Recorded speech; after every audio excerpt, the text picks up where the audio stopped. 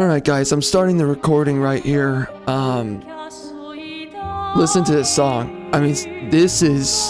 I have some things I'm gonna say about this in a second. Just listen. This is the main menu screen.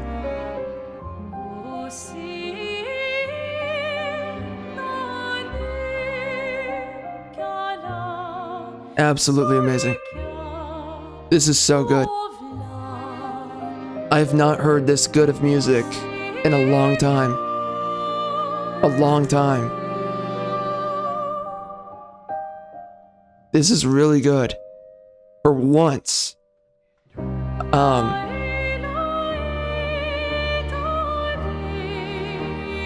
Wow.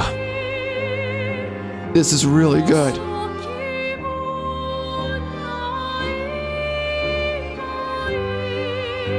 I love it. I don't know if all the music is like this, but this is good. This is really good. Man.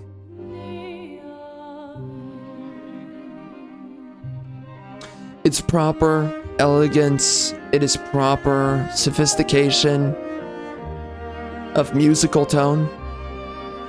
This has multiple beats going on at one time. It's white people stuff. Nice. This is really good. The emotional delivery on this is just very sophisticated. It's very mature. Doesn't feel like some retards got together and, you know, like a bunch of monkeys clang to their freaking cymbals together. Really good. And great performance, too. This is good in a lot of ways. This is really solid.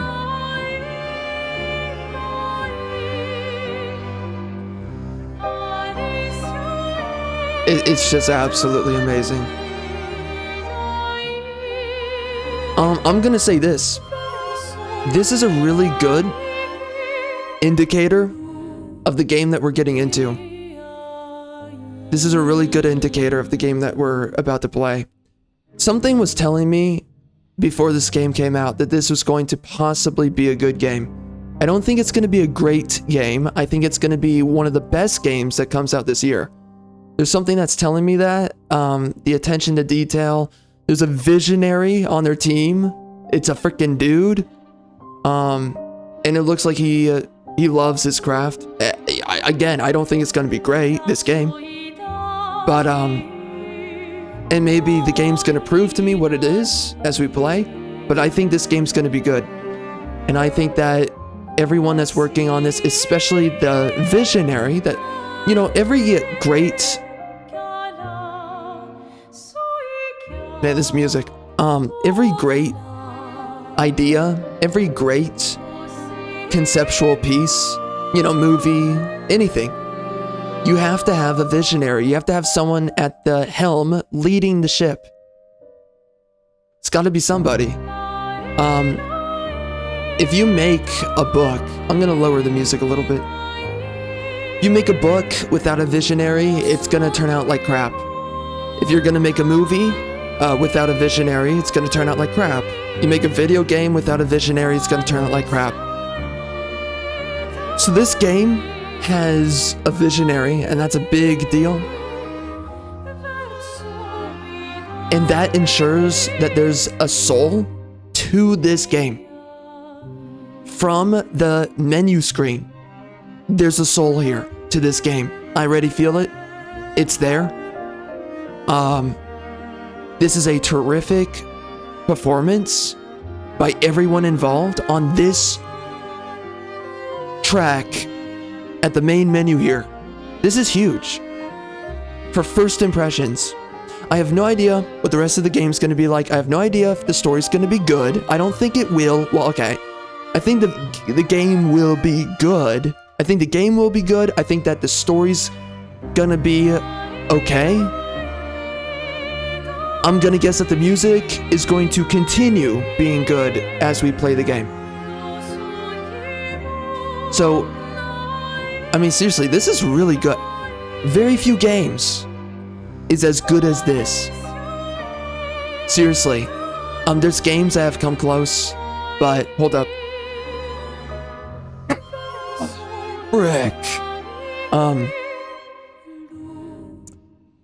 But anyway, like I'm thinking like Liza P has come close at times with some of its music, but I don't think it's anything like this. This game, listen, I've said in the past, a game like, for instance, Final Fantasy 15 is some of the most legendary music in gaming, and we have not gotten anything close to that for a long time. The only thing that's come close is Elden Ring, and that's pretty much it. Well, and then Final Fantasy 7 Remake was good.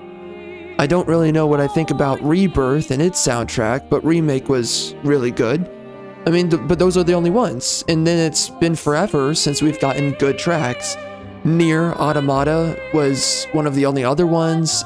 Witcher 3, I don't really remember anything about that. There was one good track in it, but, you know. I really look forward to what we're going to be jumping into right here. And for some cross-reference right here, alright? Let me do this. Alright, so this is great, but I'm going to mute it. And so check this out. Shoot. Is this the way? No, that's not it. Hold up. That's not it. Alright, I think that's it. Let's see if it plays right here. So, here's some cross-reference. This right here is Final Fantasy 15. Where are we at? And what's a really good one?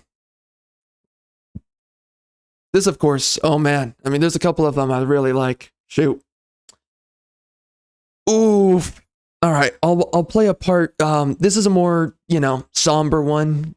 Then there's the more explosive ones. I'll do this one. Let's hope it plays. Let's see. Okay, good. Yeah, this is a really good one right here.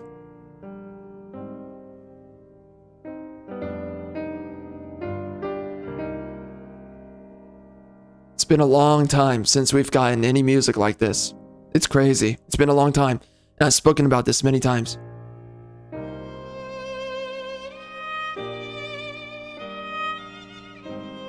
And I guess the music fits the title screen. So they did a good job. And maybe they were inspired by Final Fantasy 15. I mean, you should be. It's a really good score on the game.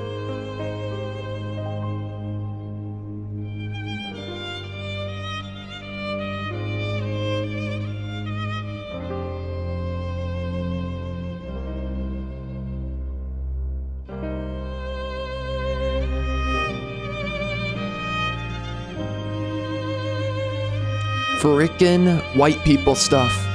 It's just white people stuff. Amazing.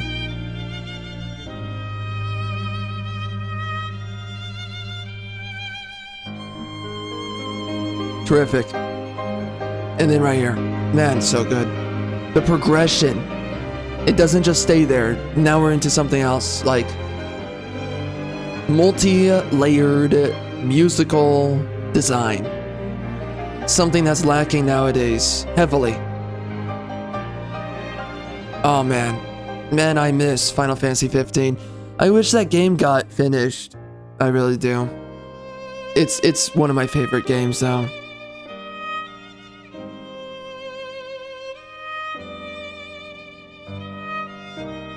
Yeah, so that's really good. We're gonna jump out of this one. I'm gonna do... Then we got a more explosive one. I mean, this one has... I love the start of this. I mean, this is a great one right here, but the start is just amazing. I love the start. The best opener to a song ever.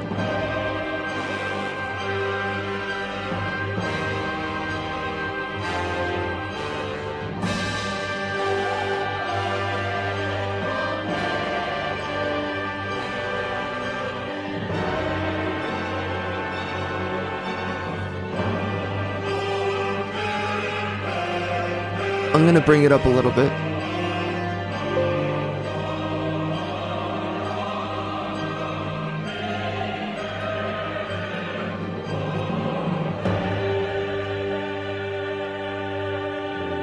Ah, so good, dude.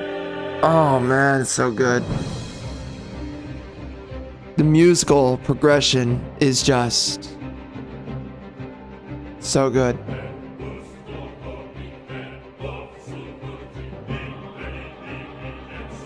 It's just...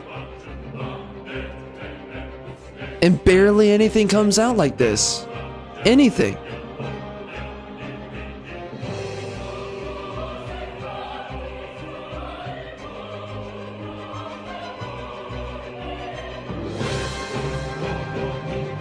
So you can feel a story to the music, and that's huge about any song.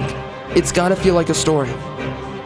And you can feel in the spirit of the music and the progression of the music, you can feel the story. And when you play the game, you can feel the moment that you are in the game with this track. And that is such a big deal. The music has got to be terrifically designed on its own and then fit terrifically into the adventure of the story and its characters. And this right here, I can think of the many moments that you go through in the game, Final Fantasy 15, and you can feel where the music has its place. It's really good. And you know the ideas connected to this.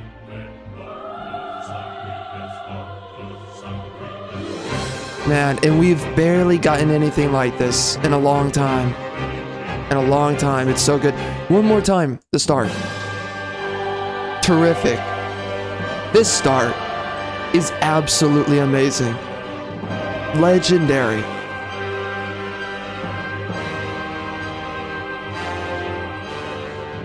And there's been nothing like it since. Nothing like it.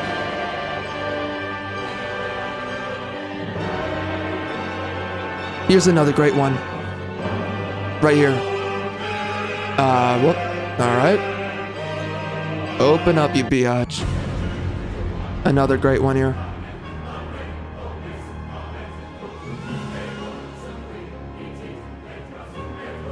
I'm gonna bring it up. Oh man, dude. The piano. Oh man. And then the voices in the background, you know, chanting, obviously. And this, and you can just feel the part. God, this is masterclass right here. This is how you do music right here. This is so good. This is the final boss fight for the game. Super good.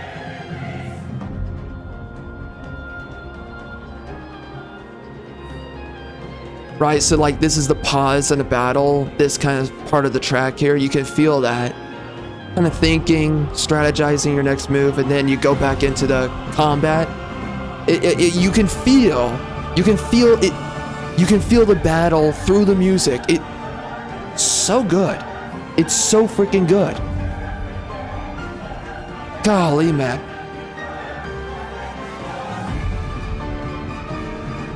Masterclass. Masterclass. Very little like this ever since.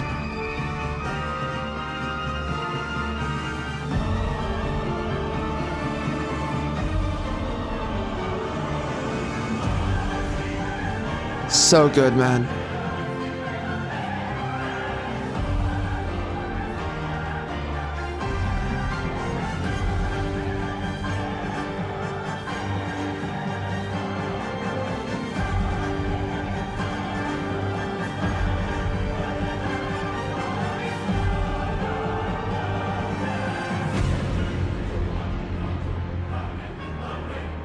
And this is the second phase of the boss fight.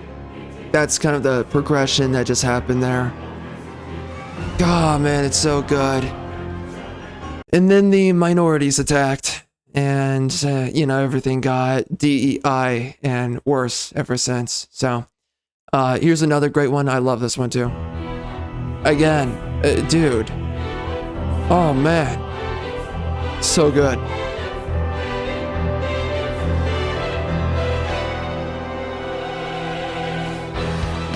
Oof. Golly, that hits hard. So good.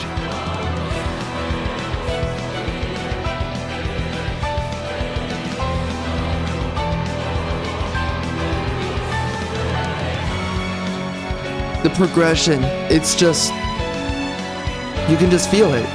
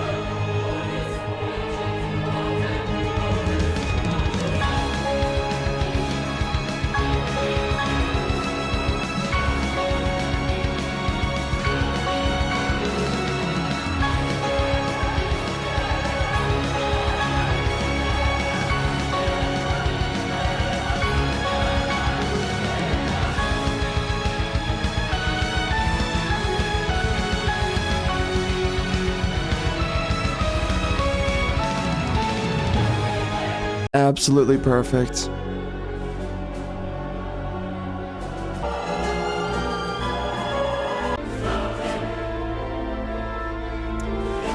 This is another one, but you know what? I think we're good. Kind of. I mean, I could kind of be here a little bit longer listening to this. One more.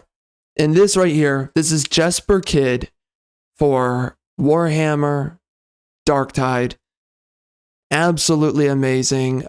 He is the musical composer for Warhammer. I wish that he composed for Space Marine 2, and I wish that he composed for, actually, it hasn't come out yet. I hope he will. No, I don't think he will. Anyway, he should just do all the freaking compositions for Warhammer. So right here, this is the main menu screen for the game, even though it's not a narrative game, Darktide. Still, it's just this is the freaking main menu screen, and it's this freaking good. So where the frick is it? Where are you at, biatch? Right here. I mean, you're just chilling on the freaking menu screen, and you're listening to this. It's so freaking good. God, man. Very few people have this talent. I mean, very few people just understand proper music creation.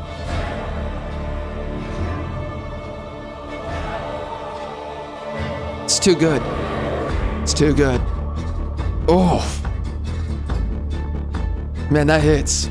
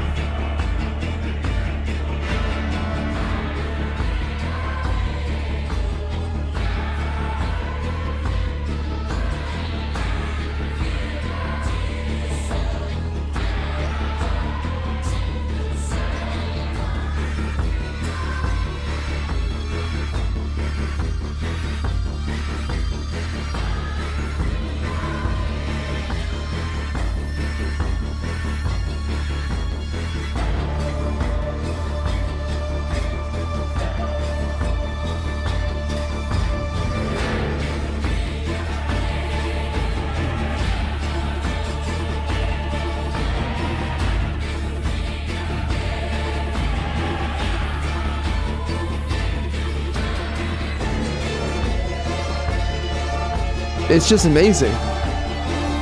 It's great.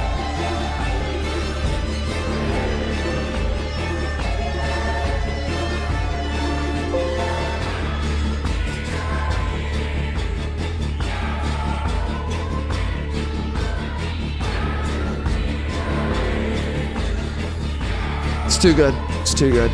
All right. You know, and I could have... Oh, hold on. I mean, this right here, this is from Elden Ring. I mean, this is just another... I'm gonna skip ahead a little bit.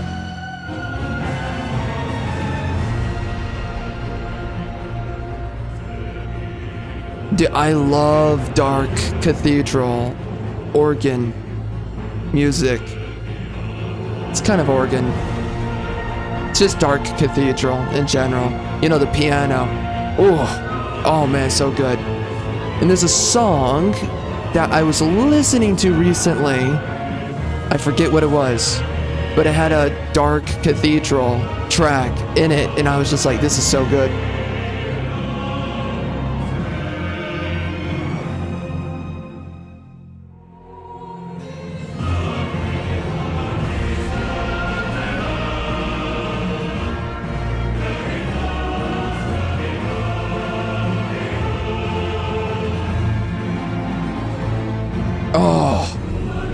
God, the attention to detail is so good. Frick.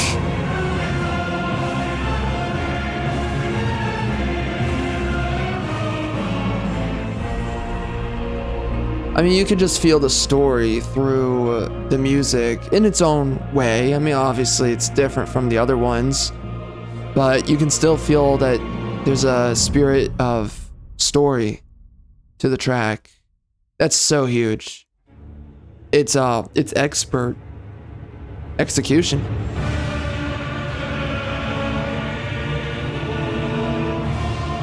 I really like this one too.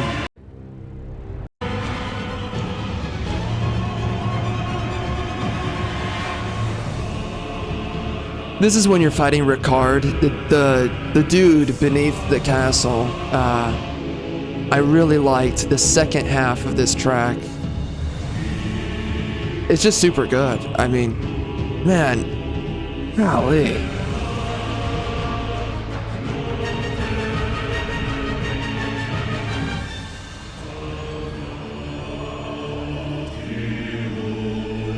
Man, this is such great music to listen to when you're fighting a boss.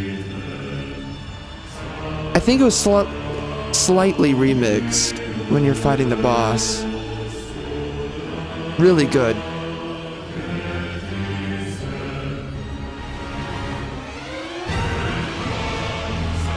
Oh yeah, no, it is. It is remixed a little bit, but I mean, still super good.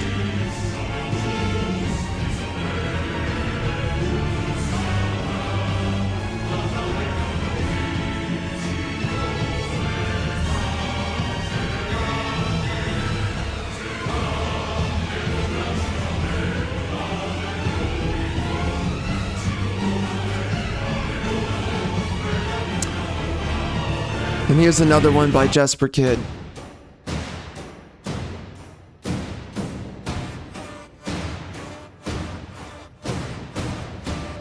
I don't know if this is the one I'm looking for. I don't know.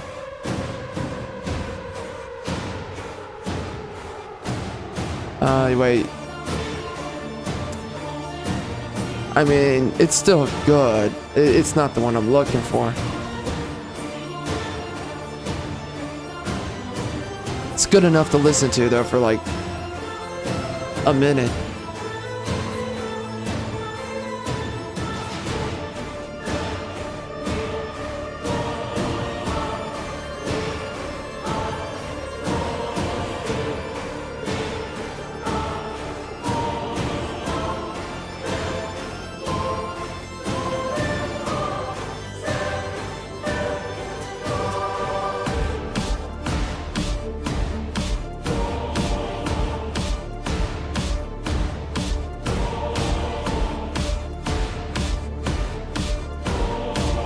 Alright, let's actually get to the one I was looking for. Yes, yes, I think this is it. Let me, what is this one? Oh, I love the start to this. The progression of this one is, yeah. Oh.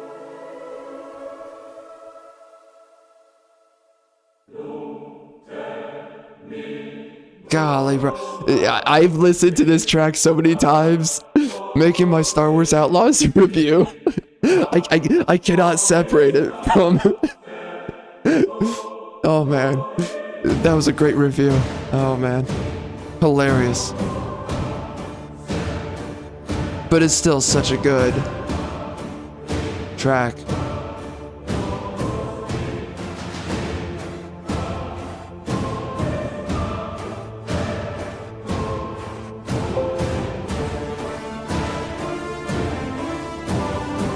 seriously, if Jesper Kid was ever assigned to be the composer for a movie, a television show, oh man, it would just be so good.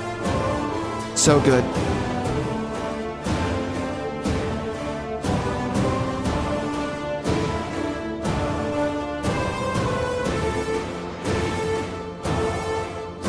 That is, of course, suggesting that it wouldn't be woke dog crap, of course. Of course. Alright, we can get back to this one, though.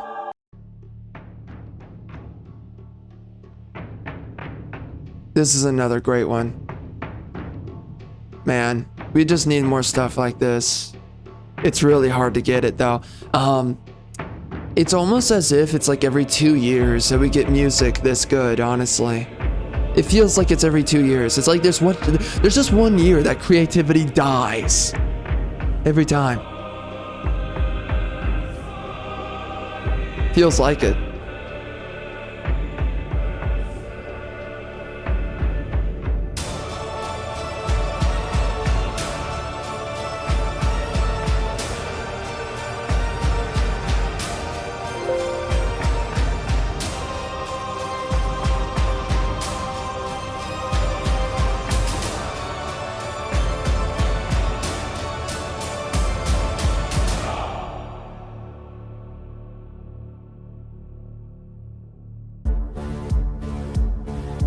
Dude, I mean, seriously, this is so good. This is freaking Warhammer. This is mother effing Warhammer. Seriously, if they don't screw, I mean, they would screw up a Warhammer movie or television show the second they would make one, but still, I mean, if they just didn't screw one up and we had this soundtrack with good writing and everything's good, I mean, that's too good to be true nowadays, but, you know, it would be really freaking awesome. Without a doubt.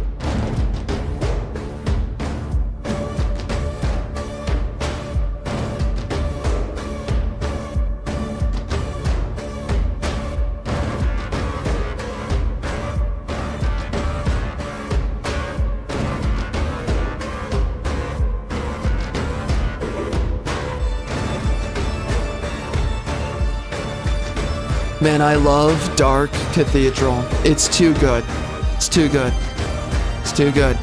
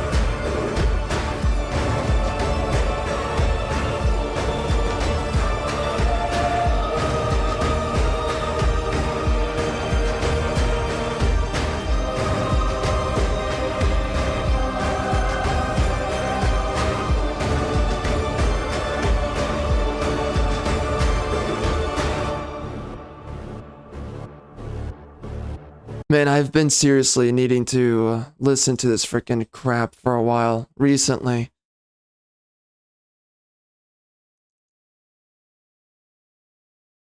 This stuff is so good. Yeah, I love listening to this freaking music.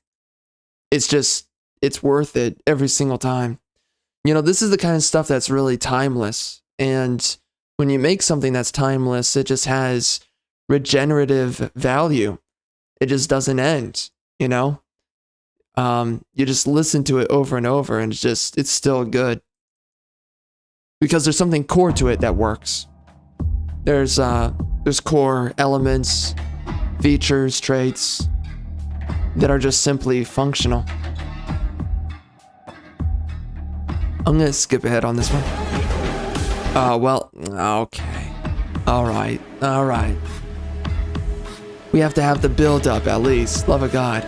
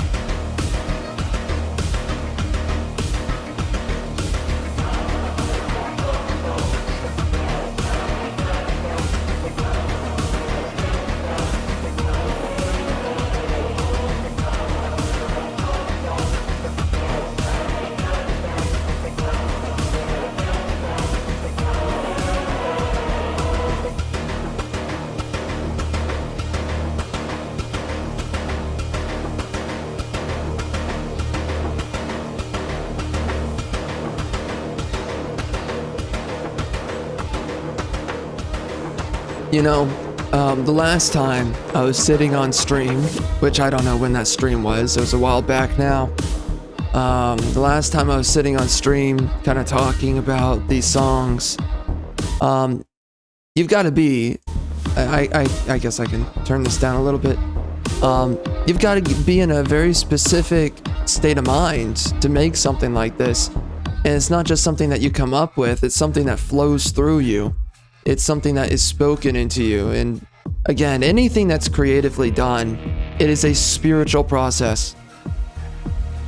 You are tapping into an ether that is beyond you, and then you are a conduit. You are simply a messenger for something that, external to yourself, is speaking onto you as you convey its narrative, as you convey its very essence. And that's what, you know, that's what any great storyteller does. That's what any great musician does. You allow, you know, because ultimately people are different from one another. And there are people who are simply born for these things. And when you are born to do what you do, you know, again, you have a soul, and you are a vessel as a soul that you are. You are a vessel, and there is a conduit outside of you that you are capable of tapping into. And it is funny, by the way, because an absolute retard could be saying all this and they have no idea what any of this means, but it's just funny for me to think about. But you know, outside of that, whatever. But no, anyways, you know, because it's like, there's some people, they say this kind of crap and they have no idea what they're saying, but you know, I don't care about those people. It's just, I mean, those people, it's just amazing that they're not grounded in what they say. But anyway, you know, you're born for whatever it is that you do. Great ideas come to you, and then you're simply the messenger. And you only step in to refine the message of what it is that's being created. You don't step in to mess with the narrative, to mess with the message, to mess with the facilitation or the delivery. let's say, the expression of the message that's being flowed through you, that you are the conduit thereof. It's a very interesting balancing act. I mean, like, you have to think about that whenever anything competent is made. Any of these great musical pieces, a great story, whatever it is, or just anything that's wonderfully made creatively, you have to think about most people cannot do this. Most people don't understand how to do it, and that's why so much crap comes out. South of Midnight was crap. Immortals of Avium was crap. We can think about a bunch of woke disasters. They always come out as crap because most people are not made for this. And they don't know what they're doing, and they don't know the essence and the philosophy of what they're doing. They don't know. They don't have a spirit. They're soulless golems. So then they sit around and they're making dog filth, dog crap, because they don't have a soul. When you sit down and you have a soul, and you're a visionary over a project, this is where we get great stuff like what we just listened to. You are the very existential fiber and being that's being spoken through. These primordial ideas or concepts, meanings, they're flowing through you, and you're open to them. And again, you cannot step in the way. You can't just block it off and say, no, it's me now doing this. You allow that to speak through you. You follow the tempo. You follow the rhythm. You follow that wavelength. You're jumping, you're basically surfing. Just like how the ocean is a bunch of waves and it's energy and it's flowing, it's constant motion and momentum. It's on a cycle as well, because motion moves in a cycle, especially due to certain currents and movements that sets it in motion. You're just jumping on the wave and you're riding it. And what you choose to do on the wave is up to you. But if you do anything that's careless, then you get ridden off your freaking surfboard and you die and you drown and you join the freaking minorities in hell. Of course, if you're not careless, then it works out for you.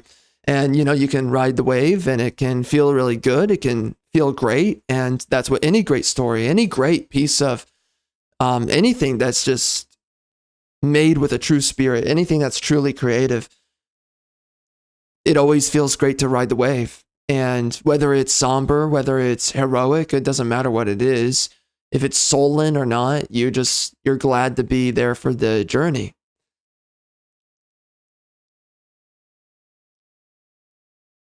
And again, it's a very explicit process where it's being spoken through you. You are open to the delivery of the message or, whatever it is that you're expressing, the expression that's being delivered through you. You're riding the wave, but the only bit that you jump into it is to refine and or to redirect your part in the current, or to keep yourself on track, and make sure that you don't jump off, I don't really want to get carried away in saying this, but it's not really writer's block, because retards have writer's block, but I mean, a part of momentary writer's block, for instance, what that is that you were getting a little bit careless, and maybe you tried to refine too much or you refined too little, and you got taken off the wave that you were surfing on.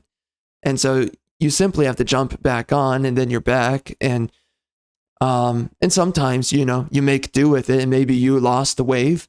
So then you just jump back on and you just find another wave. And, many times I've been there myself where you're sitting down and you're creating something, me writing, and sometimes you get off the wave and you're like, frick, I was going somewhere with that. Because, it takes time to make a good piece of anything. You just can't immediately make the music, right? You have to perform it.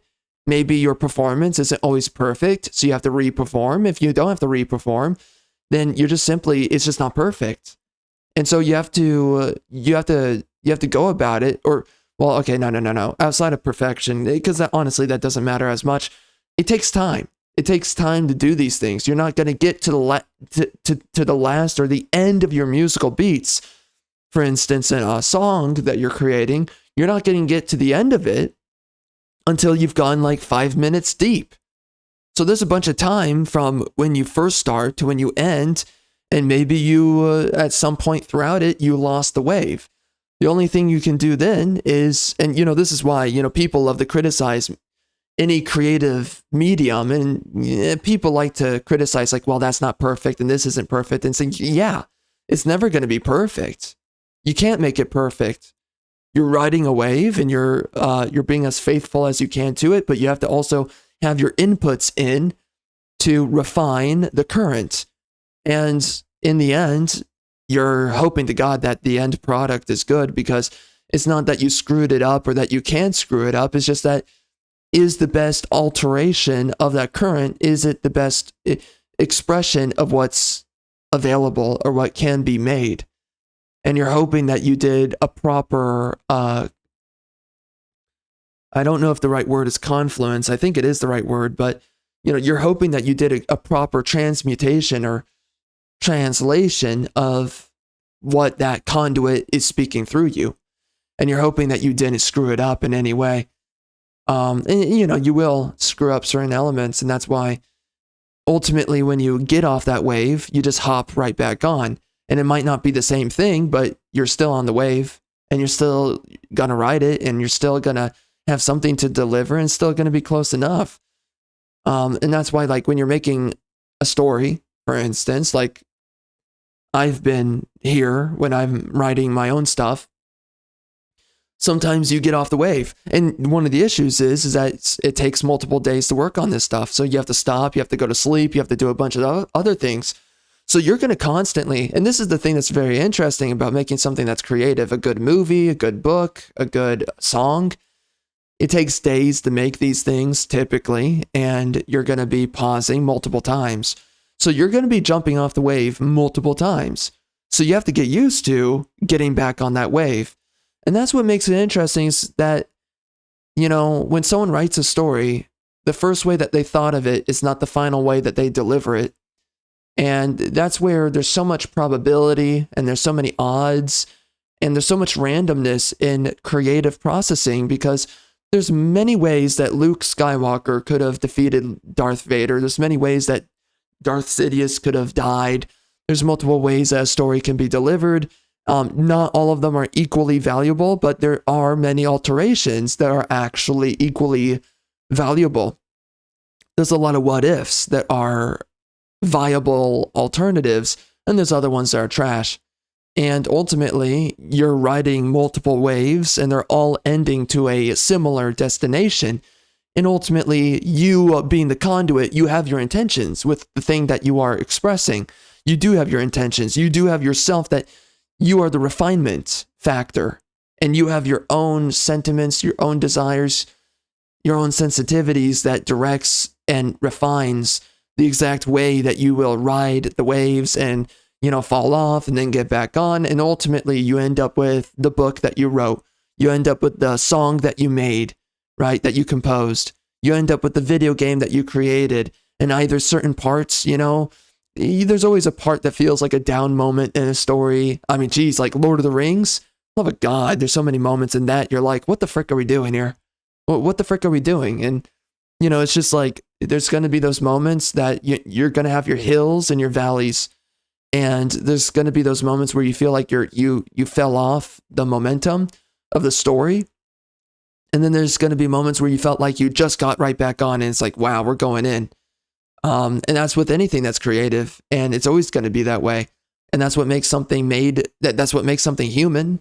That's why it has value, is that it's made by a human being, and that you are the conduit. And you're simply expressing the message your way. And depending on how valuable your confluence is with the message, that's how valuable the end product happens to be. So if you're a great visionary, you make something great, and all the waves that you jumped on and jumped off of, it's going to feel like there was a great composition between all of them, because you know how to fuse them all together. And that's ultimately what it comes down to, and that's what makes really great music so good, is that there's so many little parts going on at one time. You're riding multiple waves, and a great artist, a great storyteller, anyone that's great at their craft, it's not about making something perfect. Only retards, which most people are, So, whatever. But only retards believe that it comes down to perfection. You will never have anything perfect. A true artist and a true visionary and somebody that's truly competent as well as talented within what they do it's not the amount of times that you didn't trip over and fall. It's what do you do as you trip over and fall? As you get ridden off your surfboard, as you lose possession of the soccer ball that you're dribbling beneath your feet. Let's say that you're Lionel Messi, right?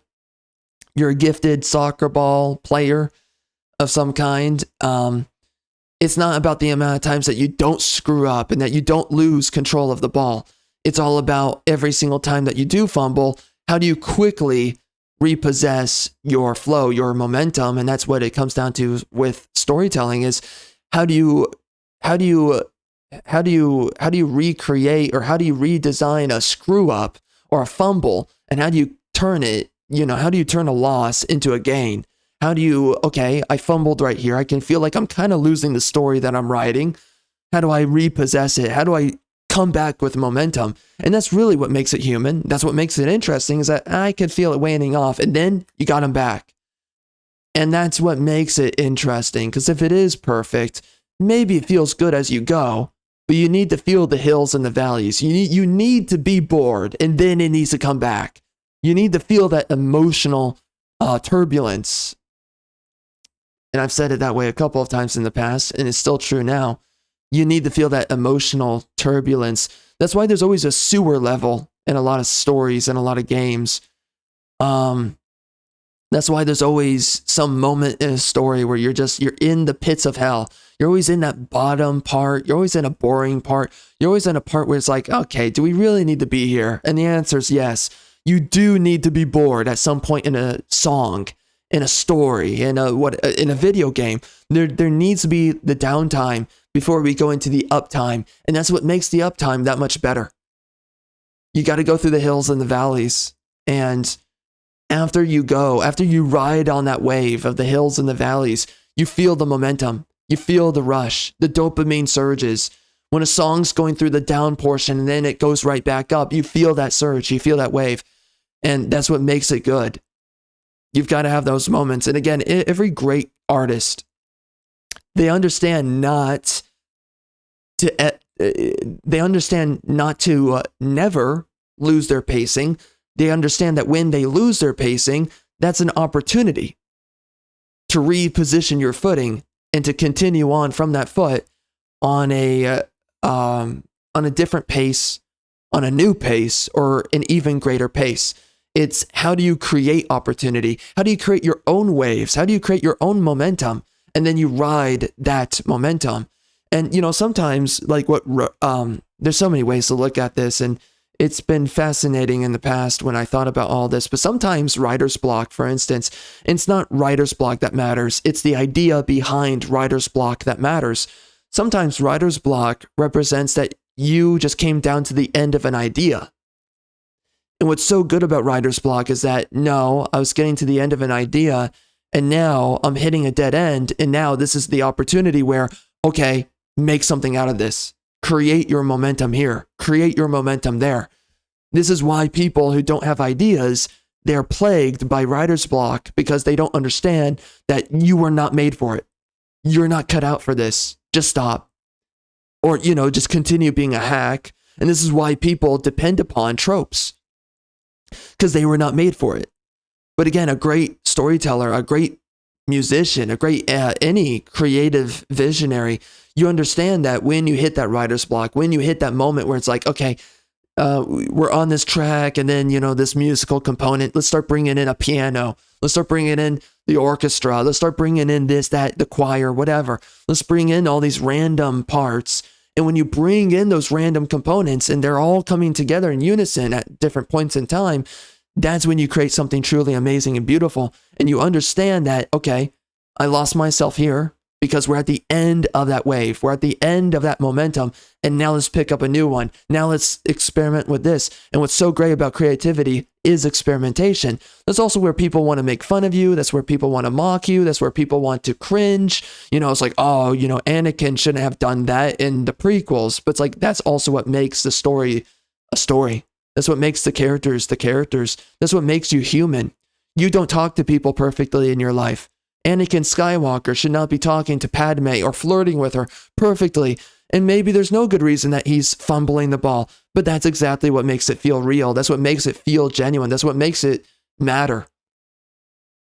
And that's why the prequels are amazing. That's why the prequels are good. That's why many people were possessed across multiple generations by the prequel trilogy. You know, and then you got retarded people who hate on the prequels because you're just stuck in your ways and you don't understand what creativity is and you don't understand what makes something good. You know, there was a point in time where I hated the original trilogy for Star Wars. And then there came a point where I realized the value that was behind it, and I came to appreciate it later on. And it just simply, most people don't understand what true creativity looks like and what it means, and the fact that it's not going to be perfect and that it shouldn't be perfect.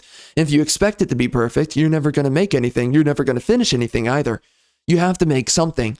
And when you make something, all of these principles will apply.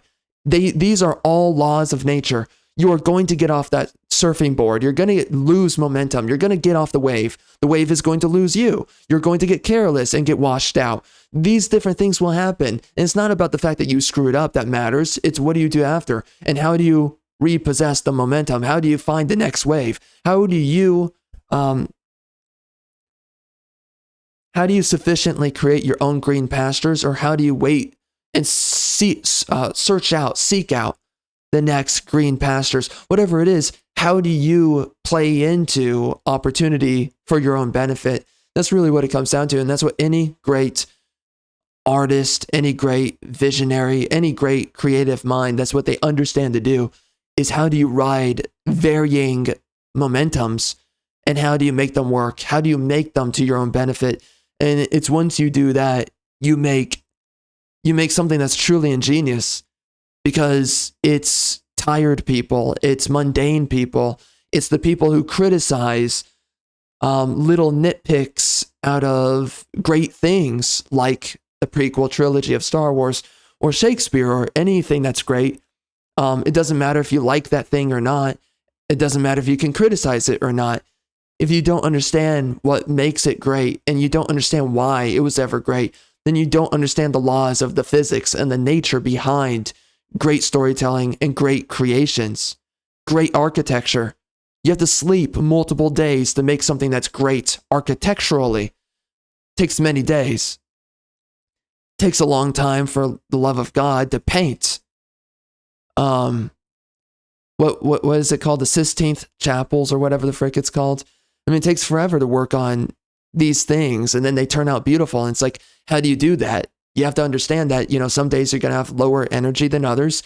It's going to take you multiple months to finish something, and you just do it and you dedicate yourself to it.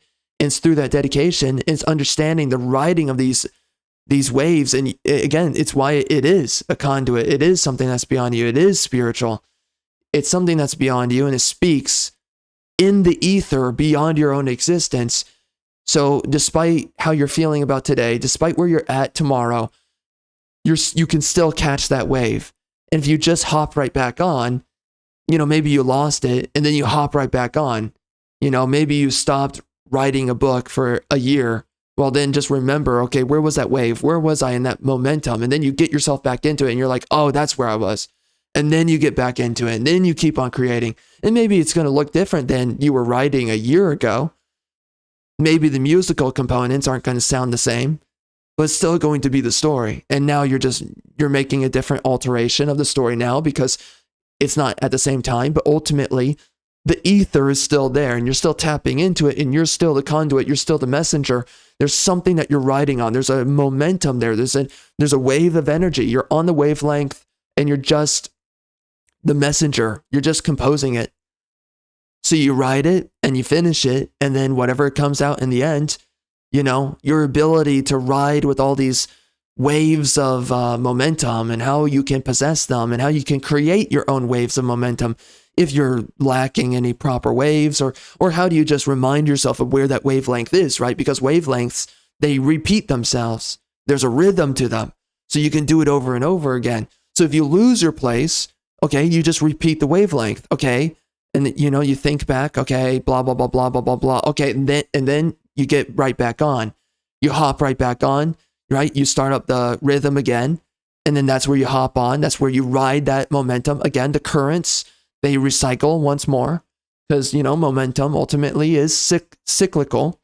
So then, as you ride that redundant cycle, you could say, and maybe it looks slightly different, maybe it doesn't. I mean, it can, depending on what it is, but ultimately, you're riding that rhythm, that wavelength again. And that's where you just hop right back on and you continue or you finish the thing that you're working on. And that's how amazing, beautiful things have ever been made throughout history, is the fact that you're not going to make it in one run. It's not going to be perfect. And how do you understand the laws and the physics of creation that you still come out with something that's great in the end? And that's ultimately where we end up with anything that's well made. That's where we end up today with things that are good. So, anyways. So that's us spending an hour before actually playing this game. And that's where we're at with this main menu screen. The song here. It's really good. This is really good right here. Really freaking good.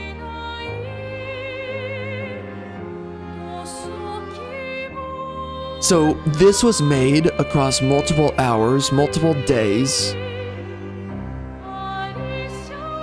There's multiple moving elements and components at one time. There's a progression. Really good. The music is telling a story. It's riding a wavelength. And right here, we just jumped onto a new one. And right here, we just jumped into another one on that wavelength. There's multiple wavelengths within this right here. Multiple rhythms. And each part is telling you something through its composition.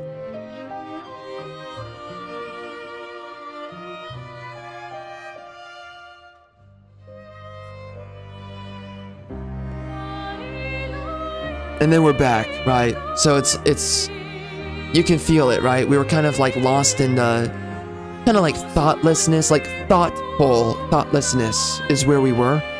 And then we're back to basically uncertain thoughtfulness, back into certain thoughtfulness. And that's where the voice comes back in, right? Because when you express yourself with language, there's a certain level of certainty. And then when you're only listening to the track, there's a level of uncertainty. That's the thoughtlessness. That's your thoughts kind of within sleep. It's you mulling within your own mind. And then when the voice comes back into the track, that's where the mind has been made up. And that's where the speaker continues their delivery. That's where they continue their elaborations, right? And that's the powerful element of knowing how to ride proper musical components in a song, is understanding that, okay, there's these moments of thoughtlessness, right, where you don't speak, and then there's the moments where you do speak, and you're riding a wave of thought. You know, you're turning potential into kinetic into potential, the pauses and the goes.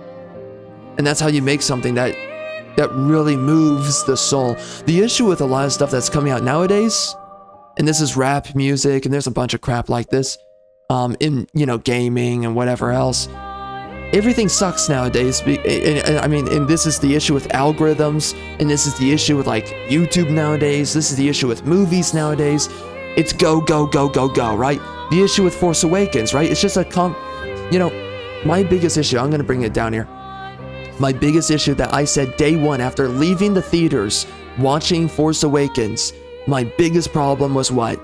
I didn't have a channel, but you know, the number one thing I could not stand was I left the theater from Force Awakens and I was like, that was not even a freaking story. That was not providing any depth to Star Wars and the lore of Star Wars or anything.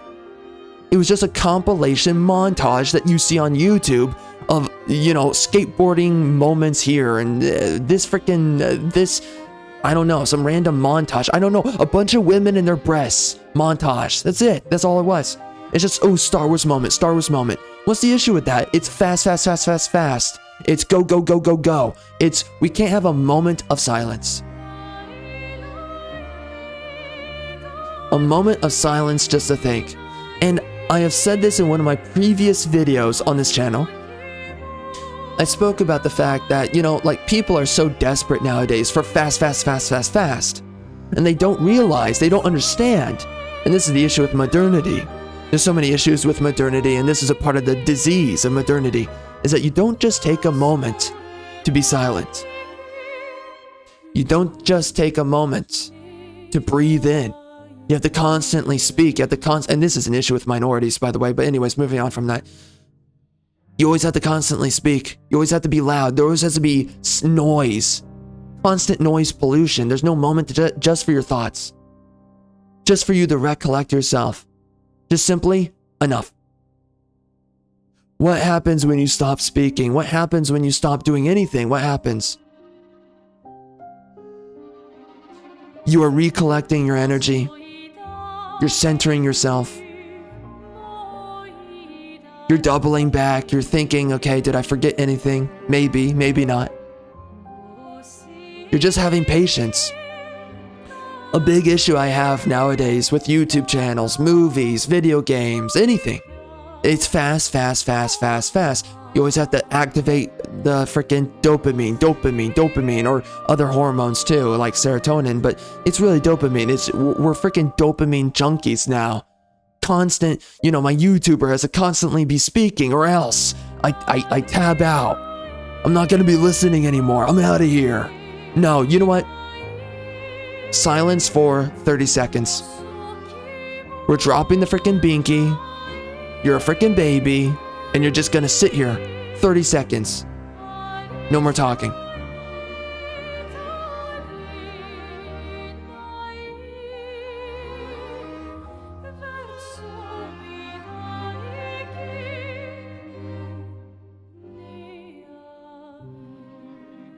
To make it even more painful.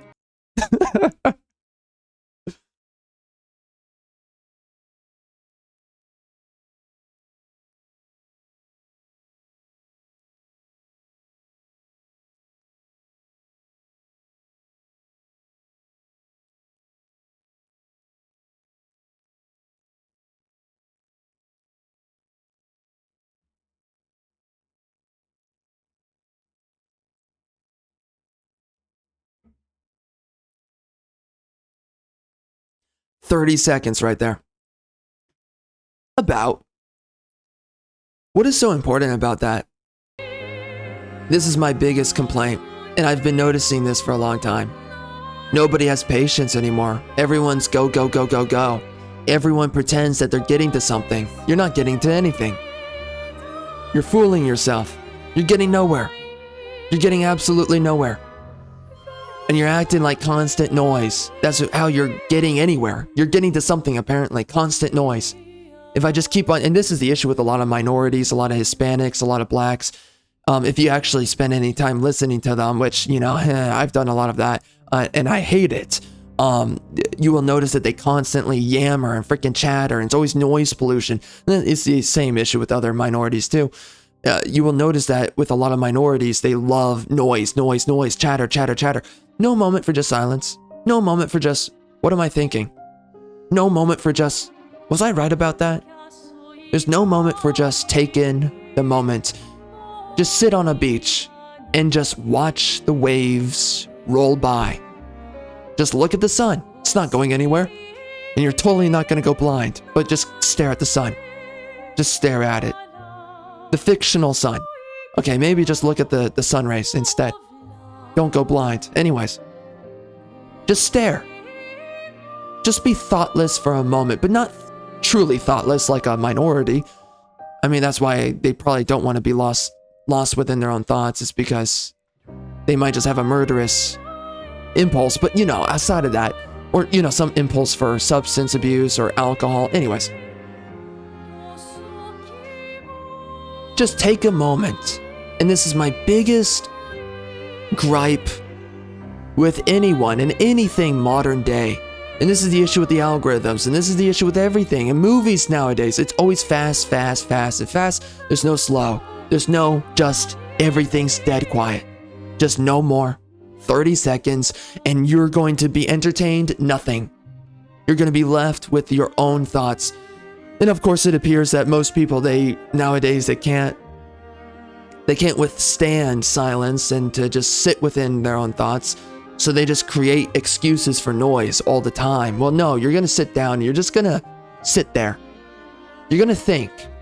You're going to sit. You're going to maybe just think nothing for 30 seconds. And then that thoughtlessness, true thoughtlessness, then it's a gateway into, oh, that's interesting. I didn't think about that for a long time.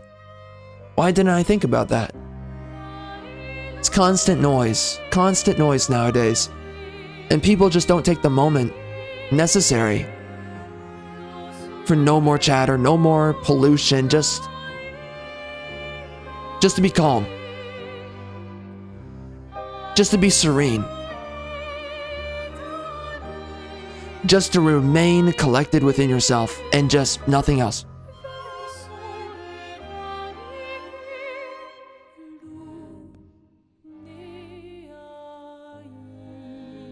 So anyways, man, you know, I mean, that's just something that I've really thought about many times over. And like, I thought this for a long time, and there was a time where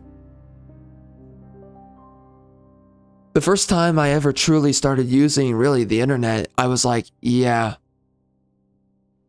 I don't like all the noise. I don't like all the chatter. It's not worth it. There's too many people. I mean, I'm not really like this, but I mean, there's too many people that are just too addicted to all the noise and all the chatter. And it's like, you just need to tune it all out.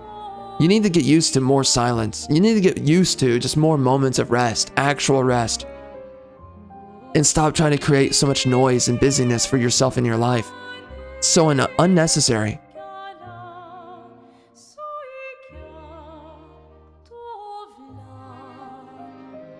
It amazes me because like I think of like this music right here and just like think about just sitting down and just observing things for 2 seconds.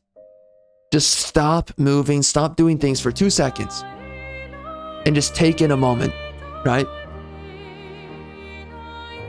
Too many people who can't do that. Nowadays, especially. Everybody needs noise. Everyone needs their favorite YouTuber, you know, air quotes, favorite. Keep on talking or else I'm just gonna tune out. Keep on talking or else, oh, you lost me. Keep on talking or I'm gonna say that you're rambling, maybe, because I don't agree with you. Whatever it is. It's just keep on talking, keep on dancing, monkey. Keep on dancing. Monkey dance because it's not good enough for me. My dopamine's not firing off enough. And it's like, you don't deserve anything. Your dopamine instead, in fact, it needs to shut down.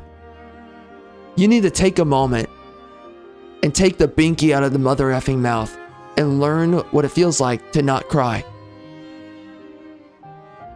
Just stare. Just observe. Stop having to freaking make noise and just behave yourself. For once in your life.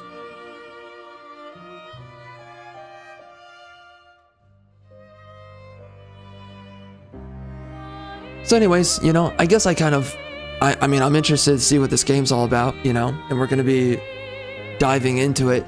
It's just, but that's really been a thought that's been kind of sitting with me for a long time. It's just, people want too much noise and they want to busy themselves and they want to fool themselves that they're getting anywhere with a bunch of noise. You're not getting anywhere.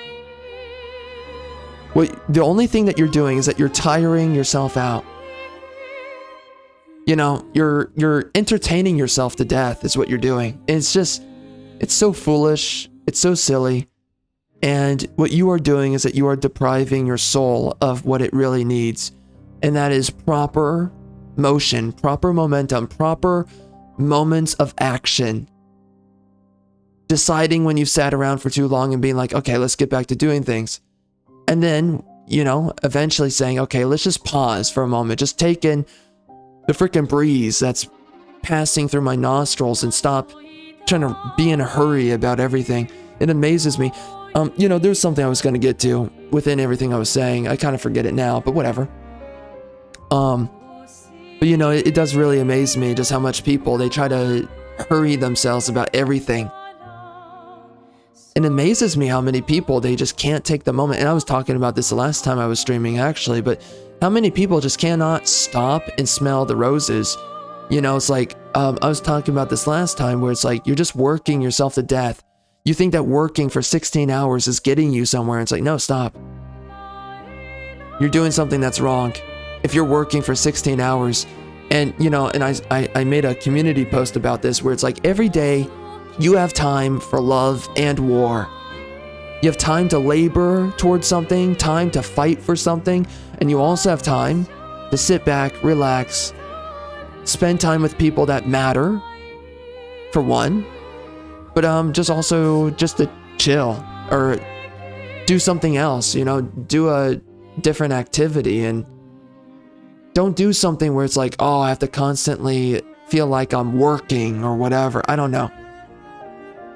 You just gotta take a moment and actually diversify what it is that you're doing, or just take a moment to relax.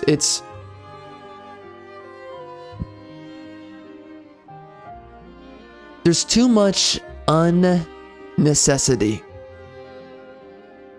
And there's too many, I said this last time, there's too many people chasing after dragons that they're not going to slay. And you just need to stop trying to slay the dragons that will not die. And part of the reason they won't die is because they don't exist. And that's a good reality for most people nowadays, is that they are chasing after dragons that simply will not ever exist, or will never be slain, and maybe because they shouldn't be slain or something else, whatever. But you need to stop chasing after these imaginary dragons and actually do something with your life, you know? Something that you chose to do instead of something that you believe you should be chasing after. And what that really means is find the dragons that you should actually be pursuing and actually be chasing, and ultimately also find yourself a dragon. You know, actually be awake and living for once, and you will start seeing the real dragons, and you will actually start pursuing something that's worthy of pursuing. And a part of that means just taking a moment, step back, and ride the wave.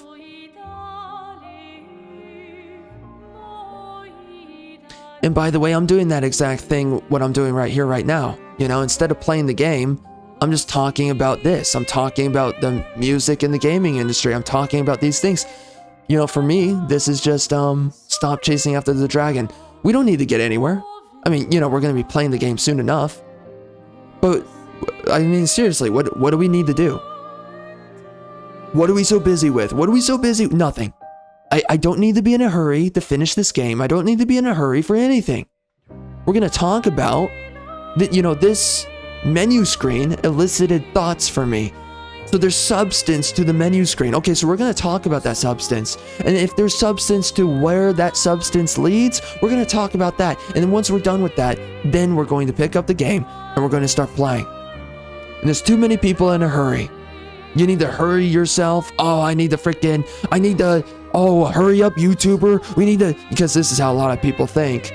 This is why I say it. I don't give a crap about it. But you know, a lot of people have the mindset, hurry up, YouTuber, I need to see the game. I need to see the game because I'm so busy and there's so much there's so much going on in my life. There's so much I'm up to. No, there's not. There's nothing going on. You're going to spend the next hour just smoking a cigarette, damaging your lungs like a retard, and then you're going to act like you have a lot to do for the next hour instead of just sitting here and talking, and sitting here for 30 seconds with no music playing, me not talking, and just having a moment to your own thoughts, right? You're not that busy. There's nothing you got to get to. If there's a bunch of things you got to get to, maybe you need to figure out that you are running yourself dry, and you need to learn how to take a moment to sit back and enjoy the music, enjoy the breeze. Just take in the moment. And a part of taking in the moment is this conversation right here, us just talking. This is something a lot of people now, they have lost. Is people just talking. I see some substance here and I'm going to talk about that. And if there's further substance, we're going to keep on going until there's nothing more. You understand how many people they lack this now? And they've made a necessity, they've made a virtue out of being busy, out of having constant noise in their life within themselves. Hurry up, YouTuber, I need to see what the game's all about. Who cares? What are you gonna do? Oh, what, you're gonna see the game and now what? Are you gonna buy it? Or are you gonna play it? What are you going to do that's so important instead of having a genuine conversation right here and actually thinking for once in your life? This is not a problem with everybody. There's a portion of people who understand the value of just sitting back, enjoying the moment before you start doing things. Because again, every day you have time for love and war, time to act, time to work out, time to read a book, time to get some other work done, maybe manual labor, whatever it is. You have time for everything, and you also have time to just sit back and relax and, you know, maybe spend an hour with your kids or do something else. Have a conversation with somebody like we're having right now, an hour-long menu screen conversation. Yeah, you've got time for that. And that's the thing I cannot stand about modernity, is everybody acting like they're better than everything. Everybody acting like you're better than the time that you put, you know, there's things that are better than other things, right? But it's just people acting like they're better than everything. You're better than a conversation. You're better than just chilling out for 2 seconds. You're better than No, you're not that important. What you're doing is not that important. Stop running the freaking engine dry. Take a moment, get to the gas pump, and just refill. You freaking retard. And there's not enough people that can do it. They're like, I gotta spend 16 hours. Noise. No, stop. Silence. A moment to talk, a moment to think, a moment to do something else besides noise. There's too many people, they're addicted to noise. Thank God I'm freaking talking about it now. Jeez Louise. I mean, it's been killing me. And there's always gonna be retards and idiots that don't understand this and they don't care. But you know, there's people who do understand it. And you know, there's people who they don't do anything and they just sit around all day. And you know, those people are also retards. They're useless freaking idiots and they're high on weed all the time. Those freaking useless clowns. A lot of them are freaking minorities, by the way. Just sitting around all day on your freaking weed and on your freaking opium. Yeah, I hope your freaking opium works for you until you freaking pass out forever. I mean, geez Louise, you're freaking pathetic. Do something with your life. Again, and by the way, doing weed and opium and all this freaking dog crap, you're a freaking loser. You're a loser. Get used to it and do something about it. Again, you have time in your day for war and love, something to fight for, something to work for, something to do. And then you got time in your day for a conversation. You got time in your day. Spend some time with the people that matter and that matter to you. You have time for everything. Properly allocate that time. Do it for once in your life. Properly allocate the time for once in your miserable existence. And not enough people do that. Too many people. I need to sit around all day and just be a complete buffoon, idiot loser. And other people, you're working yourself into a freaking grave. You gotta freaking figure out what is the proper way that I spend my time. And how am I going to do that? How am I going to allocate my time and stop being a freaking moron? That's what matters. And right here, what I've just done is the most important thing that most people will ever do in their day. And that is actually taking a time, an amount of time to just sit back, think about something that matters, follow that train of thought, and then we get into doing something.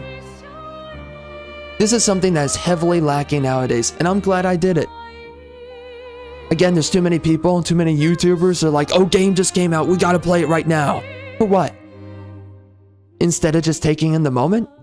There's too many games that are a waste of time. You're gonna spend, because this is the reason why, I said this recently, a little while ago.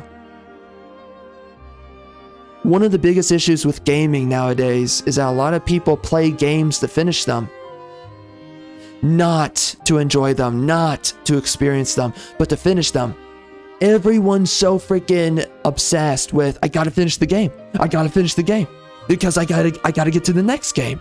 And like, you know, me, myself included as a YouTuber, especially for the last year, I was always sitting back and I was like, oh, I gotta get onto the next game, get onto the next game. And it's like, just stop. Stop it. Stop running yourself tired. Stop it. You're gonna take your time. And you're gonna take your time as much as you actually need to.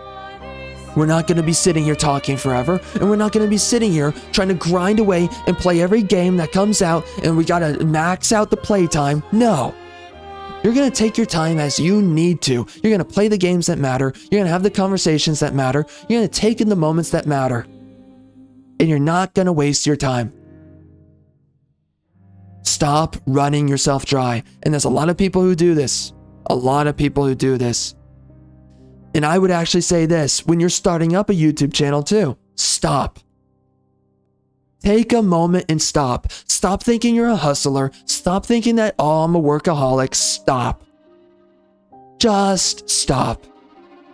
You don't need to make 15 videos a day. You don't need to be editing 15 hours a day. You don't need to be doing all these things every day. You just need to have quality time. That's what you need to do. And you need to learn how to properly allocate your time. Stop. Just stop. For 2 seconds in your life, just stop.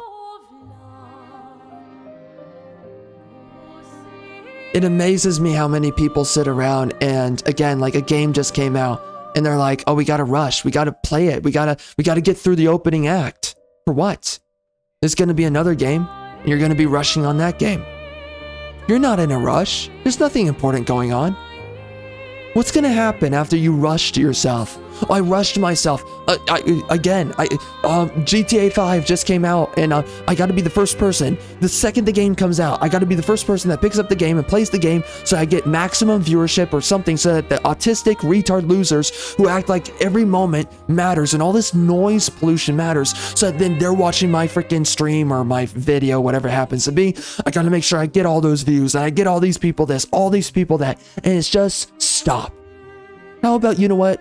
Play the game a week late. How about you play the game a month late? How about that? I mean, literally, how about you do that? It does not matter. And if you vest your idea that it does matter, you know, with gaming, that's more of the point. Like, you know what? Just finish the game a month from now. It doesn't matter.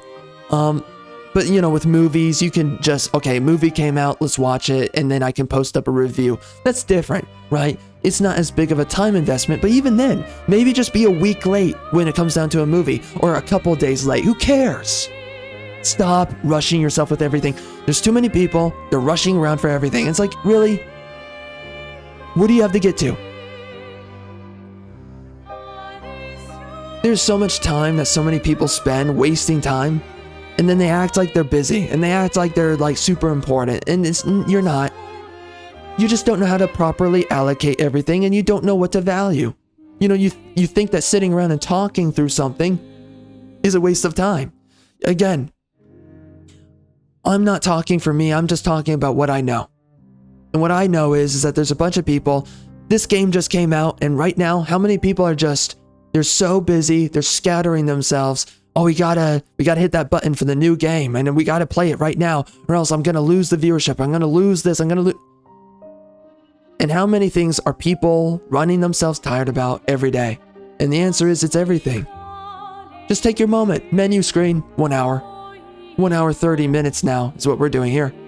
Yeah, and I'm not regretting it.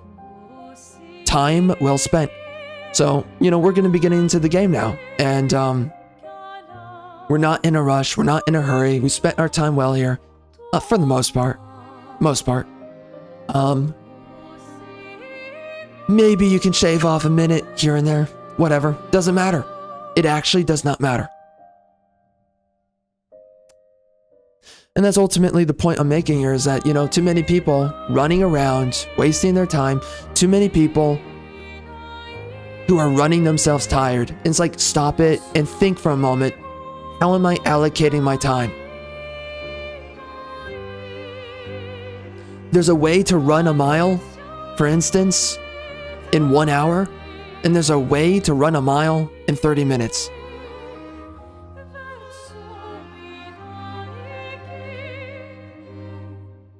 And ultimately, a lot of people, they just waste a lot of time before they actually run the mile. A lot of people, they sit around and they're like, they don't even pay attention to, oh, I'm doing this, that's burning time. I'm doing this, that's burning time. And then you act like you're busy. You act like you're, wow, I'm really up on everything and I'm a hustler and blah, blah, blah. Everybody wants to be a hustler. Like, and I mean this. There are actual YouTube viewers, people who scour YouTube videos and they're hustling YouTube videos. They're like, oh, I listen to this many YouTube videos in a day. And I've known people about this who were aware that they're like this and they're like, I need to stop. And I've been that person too, by the way. But anyways, there's a bunch of people, they're trying to hustle everything in their life. You're trying to hustle how many videos you're watching and listening to. You're trying to hustle how many games you're finishing in a month. And I was there at one point. You're trying to hustle everything. Stop. Just stop. And stop acting like you're getting somewhere.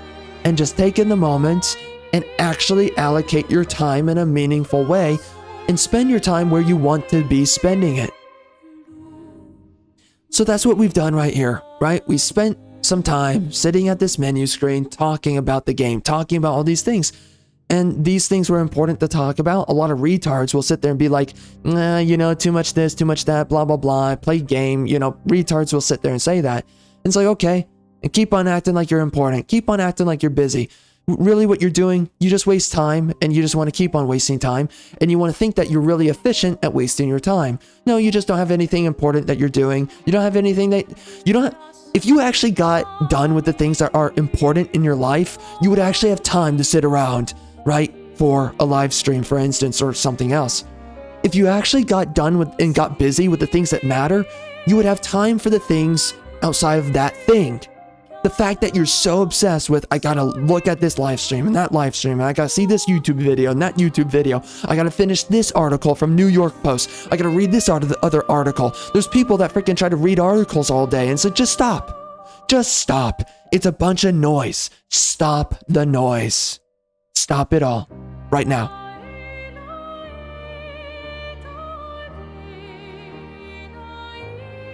You know, there's too many people, they're busying themselves into a grave, and it's just unbelievable because they don't know how to just enjoy themselves within a day and also work within a day. They don't understand that balance, the tandem, the dancing act between the two. And like, again, how do you find proper time within a day? Let's get some work done. And then outside of the work that you're getting done, then you're sitting back and you're like, okay, what else can I do? Can I have a conversation with somebody? Can I work out? You know, a bunch of people, they don't work out, or in other terms, they're not taking care of themselves. You're a retard if you're not taking care of yourself. You have time in your day to take care of yourself. If you don't right now, figure it out. You have the time. You're doing things to not figure it out. You can do things to figure it out. And again, there's just people that don't actually properly allocate their time. You don't need to be doing everything all day. You don't need to be doing everything for every hour of the day. You know, it just amazes me how many people think that they need to gross out on all these things. And again, I was there at one point, like with this channel, I was trying to play games every day. To some extent, there was a period of time where I was really trying to crank out, and you know, cranking out on Playboy.com. No, but I was just trying to play so many games, and I was trying to get this done and get that done and come out with this video and come out with that video. And it's like, it doesn't matter. Just stop. Just chill. There's only so many YouTube videos that you actually need to make. There's only so much you actually need to play. There's only so much you actually need to do. And then there's other things that you should be doing. Do those things. Stop trying to jam in and gross out on different things. And again, there's a lot of people that do this. This is a big disease. And I heard someone else talk about this recently, and they were very correct when they said this. Right now, we are living through a generation where everyone's trying to busy themselves to death. And a lot of people, a couple of years from now, they're going to wake up one day and realize, I did not need to do all that. I didn't need to sit around and scroll through countless videos. What were you getting? You should have just sat down with people that matter to you and listened to what they think and then move on. And try to look for something that has substance too, of course. But just stop trying to gross out on You know, because for a while, I never realized there was a lot of people like this, but there's actual people, they're trying to subscribe to 50 different YouTube channels. They're trying to listen in one day to like 100 different YouTubers, and it's like, what the frick are you doing?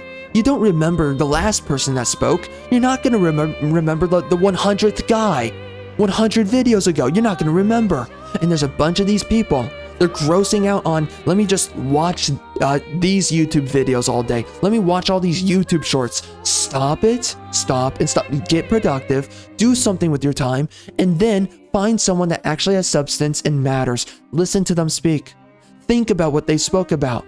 And that's all you need for the day. Nothing else. Nothing else. Too much noise. Too much noise. And the person that said it, and I heavily agree with this person that said it.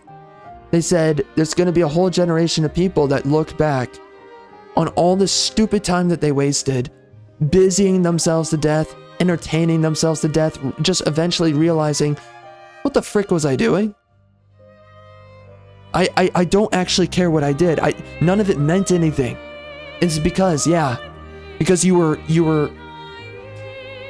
got caught up within noise pollution, and you thought that you were being a hustler. I gotta watch more YouTube videos. I gotta download. I gotta spit out. I gotta talk all day. Stop talking and think for 2 seconds.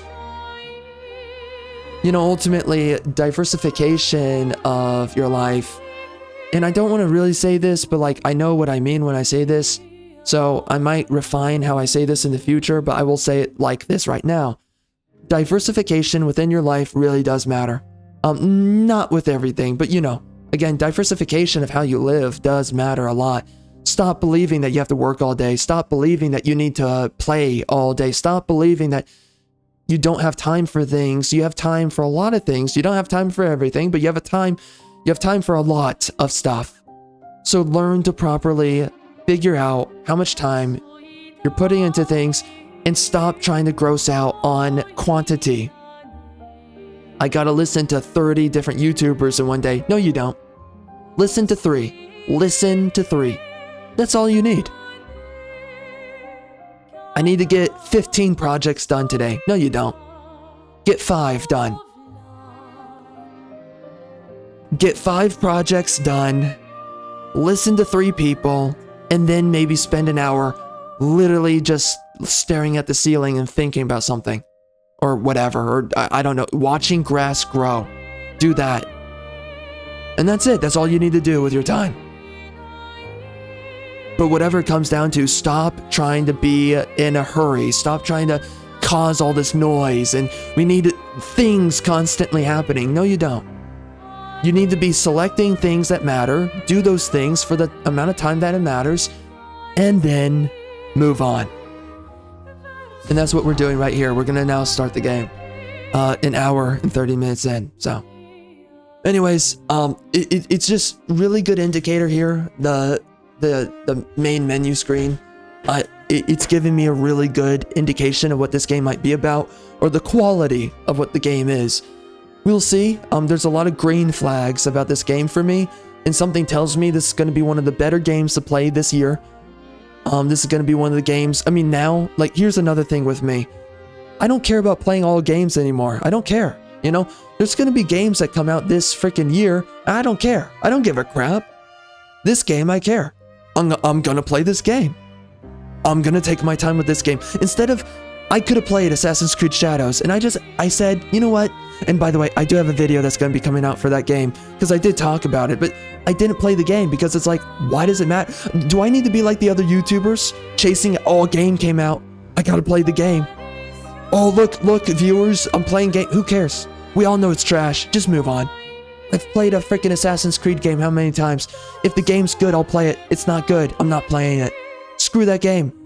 There's a bunch of games you don't need to play. I didn't play Dragon Age The Veilguard, and there's a bunch of games this coming year I'm not going to be playing. There's a bunch of games. I was trying to address every game that came out last year, and I was running myself dry trying to do it, by the way. And it's like, what the frick are you? Again, just do the things that matter. So that's what I'm doing right now, right? I'm going to have the conversations that matter. I'm sitting down, taking my time. We spent the amount of time that was necessary to talk through everything. And now we're going to be playing this game. And it's just that simple. And this is going to be one of the few games that I plan on playing this year.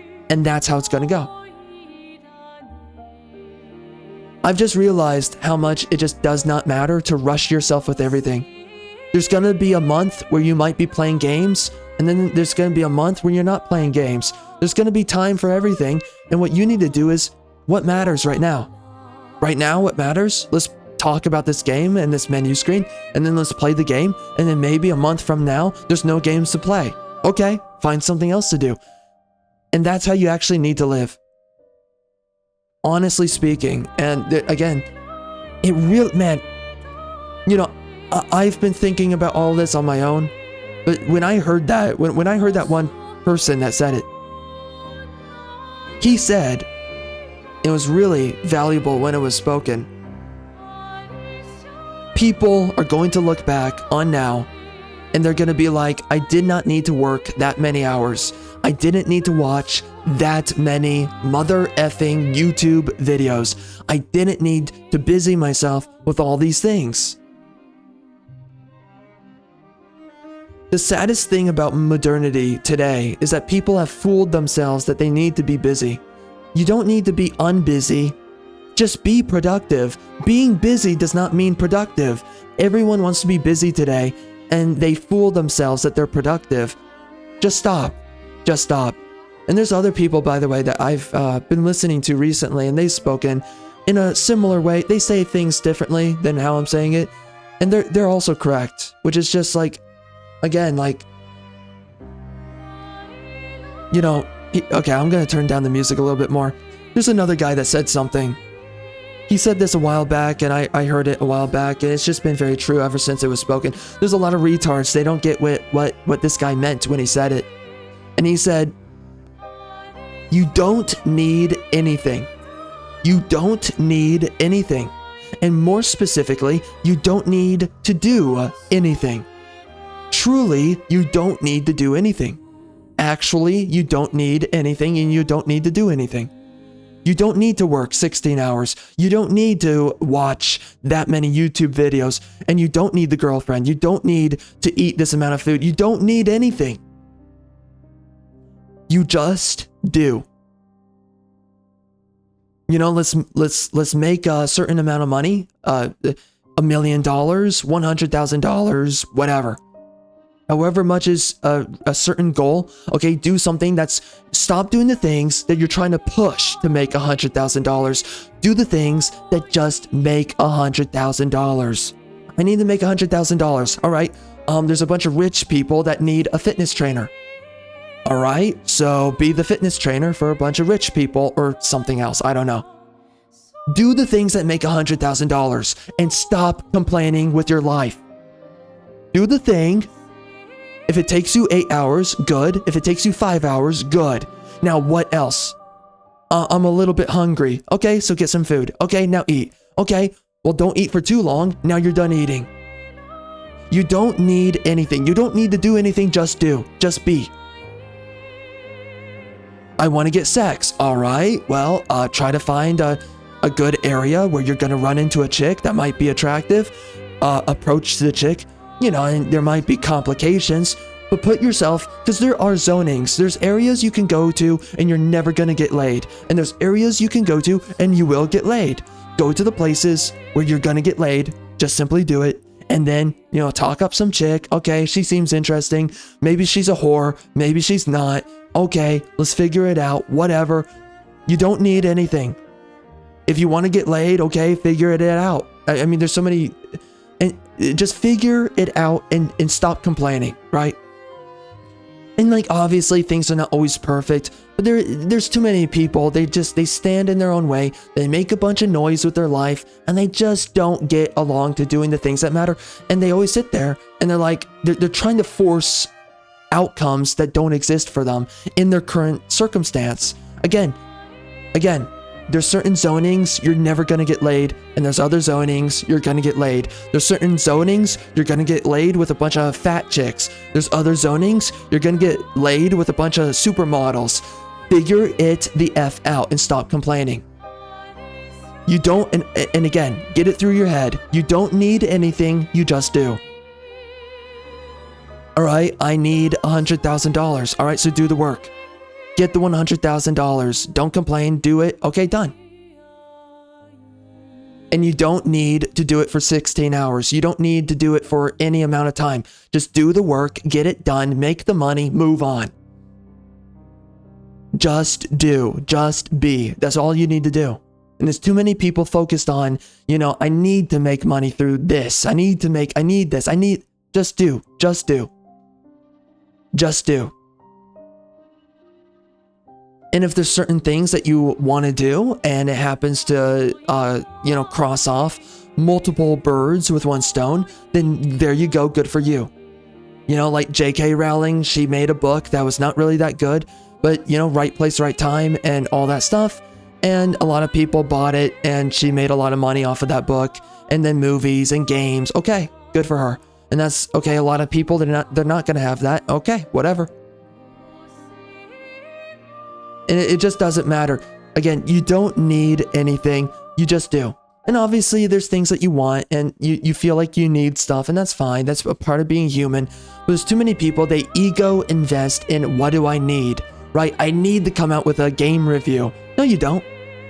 I have yet to come out with my Assassin's Creed Shadows review because I don't need it to come out. It's just going to come out when it needs to come out. It's going to come out when it comes out, rather. We don't need to play the game immediately right now. We just need to have this conversation because this conversation has enough substance to have the conversation, and eventually we're going to play the game, right?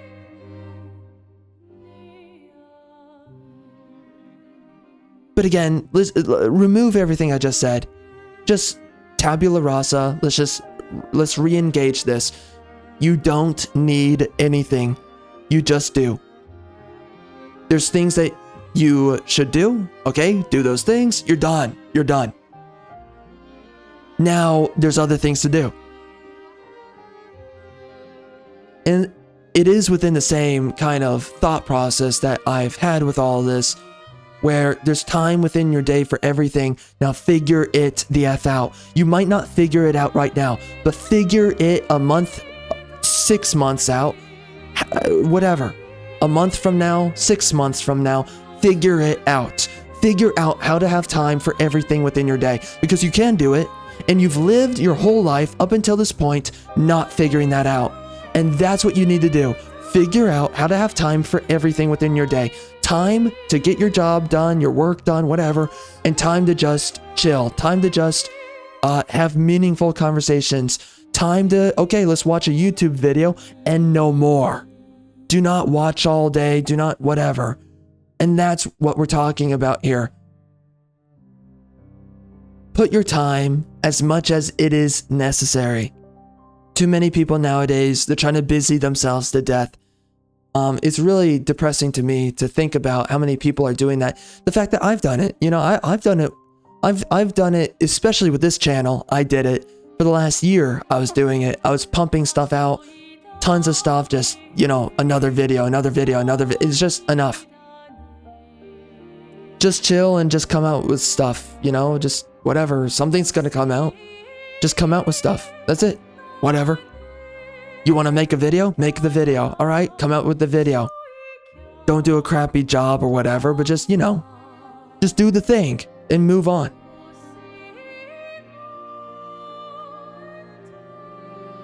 So anyways,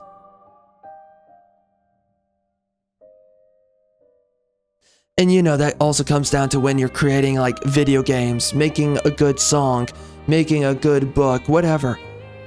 Making something, it just comes down to doing it. It doesn't come down to thinking it to death. It doesn't come down to busying yourself to death. No, all that happens is you sit down and you do the thing, and eventually it's done, right? You sit down and you write for long enough and your book's done. You sit down and you do anything and eventually it's done. Now there's things that you can do and it just takes forever to do, and maybe you're inefficient or whatever. You know, figure it out. That's all you got to do. Anyway, all right, what are we doing here? I don't really like multiple game difficulties in games. I really hate that. I mean, just make your game for one difficulty, but whatever. We're just gonna do Expeditioner. Okay. Character customization?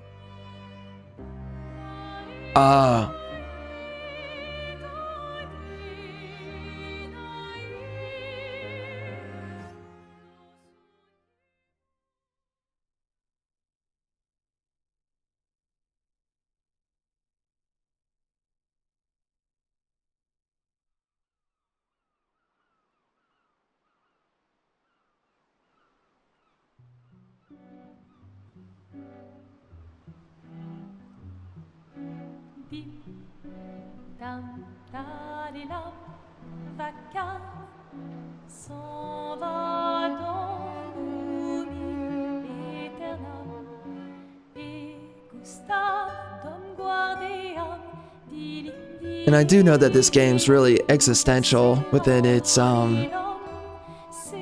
mean, really within its topic matter.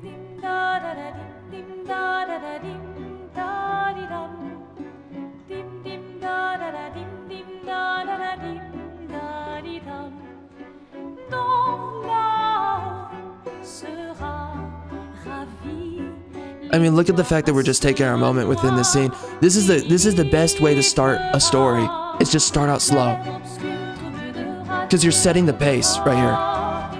So this is really good right here. This is a really good sign here.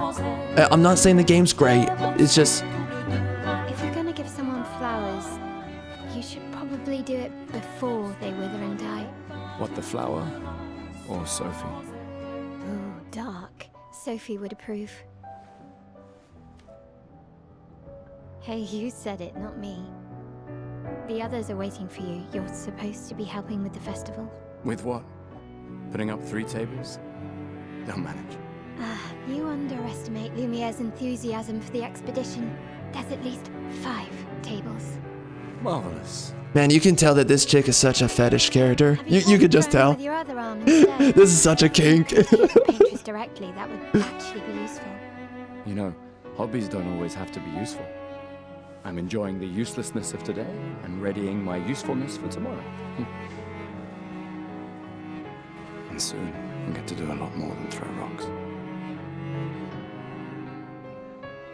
That's what all the other expeditions said. Hey, She looks around like that in many cutscenes. Right? Yeah, I know. Yo, nice hip.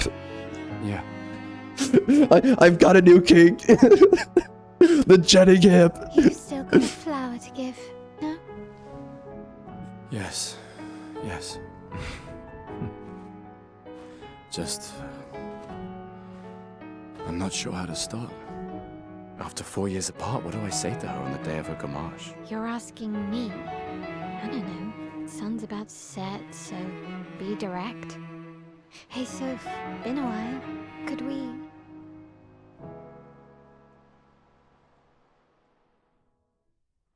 This is a great, a great start, right? Slow, you know, just kind of thoughtful, and then the dialogue, we're kind of building up the 2 characters. That was actually pretty decent dialogue. I can't say I was completely paying attention to all of it because, well, you know, I'm being that way. But, you know, maybe I need to go rewatch that. But anyways, it's a good establishment so far of those 2 characters. Really good job right there. And, just like establishing the tone of the game, right? Where every great story starts off slow because you're setting up the pace. Like, this is a huge thing that most people don't understand, and a lot of freaking hacks will tell you that you need to start with a car chase, start with something fast, dopamine. Again, those are hacks. Everything that's great music, great video games, great stories, great anything starts off slow. And you gear up into the rhythm, you gear up into the momentum, right? And so funny, everything I was just talking about right here in this video so far which is, right, he's just enjoying his uselessness for now, and he's going to employ, and he's readying himself for the usefulness of tomorrow, right? She's basically telling him, why aren't you in a hurry? Why aren't you doing this, doing that? And he's like, I'm just taking in the moment, right? Just looking out into the ocean, looking out to the expanse, right? The horizon over here. And obviously the existential element that horizon represents. This is a very existentialist game. I've known this, so there's going to be a lot of stuff about basically life and death in this game that's going to be addressed, and, you know, some pretty somber topic matter. But anyways, outside of that, but literally what I'm talking about here is take in the moment and stop trying to be busy. Stop trying to hurry yourself towards everything. And literally what you just said right there, it's crazy that, I mean, I respect the fact that the writer, that he has a similar perspective, I guess, as I've been kind of sharing here. It seems like certain people, like, I will say this, it seems like certain people are kind of waking up to the fact that within the age of media and media engagement and algorithms, I think a lot of people are learning.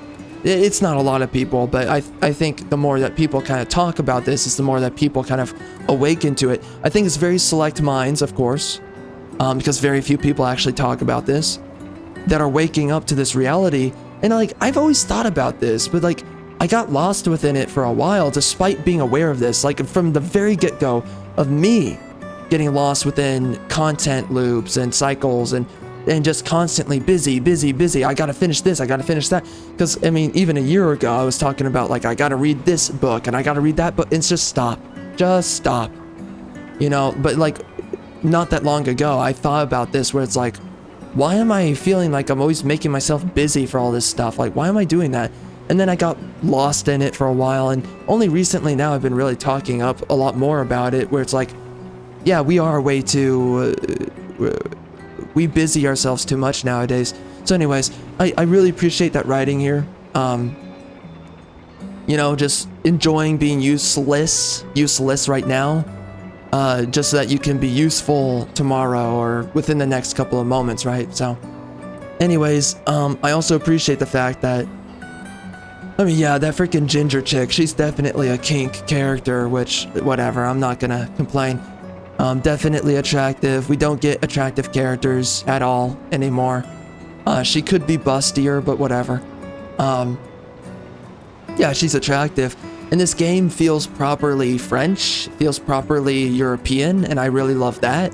You know, we don't get anything that feels like it's racial anymore.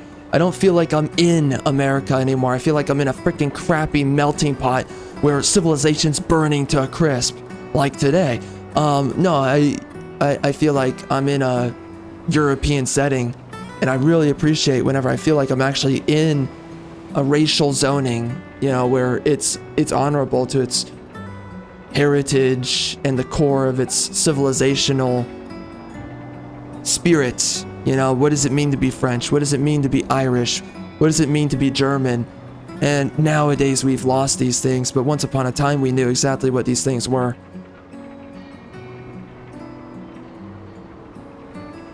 So anyways, that's just, so great song on the main menu screen, a great first impression there, because it just shows the mindset of the developers and the creative directors who are working on this game, right? The composers, whatnot.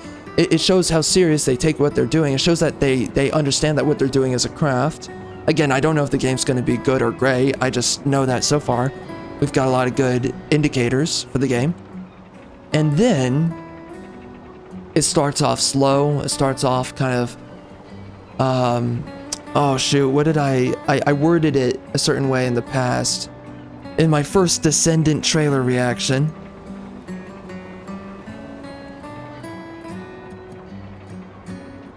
Shoot, I forget the way I expressed it back then, but you know, it's just this, it's to be contemplatious. You're just sitting back, you're taking in, right, the moment, and you're being contemplatious before action, right? And then you're going from potential energy into kinetic. And that's a core aspect of how energy moves in the universe, it only makes sense that our minds work that way, and it should work that way. It shouldn't be, and it's not. Dopamine, dopamine, dopamine, it's go, go, go. No, it's take your moment and then, right, get settled in. You're building up the momentum through the potential, and eventually you unleash into kinetic. And so that's what we're doing here. Anyone that understands this momentum of creation, creativity, pacing, you're typically in for something that isn't bad. At the very least, I don't think this game's going to be bad. But we'll see.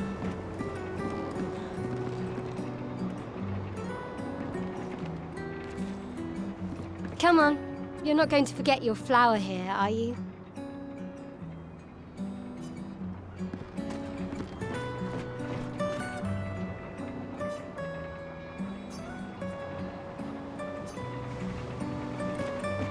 Oh yeah, I'm definitely banging this random hoe back. I don't know who she is, but I'm banging her. Are you ready to see her again? Yeah. Been ready. Oh wait, shoot. Wait. Did I just select the simp option? Am I simping right now? Oh frick. It's so over. Oh shit, I'm supposed to treat her like trash. I'm supposed to step on her. Oh frick. I'm doing it the wrong way. I'm supposed to call her a slur when I meet her. Instead, I'm being a freaking queer with a freaking rose in my hand. I'm already doing everything wrong. Wow, the architecture and the design of this game is... It's very uncanny, but it's very interesting. I like the design. Yeah, this is very strange. Wait. I'm trying to think like what their methodology was in this. We got greenhouses there. We got steam vents. We got windmills. So I guess that's how a communist creates energy, is through windmills, which is not very good at creating energy. It should be a nuclear bomb as my form of energy. A lot of art, a lot of flowers everywhere, so a lot of botany. Okay.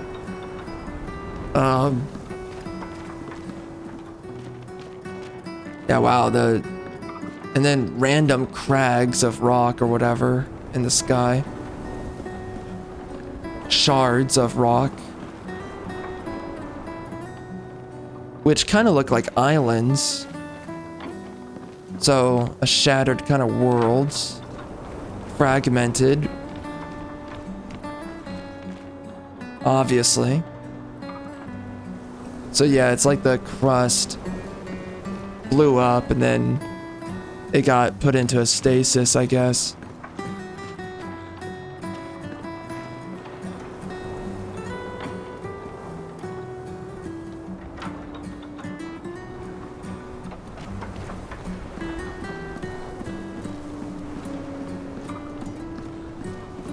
That's really weird.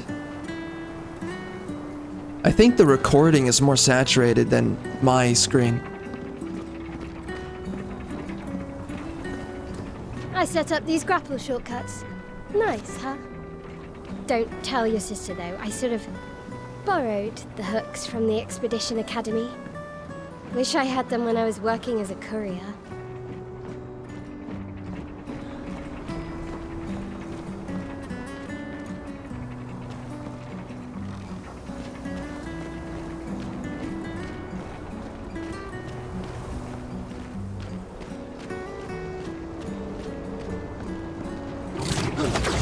Wow, that could not be more obvious as a grapple point. Okay.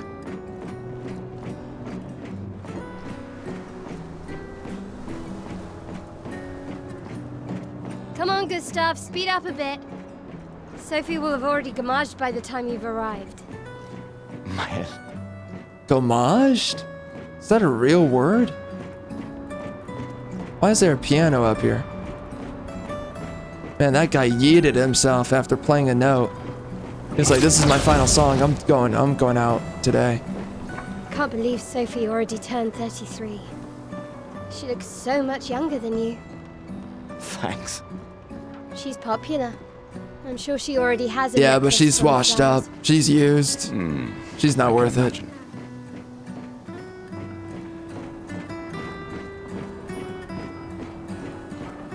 I'm going for the 20-year-olds.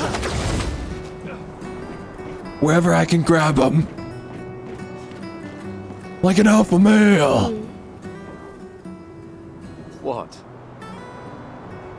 You look tense. Yeah. Yes. Yeah. Because I must be inside of you. I know what you need. A Yeah. little jewel. Yeah. No. Come on, it'll loosen Why you are we up. gonna duel? You can't go and see Sophie all somber and tense. That's right, release me. And if you win, I'll give you something you can use with A your blowjob. converter. All right. You're on. Yes!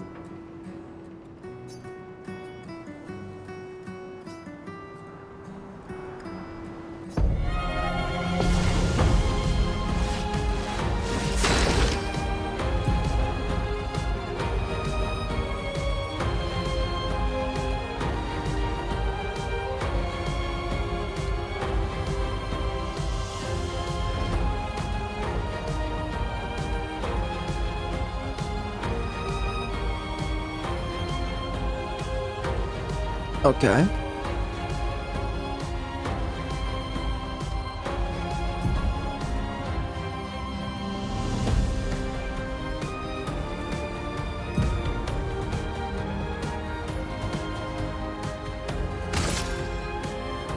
Oh, bro, we're going back to the 1950s? Bro, she's into getting hit too? Oh man, dude, this is my kink. Jetting out, hip, ginger hair. She enjoys getting bruised. She enjoys getting domestically destroyed. The perfect woman.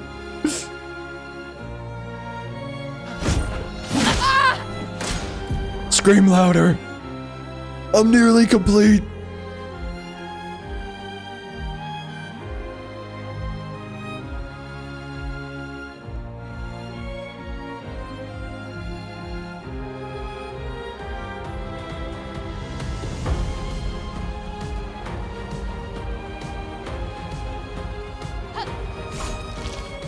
Oh dear God. It's so over.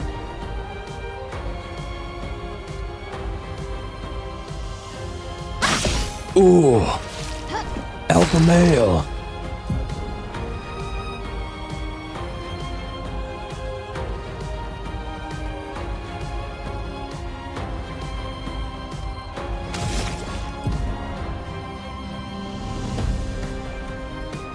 Which one causes her to scream louder?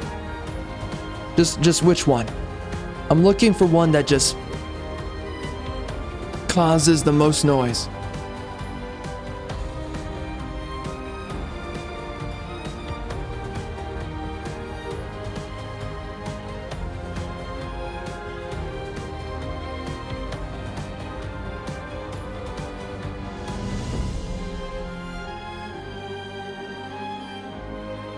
Charging up your overcharge.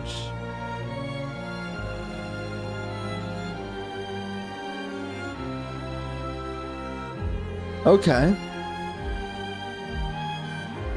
Interessante.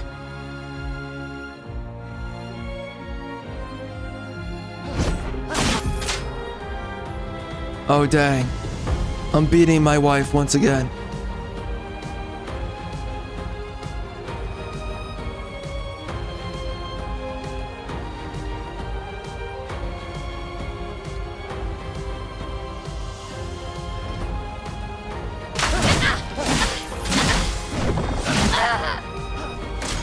Dear God.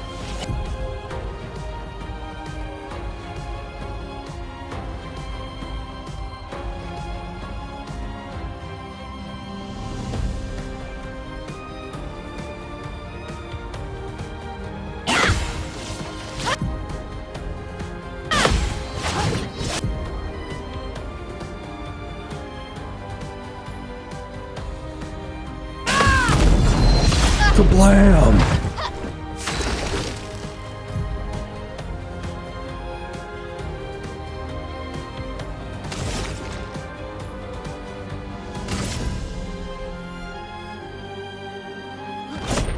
For those who come after.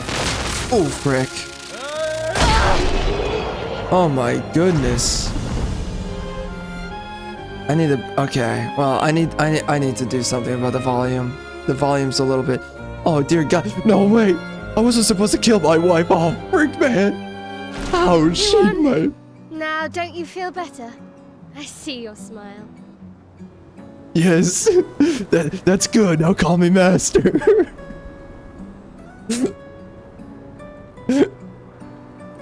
You like it getting destroyed, don't you? All right, now, Can't go tell. find Sophie. Hold on. Alright, we're good.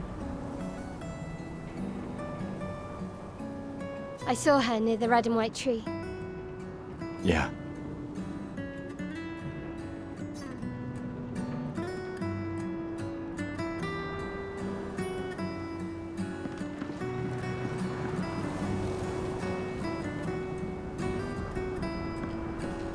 What is this gawk? Honestly, I'm kind of tired of seeing gawk in these games. That's supposed to represent like a infestation. It always looks the same. And like, it's kind of, it's gotten to the point where it's like, what does it actually represent? I mean, I guess corruption, which just blots out existence, sure. It's pretty much what it represents, but I don't know, I mean, whatever. Oh, the plaza is lively. Why people like to celebrate the gommage is still a mystery to me, but oh well.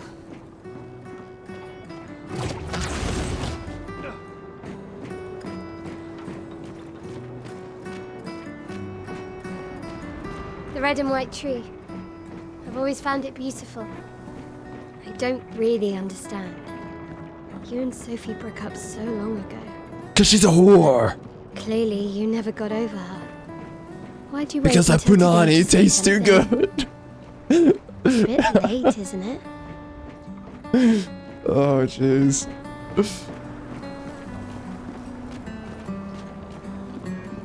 Sophie's down there. Yeah. No I know. crap. Good luck. I'll be here for you if things don't go as planned. Thanks. Are you single? Now bend her over. The perfect moment to bend her over. She's at the perfect height too.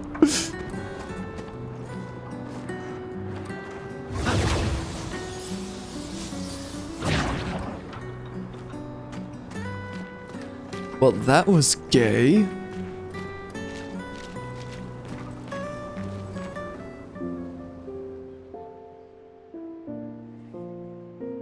Whore! I mean, Sophie.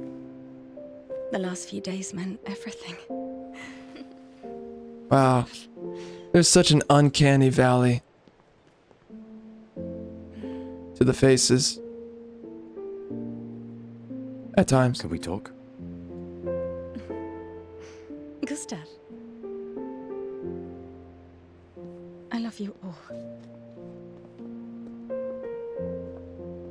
Wrong. You love Master.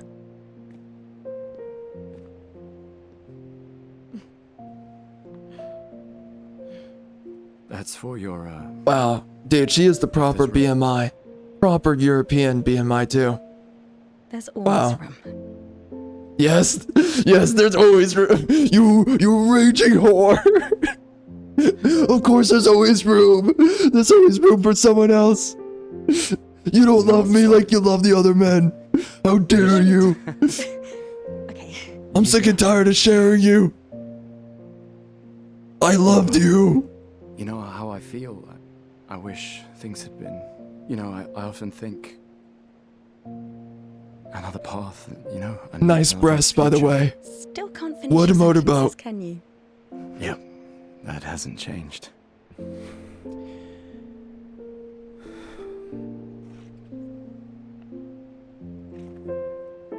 Want a I sex? missed that.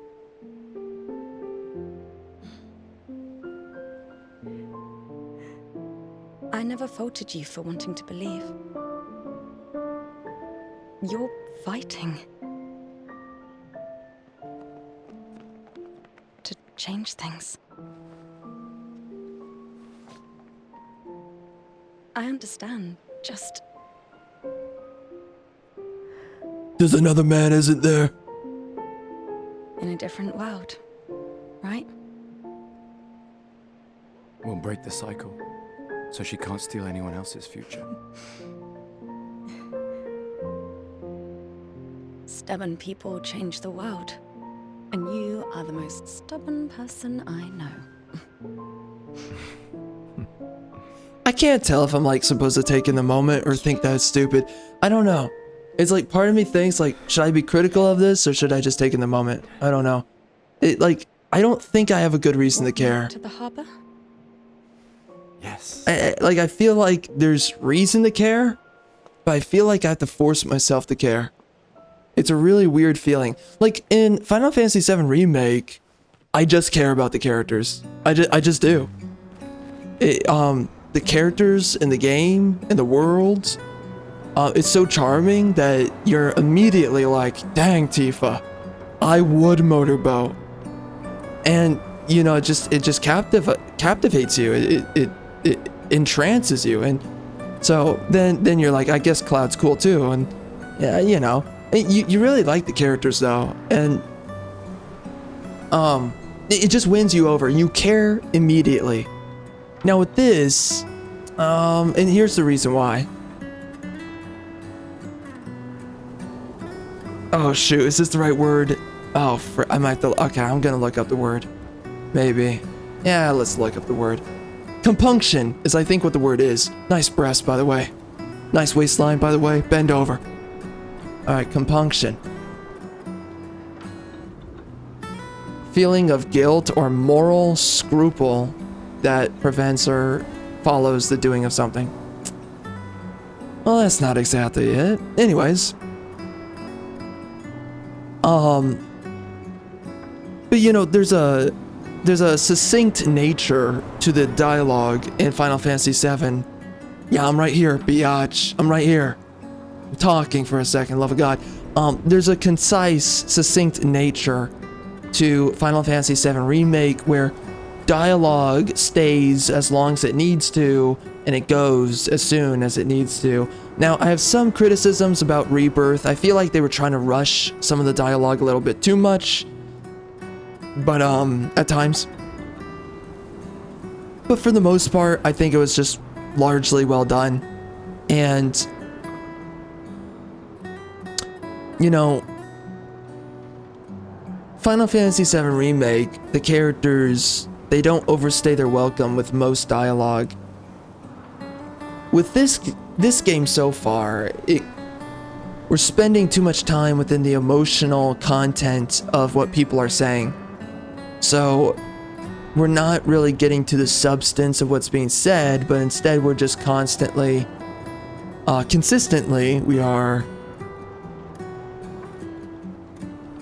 people are just sort of saying things, you know, so far. And I don't think that the stakes, the stakes don't exactly matter. So having characters talk about the stakes without any of it having any significance, it's hard for me to actually give a crap about where they're at and what they're saying. And there's a way to talk about things that are aloof and outside of the characters, and it still has value, but you have to have proper intrigue and mystery. And the issue that we have here is that we don't have proper mystery. So I'm kind of hearing them talk, and I'm like, okay, whatever. Like, I don't care about whoever her is. She that's stealing your future. Okay. It's not mysterious in a proper way. It's not intriguing in a proper way. It's just that bad, unnamed person. Okay. Like, it just feels like a generic idea, and it doesn't feel like I have anything to actually pursue in the idea, in the concept that they're providing. So it makes it hard to really care about what the characters are thinking or saying. in the scene so far. They're just kind of talking, as far as I'm concerned right now. But anyways, I would bend her over. Oh, what the frick?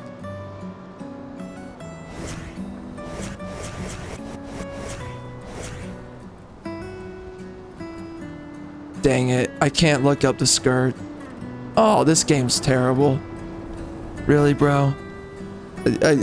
Please. Just up the skirt, please. Please. Love of God. Alright. Whatever. A normal trash can. Wow.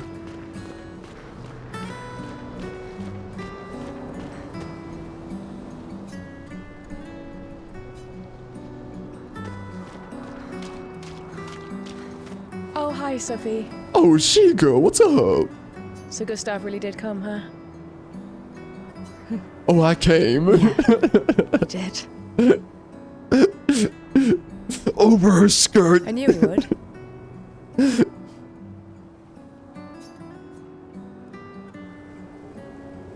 Has everybody already left? Yeah. Everybody's heading to the harbour. Sophie. Looks like you still have a lot of flowers left. Well, there are less and less people to buy them. I just wish you didn't have to wear one. Tiffany. I should finish cleaning up here and join everyone at the harbour. The wall remains undefeated. See you. See you.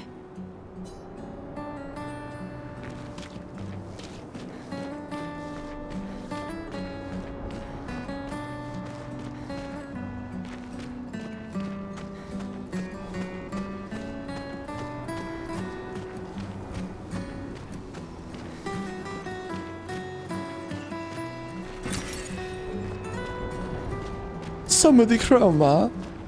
Alright. Let's get out of here. I guess I'm gonna be one of those homosexuals that plays the game as a girl so that I can stare at the Anus and also the I can't imagine what you're going through. massive stack. I'm Kind of fine. massive. I'm fine. I've lived 33 good years. Look around. We've had our whole lives to prepare. We're all fine. Mostly. I'm not fine. You will be.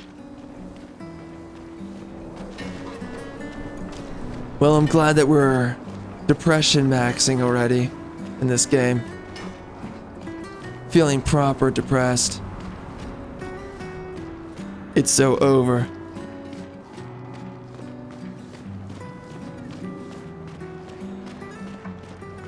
Her eggs are all dried up.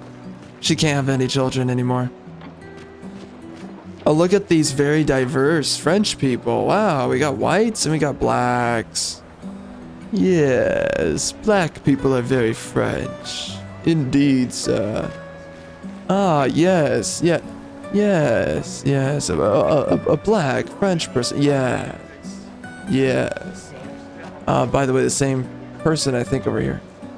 Whatever. Gotta get that DEI. End it all. Gotta bring back racism. Gotta bring it back. The white man's gotta stop cucking. Just make it stop. Oh, Sophie, Marie. your flowers. I didn't know about. I thought you were younger. And yet you didn't have children. Yeah, she's one of those celibate whores. I'm not having this conversation with you again. Not today. Do you care so little Yeah, she's about been the future of cucking me for Liliana? years. It's How can you disgusting. be so selfish? I'm not selfish enough to Yeah, bring she's a others into our feminist. doomed world. Uh-oh. Climate change. I know we are not many to think like this now. And I know the it's ruined windmills. my relationship with the person I love the most. That's right, now bend over. Now, if you'll excuse me, I'd like to spend this moment with him. And you should cherish this moment with your daughter. Sniff. Sorry. See you at the harbour. Good luck, Mary. Oh man. What is the point though of being this depressing with the topic matter? I don't know what they're getting at so far with this. And I feel like I'm giving too much of a crap about all the dialogue. Oh, we can mount stuff? Well, at least I can mount something. But not my wife.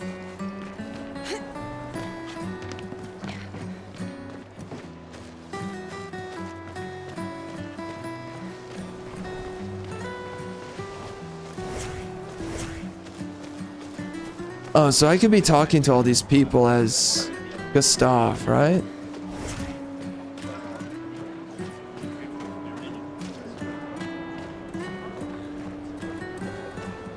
See you at the harbour. Good luck, Mary. Oh, okay.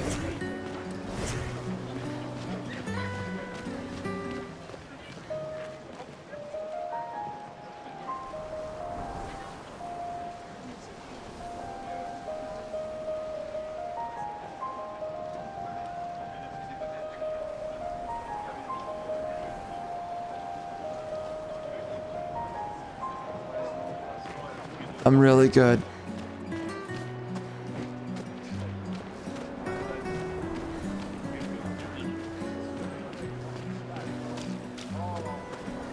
Why are there so many black people? I'm sorry. I'm sorry. Who? Where did Africa come in?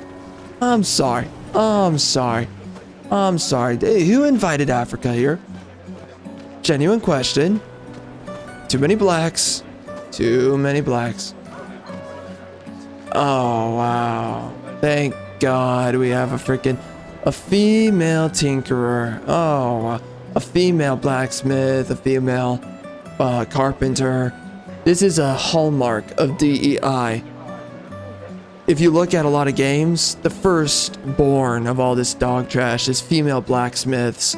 And you will find a lot of them in Diablo 4. But they love to make, you know, female gunsmiths and female carpenters. I mean, these women do not work these roles.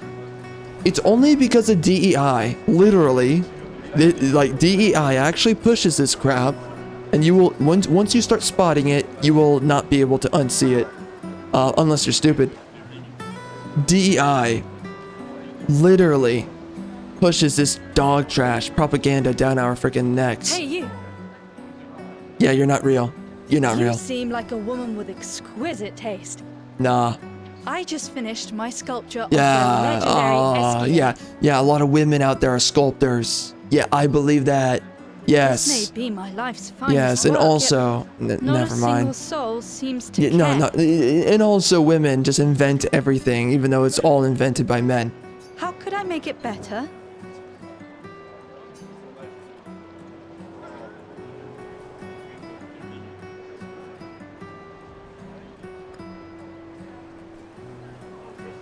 Maybe sculpt something more menacing, like an Evron. I see. Something that induces fear to attract attention. Brilliant. I mean, just literally just sculpt a woman past 33.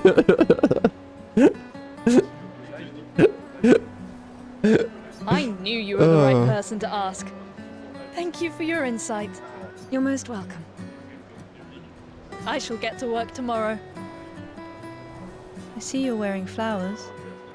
What's your name? Sophie. Sophie. As a thank you, I shall chisel your name onto the statue. She dead. Oh, she's so you don't dead, have to. dead. But I will. Oh, you so dead. You so gone. Get over.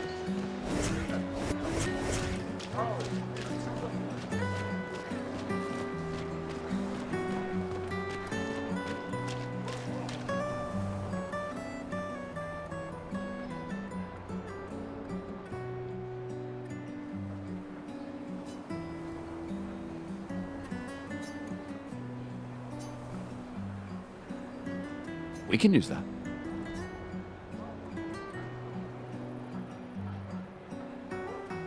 Oh, okay.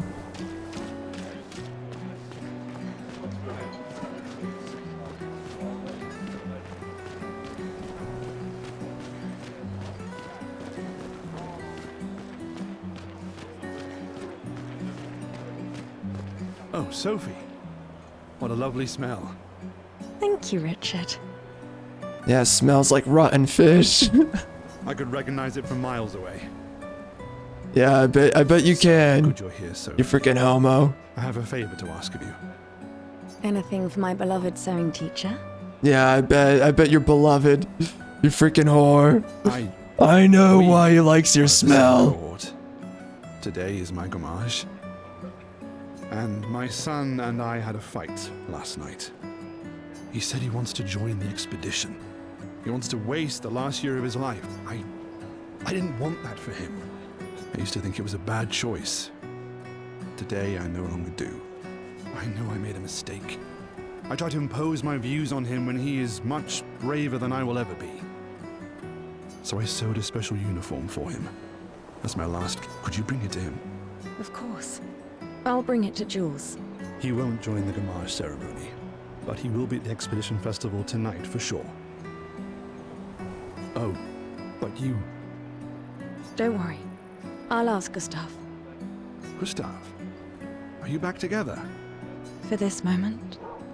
Maybe. I'm glad. He's a good person. Man, I'm a man. I'm a man, baby. Yes. He is. Thanks to both of you. And see you. See you.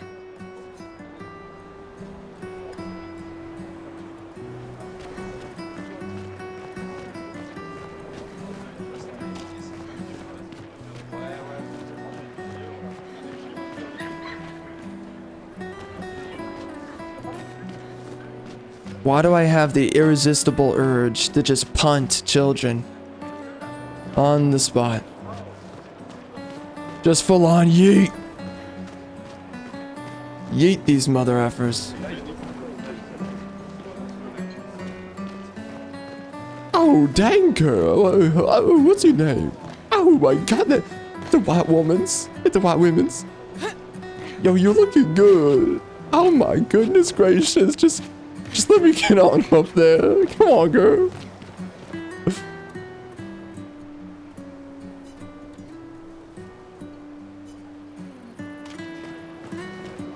Why does Manon keep saying, death comes to us all?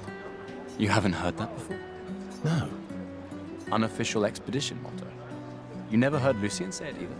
It's one of... I think he prefers, we're already dead, you're just catching up. Yeah, I heard that one recently. I don't know.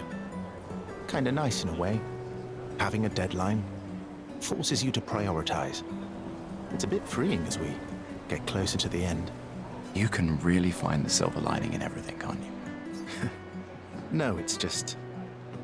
things don't always work out the way we want. No use getting upset, you know? Use what we can, leave what we can't. I'll be honest.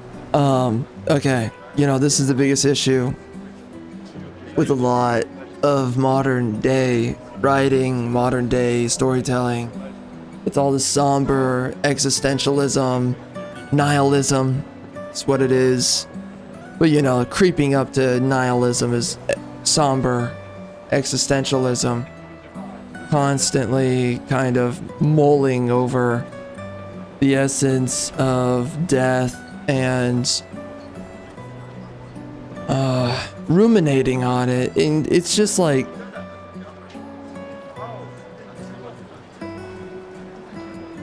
there's stories that have done a pretty good job around that, like Near Automata is a good example, for instance, or even Red Dead Redemption 2 is another good one that does it. There's a good number of ones that do it all right, but you know, and I'm just gonna freaking say it. It's just like it's just so old and tired. Like constant nihilism, man.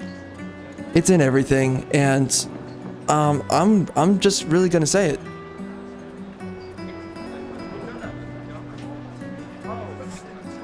This is not premier storytelling to talk about the inevitability of death.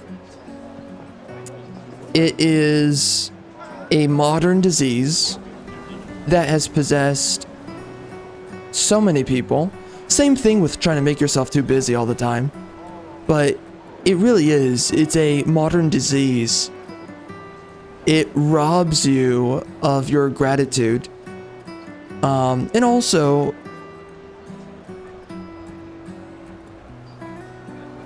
there's something largely wrong with overthinking about every step of the way of things happening around you.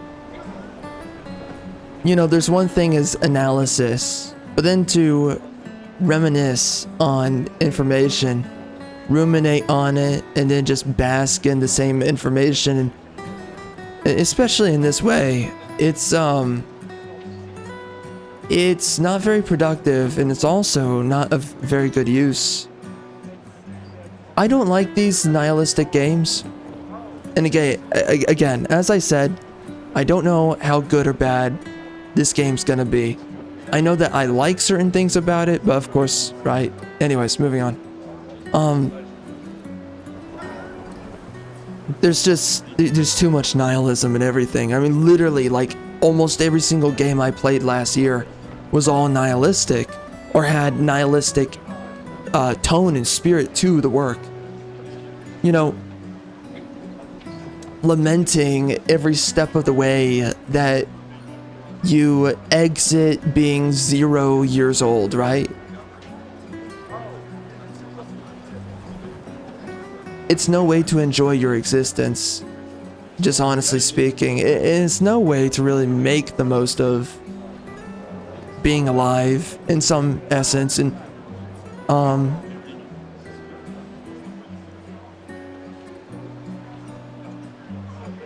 I don't actually mean to ask this question, but it is just something interesting to say. It doesn't really need an answer, it's just interesting to say it.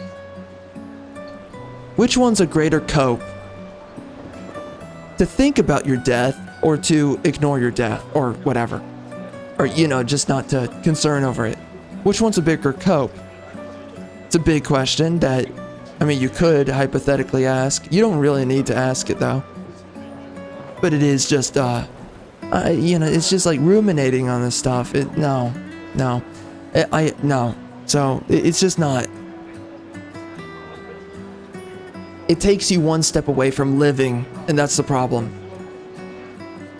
And all you can do is live until that ceases. To ruminate on life takes you a step away from life.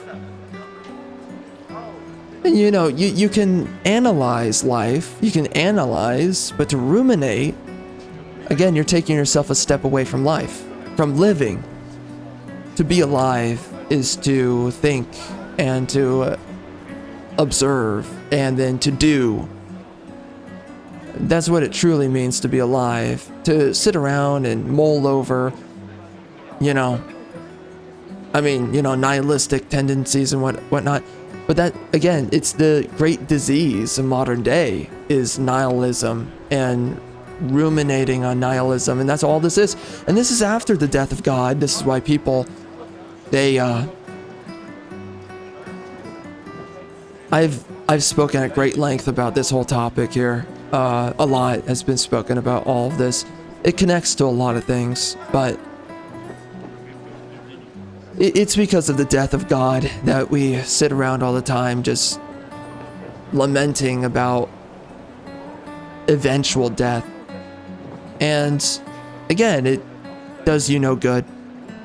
And you cease to live, and a part of living is possessing your value and culminating your value and also sustaining it every day until it all ceases.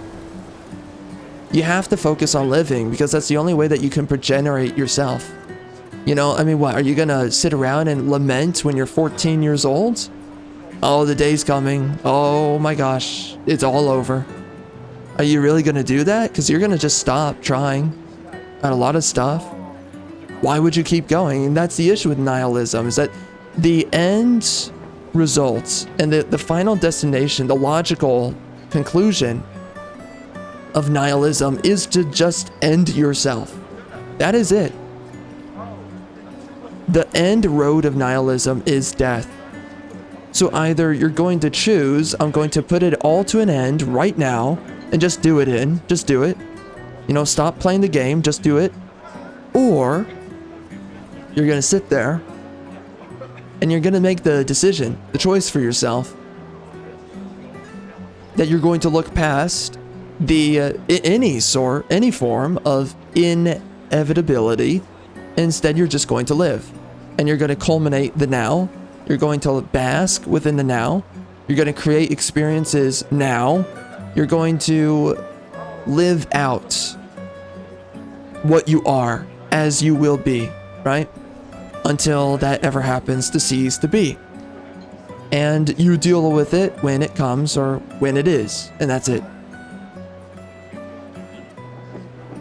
I'm not a fan of nihilism. It takes you a step away from living, which I guess for a lot of people nowadays, they've chosen to not care. But people care, you know, they just lie to themselves to say that they don't care. Anyways, it takes you a step away from living, and it takes you a step away from manifesting yourself and also cultivating whatever you can be or what tomorrow can be. And it's also you putting a lot of roadblocks in your mind of like, oh, you know, oh, thank God we got freaking Obscur. What's up? Thank God. That's what's up. Please do that again. Oh, love of God. So anyways, it removes you from being alive. And being alive means that you must be doing, and you must also be thinking, but also doing. And you must think in order to do, not think in order to perpetually pause. And that's what nihilism is. It's a logical conclusion to pause. Well, that is death. So you're either going to go the full way and just complete your thought process and honor it, or you're going to stop and actually do something. And that's what it comes down to. You know, you need to progenerate yourself. And you know, again, a part of pausing is stagnation. So when you choose to dwell on nihilism, you have chosen stagnation. So you are now, oh, thank God she's doing it again. Thank God we're getting upskirts. So now that you're choosing stagnation, I mean, you are now, again, you're a step away from life, a step closer towards death. And when you stagnate, you are now that much closer to death than you are to life. You are now becoming that much more functionally symmetrical with death. It's why focusing on nihilism is of no benefit or use to yourself. You must instead focus yourself to focus on what you're doing, on how to live and be alive, and that means doing. And it means it's a conjunction of doing and thinking. But you cannot do thinking and pausing, because again, that's stagnation, and you're just begetting your own death.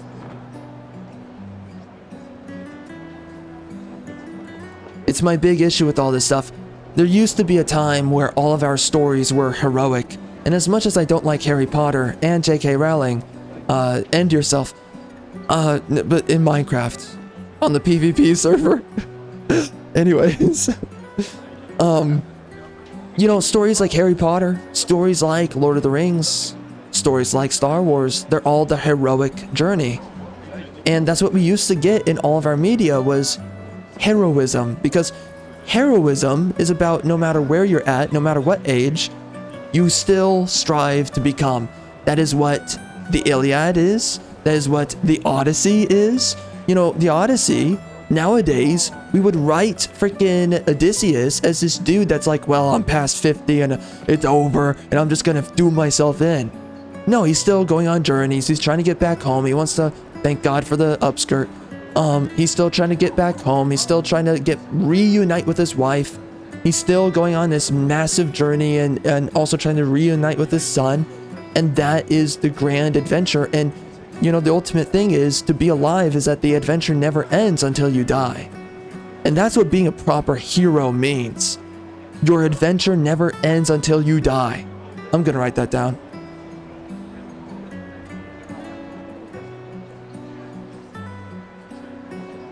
Your adventure never ends until you die. I'm gonna write that down. 1 second.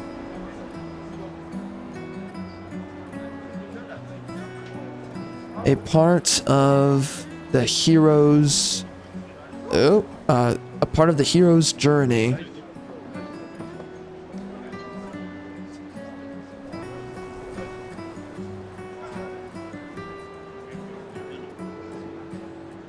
is that every day you live... No.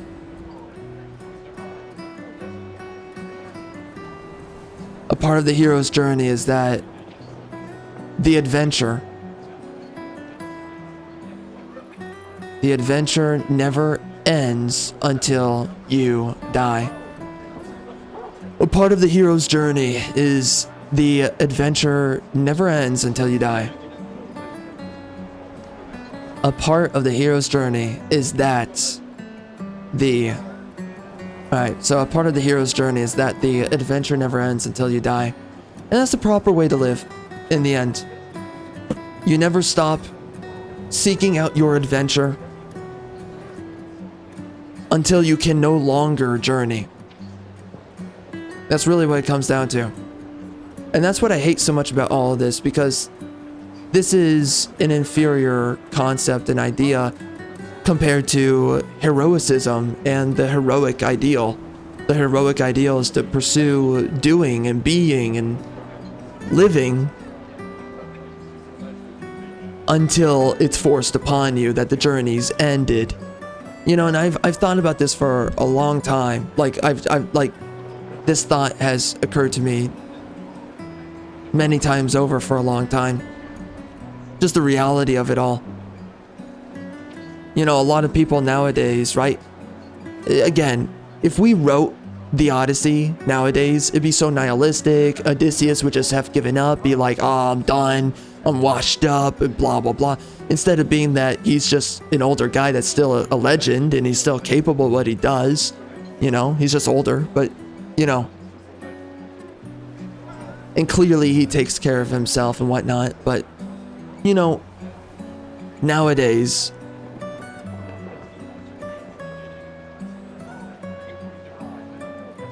we are so far removed from the heroic ideal. And we pursue this idea like that death is a far more worthwhile consideration than the endless journey.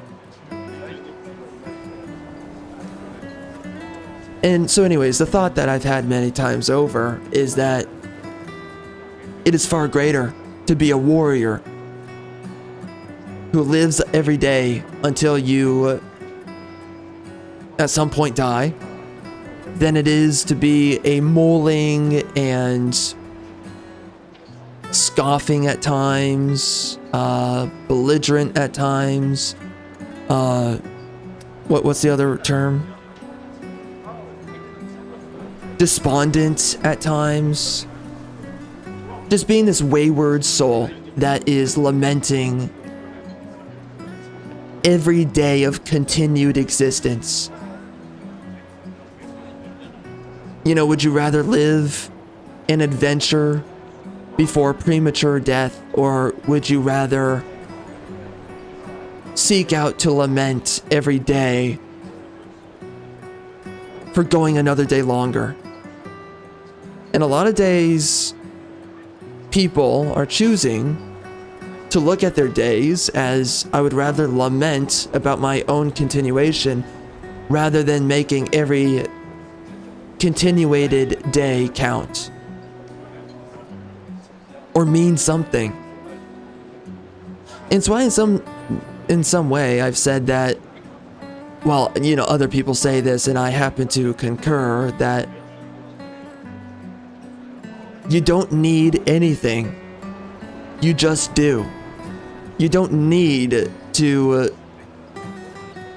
you know, make a certain amount of money or work a certain amount of hours. You just do. You just make a certain amount of money doing the thing that within a certain amount of hours that isn't too much. It's not too excessive. You make that money and you move on. And you do the other things that need doing. And you don't sit around and hassle yourself and busy yourself. No, you just do. If there's something that seems that should be done, just do it. If you need to have sex, have sex. And by the way, it's not to be retarded about it and go minority mode and just start creating a bunch of baby mamas or whatever. It's not that, right? We're using common sense here. Again, it's just live and stop overthinking, but you know, don't be a retard either that goes around and you're a delinquent or a degenerate. Just be a sensible, you know, be sensibly, I mean, you could just say pragmatic, but be sensibly proactive. Be sensibly proactive and make sure that you are the adventure, that what you do every day is an adventure in some way. That is honestly the best way to go about things. And you choose just how crazy the adventure will be, but you choose to live. And again, don't be irresponsible and, you know, because nowadays every freaking moronic woman today is a feminist. That's just... she is foregoing her own family so that every day she lives up her little journey. And it's like, okay, that's not what you do. You don't neglect your family because you want to have your feminist adventures, you know. But, you know, you can have a family and still live a life. And,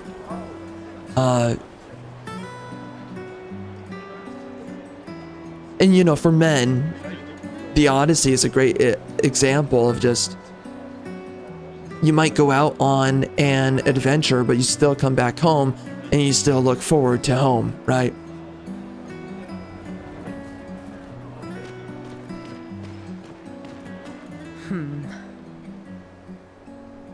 Is something wrong? The expeditions. What a joke. All they do is leave us here to die. They're just escaping. You know their goal is to save us all, right? Yes, that's what my father told me last year, before he left for Expedition 34. And here we are again this year. We could have spent one more year together instead of wasting it away. Your father fought to offer you a better future. I have no future. I know it and I've accepted it. We're doomed. You never know.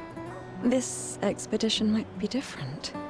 There are some special people in this one. Yeah, right. Gustave, why don't you show her some of your fighting skills to prove her wrong? Yeah, beat the living daylights out of her like you do me. Like a real man. A Chad. I'm gonna whip you up, girl. I'm going to end your life sexually.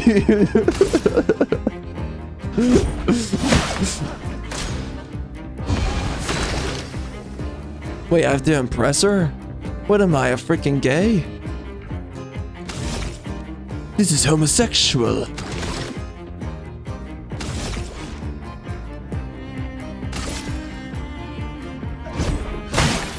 Oh shoot. Well, whoops. I suck.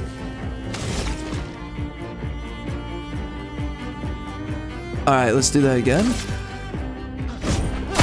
Oh, frick. Other effort.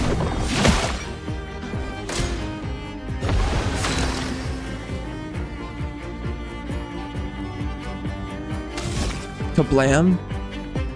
I don't know. Oh, I can...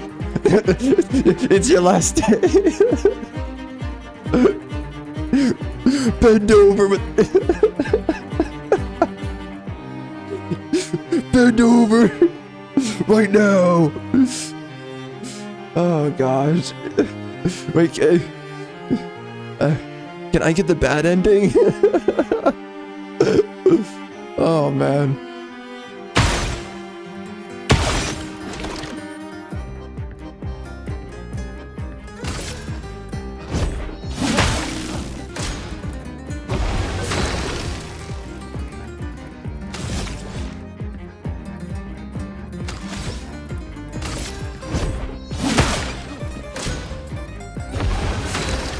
I got it. We're gonna do it. For those who come after. Oh frick! I missed. I hate my life.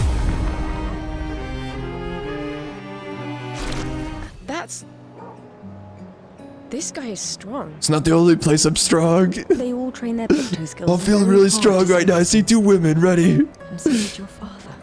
I must breed. I must do it. Then, Madame, why didn't you join? Me? I'm content with my life. Or maybe because I was afraid. Do you think I should join the expedition? Why not? My friends yell. Just throw always yourself this, off the Do balcony. your best. Either it works or it doesn't. Live your life. Okay, as again, you and this is what, so we got nihilism in this game, and then we also have egalitarianism where women are resolving the same plights. Well, I mean, so far the women are actually resolving themselves far more extensively than the men, but I mean, they're trying to have male solutions as women to an existential problem. You're not men. Going on an expedition is ridiculous. Like, it's only, this is a liberal phenomenon that we sit here and choose to believe that women can go and should go and would want to go out on some crazy adventure, risking their life and being a warrior. It's only women who've never been punched in the face by any dude that have these wild fascinations of, I'm gonna go be a warrior. Okay, you know, and the second you know what it feels like, you're gonna be like, can I be a trad wife? I think all that warrior stuff has gotten a little tiring. Also, my bloody nose and my dented face, it's getting a little old. Yeah, I'm sure it is. I'm sure the 7 concussions you got from that one punch from a masculine man. I'm sure that now you want to be a trad wife. You freaking retard. I don't want to have regrets. I mean, stop making have that women much have time. masculine resolutions to female problems. When the time comes, you will make the right decision. I'm sure. Man, this game is way too nihilistic. Again, it's just, oh man. You know what this reeks of? This reeks of millennial. This is literally millennial. This is what the millennials were wrestling with pretty much back in the 2010s, because there's a lot of nihilistic stuff like this. But we're just going through, I've spoken about this at great length. We're at a new phase with the nihilism, and that, I have a whole thing about it. I spoke about it for like 8 hours. So anyways, in the Tomb Raider 2013 playthrough that I did, where I played the game for like 1 hour and then I spoke for 7 hours about the cycles of civilization and also where we are at right now, which is that it's this whole thing. Right now we're going through apathy. We're also going through, we also went through disgust, which also brings about hatred. And then eventually after hatred, you garner up revelation. And then from revelation comes conviction. And then with conviction comes your boundaries, or, you know, just tension. Because conflict arises, and then through conflict. And so yeah, because there's conflict, then there's tension. because there's two sides combating each other. There's this whole thing about it. There's two sides, and basically just good versus evil. It's not that simple, you know. But, you know, there are people born evil, people born largely good. So anyways, and there's more to that. But anyways, and I define it when I go through all of it. But anyway, where was I? Oh, I forgot. So, but from conflict comes tension, and from tension comes war, and then from war comes liberation. Something before that, but anyways. No, declaration. After war is either you lose and then you go through an age of despair because the bad guys won, or the good guys win, and that's where you find your declaration. That's where you also find a form of reformation as well. So declaration, reformation, there's a bunch of stuff that's going on. I may or may not make a video about this. I was going to at one point, and then I just got too busy. So anyway, but yeah, you get declaration, reformation, and then eventually you have an era of prosperity, and then that cycles back into nihilism eventually, and there's a reason for that. And then, like we have, and then it's apathy, then it's perversion, because you go from apathy, you don't care about anything anymore, it goes into perversion, and then that goes into disgust, and then it goes into hatred, and then it goes into conviction, right? And then eventually war, and then eventually declaration, reformation, and then, right, you go into age of prosperity. There's a lot more going on there. I'm boiling it down. And that's the cycle. That's what civilizations do. That's what people do. That's what the psychological current does. That's the loop of, you know, that's the tidal wave that you're riding. So, anyways, what was I saying that for? I hate freaking nihilism. And we're sitting here and we have so much nihilistic topic matter here. And it's just like, dang, I can't stand this crap, because it is a choice to be nihilistic. Again, you know, your adventure lives every day until you die. That's, you know, if you choose the hero's path, you're living an adventure every day until you die. That's the hero's journey, is effectively that, and in other things, but like that is effectively the hero's journey. And so once you give up on that, I mean, you've kind of chosen to die at that point, for the most part. So, I hate it because you're choosing to depress your present state of being. And you want to see the most sort of malicious or malignant outcome imaginable. You're kind of hoping to fast track that, right? And that's kind of like, in essence, that's what doom maxing is. If you're trying to max out on your doom sentiment, you're just holding out for the most malignant conclusion towards tomorrow, rather than looking for the most benevolent of outcomes, and for as long as you can make it, or at least just have a crazy ride, you know, have a journey, have an adventure. And this is the issue right now, especially with millennials. They were writing a lot of this stuff. It's in a lot of games, but it was boiling up to what it is now. And I go through all of it. There was a prior form of this, and that was back in, you know, 2010, 2013. During that era of stories, we were getting a lot of somber kind of storytelling. Not super nihilistic, but it was the predecessor to nihilism. I forget what I called it. I have to go look at my notes. But anyways. But now we're going through nihilism. And we've been going through nihilism for a while.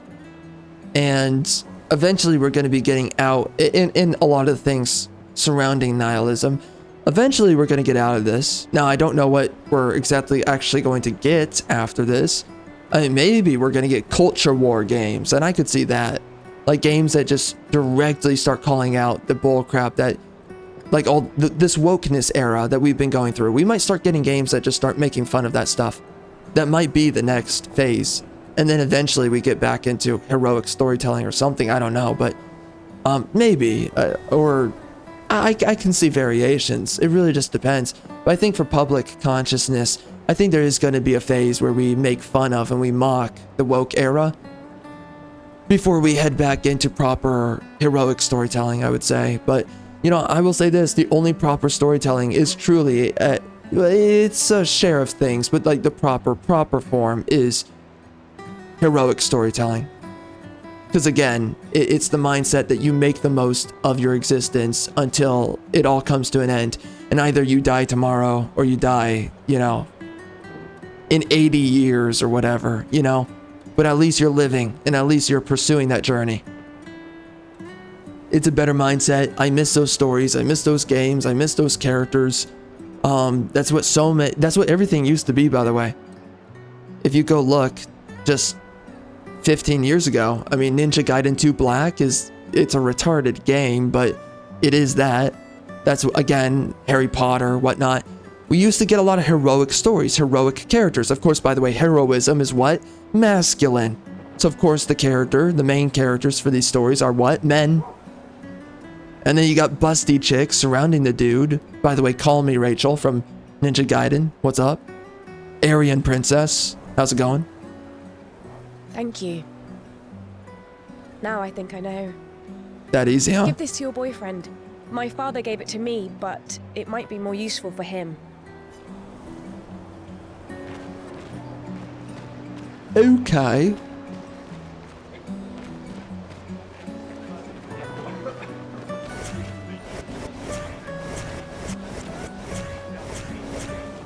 Man, am I gonna play the game?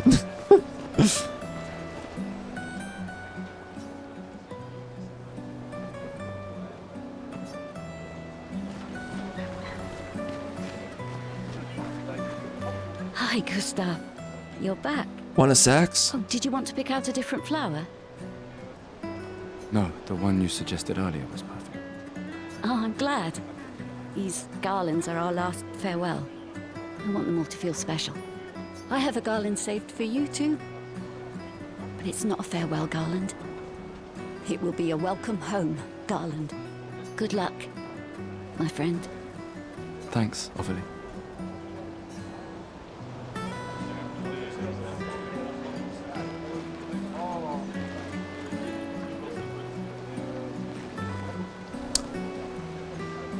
You know what I notice? I notice that the women are dressed modestly.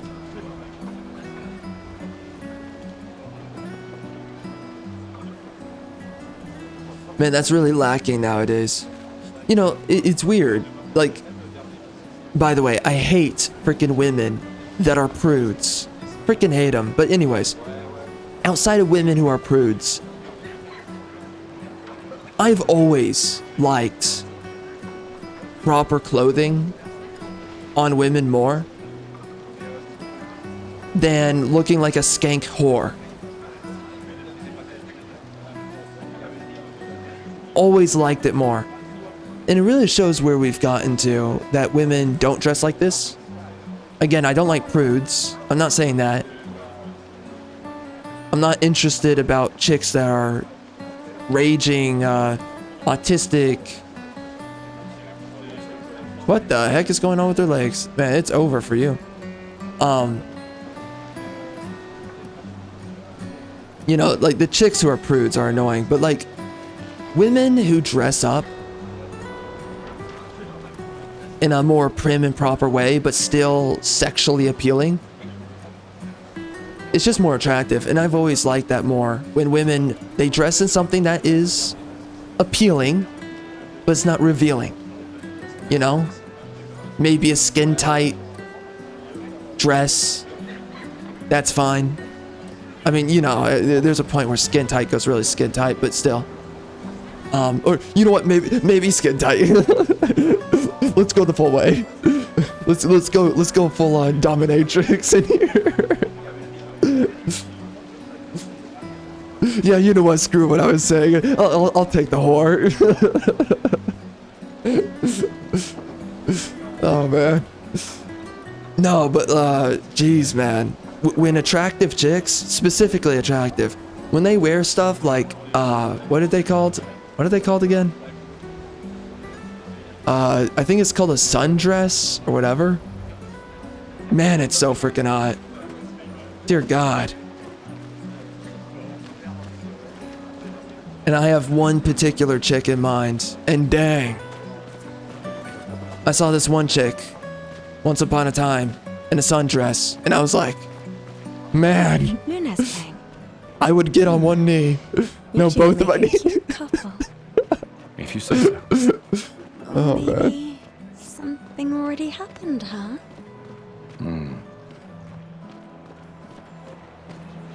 Alright, am I gonna really talk to everybody?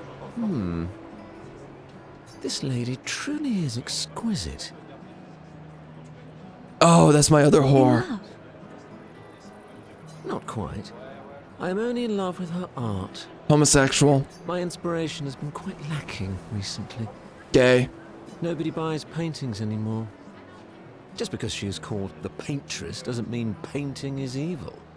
Your canvas seems quite empty. I need inspiration. He's a soulless But golem. you, I can see you're in love. With this fine gentleman, I suppose. We broke up. Yeah, because you're a whore. That is of no consequence in the matters of love. Yeah, we can still have hate sex. But it is this passion I so fiercely desire in my painting. Just me plowing her with hatred. Giving her the backhand, my pimp hand. I know. How about showing me a dance of love and sorrow?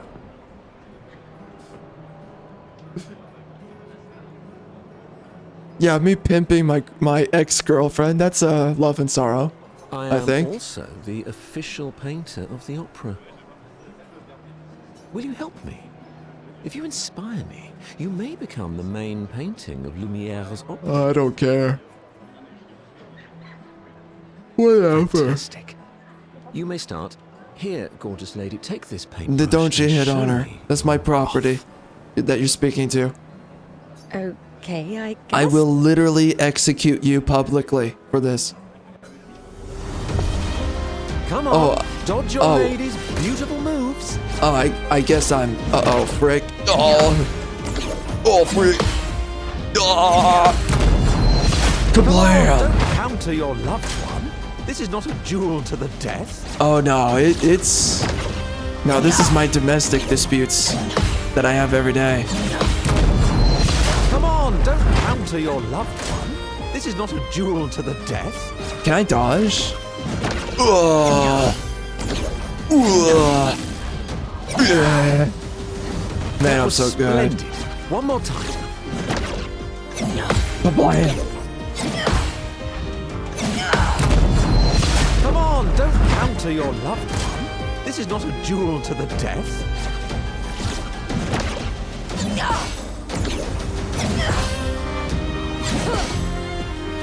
Sublime. One last time. Why is she trying to attack me?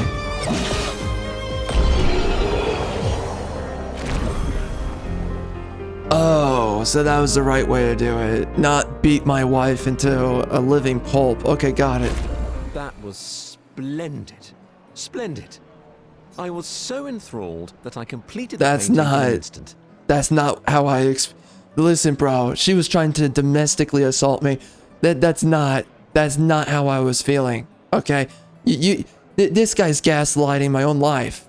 It's nice to know something of us will remain in the world after today. That's right, after I choke you out. Thank you. In our hate sex. It is I Oh, who should thank gosh. you. It was a moving dance. I will propose. Don't worry, it for she's the new into opera it. painting we have to do this year. I feel it wasn't that impressive, but okay. Love will always be impressive. I guess. Also, Sure. take this as a gesture of appreciation. I see your not boyfriend is an expeditioner. It may prove useful. Is this guy like a cuck? Wingman? You don't see a lot of those. He's actually a cuck wingman. Yeah, he's a cock wingman. Oh, that's weird. Yeah, he likes watching. Yeah, that's weird. Interesting. Fascinating. Alright, I need to change. Wow, okay. I need to change the graphics. Alright, the music needs to go down a tad. The voices need to be blasted in my ears. I can't hear these freaking retards. Special effects can go down a little bit, I guess. Let's just go down there. There we go. It's always too loud. Every time. Apply those settings. Can I save? Pretty please. Okay, listen, bro. Can we make this naked? I don't want to wear clothing anymore. How do I make her naked? How do we do it? Oh yeah, look at. Oh, yeah. Thank God there's feet. We gotta get those feet in. Yeah. Gotta make sure we get horny for feet. Yeah, I don't know what listen, man, it's a liberal phenomenon. There's a lot of stuff nowadays that's a liberal phenomenon. But that is an absolute liberal phenomenon. The feet fetish. That is nothing that people naturally gravitate towards. It's only because of cuck men that are like, I love her feet. I moisten the toes and I suck on them. Freaking degenerates. Keep crying, child.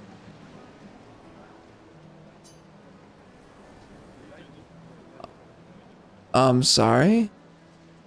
I'm sorry. I'm sorry. One kid's black and one kid's white? You filthy race mixers. You can't even get it right.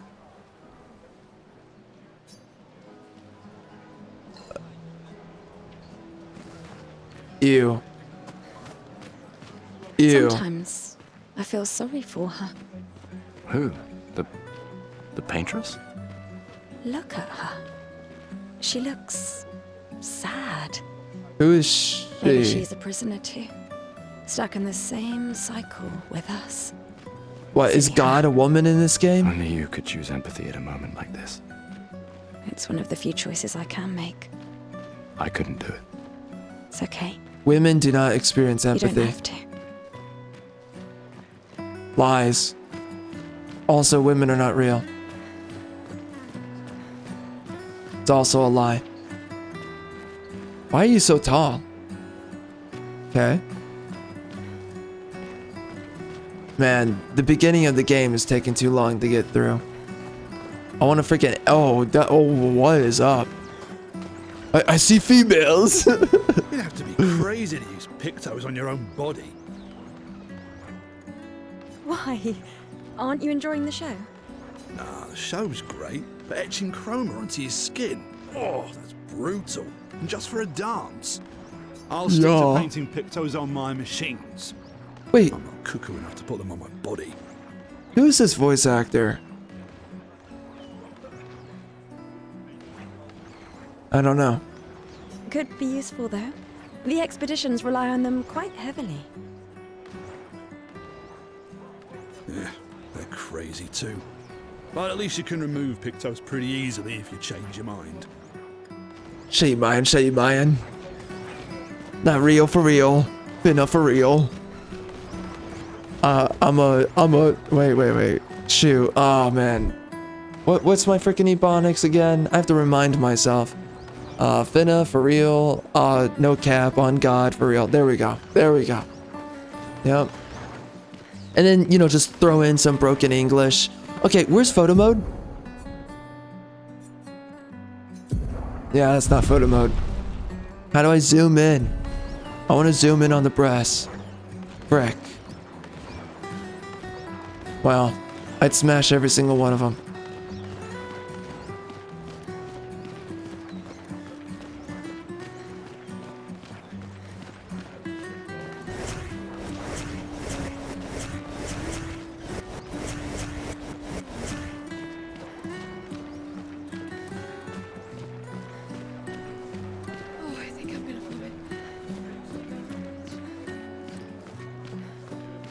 That's what being a whore does to you. Why is she hanging out with these kids? Oh, hi, Sophie. Yeah, sorry, Sophie. This is my side piece. Oh, Niall. I didn't expect to see you here. I'm volunteering to help guide children who are losing their parents to the orphanage. Those who weren't registered for foster families. How kind of you. I guess I can relate. Whatever. Take care during the expedition. Gustave told me a lot of wonderful things about you. About you too. I always told him you two should never have broken up. Look at these orphans. That's where we disagreed. But I have hope that you and Gustave will change things, so no one has to go through this impossible choice again. That's right. I'm going to put multiple children inside of her. Yeah. Let's hope we will. See you. In the next life. But God's not real, Redditor. God's not real, Redditor. Ah! She-Man, She-Man. Finna no cap for real. Ah! God's not real. Ah! Freak. It's so over.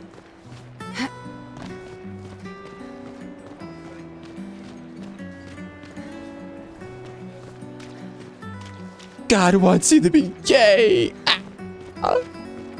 Bigotry. Mate, I wish I was going with ya. If we could just send a bigger force, get all of Lumiere to just throw everything we got at the bloody Paintress. Ah, but my brother would kill me. His number's up soon and I'm guardian for his kid. Can you keep talking? Uncle Victor. Suits you. But Maëlle, quite the ballsy one, eh? No looking back for her. Bet she can't wait to get out of here. Not much hesitation. Nah, hesitation. Oh man, dude. Oh gosh, oh my gosh, I've spoken about this in many games. Dialogue fatigue. You know, Final Fantasy VII Remake is great at not presenting dialogue fatigue for the most part. This game has a lot of dialogue fatigue. Here's the thing about dialogue fatigue: talking to people that don't matter. Who are these people? Who is this guy? Why do I care to talk to them? I love you guys. Remember what Bo used to Gay. say? You're living for the rest of us. Fuck the Paintress! Yeah. Fuck the Paintress! Yeah. Fuck the Paintress! Yeah. Yeah, you got her. Screw that freaking female. She can sit on me.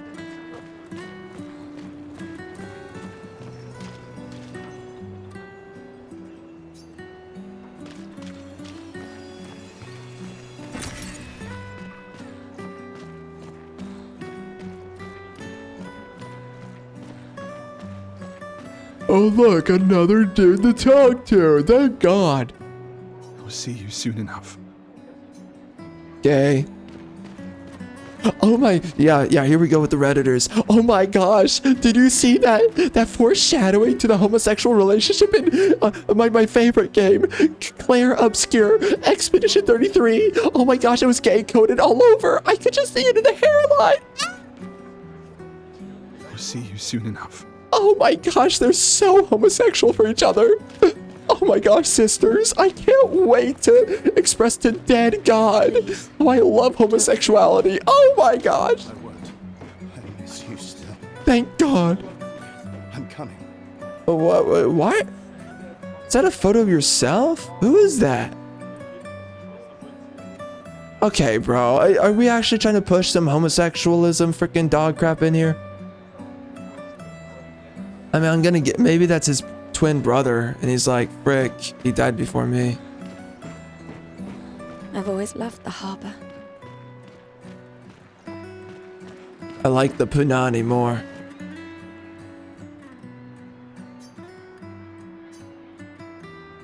Why not? I've spoken to so many people, I'm fed up.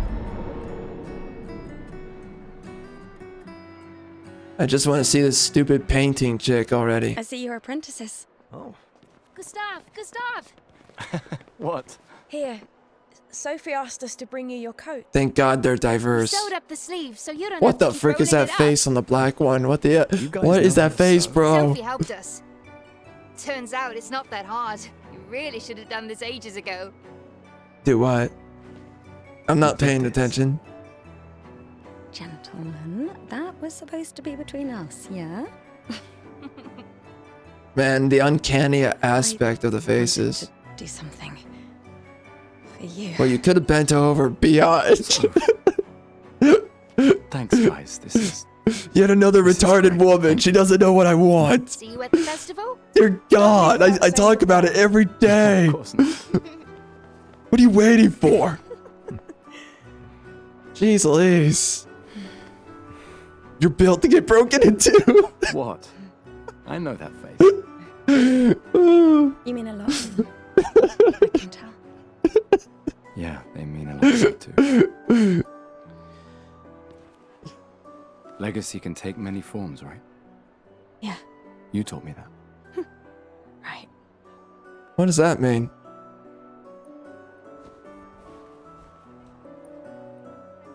Why? My legacy is when she smells like me. Even when I'm not there. I wanted to see you wearing My it. stench, my odor. It doesn't leave her existence. Oh, you like uniforms? I own her like property.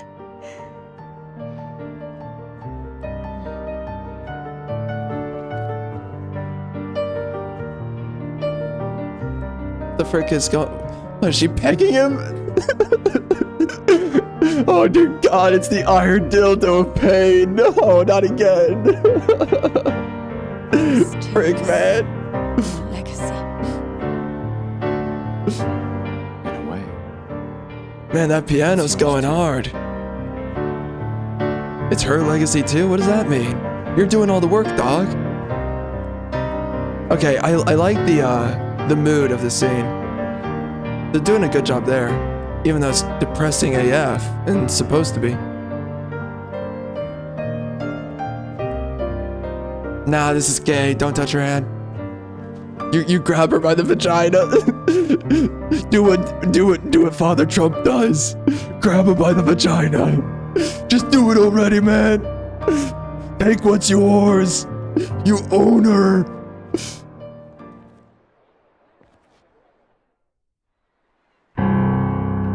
Dear God, that's loud. What is happening? Why is this so loud? Jeez, man. Oh my. Yo, that piano's going hard. Listen, I feel it. I feel that piano. Wow, that's loud. What the F?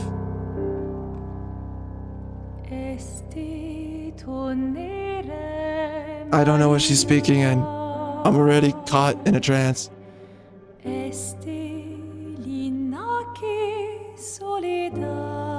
I spent so much time talking that it feels like it feels like I feel like I went on a Frodo Baggins journey getting here. Goodness.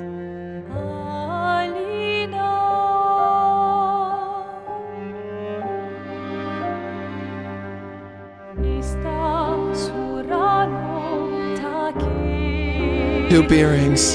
She wants to be penetrated. Oh my God, that's too loud. Dude.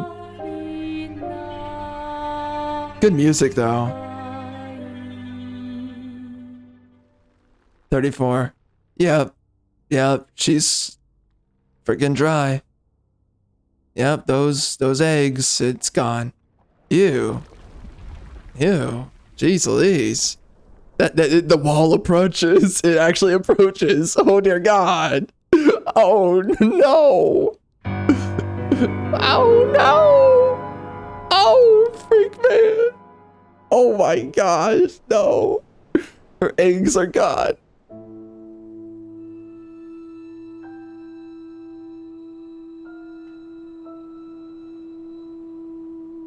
Yep, that's what feminism does to you.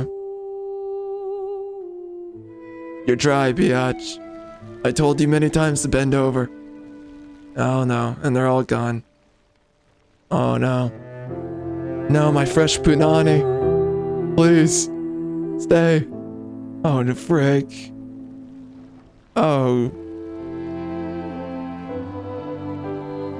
Wow, that's so sad. Yeah, all these people I didn't know. Wow. Dang.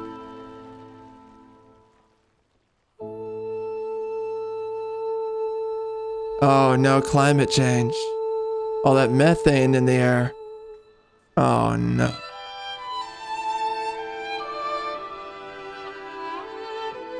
You're not gonna die, you're fresh punani. You're part of the Aryan race, you have blue eyes. It's not happening.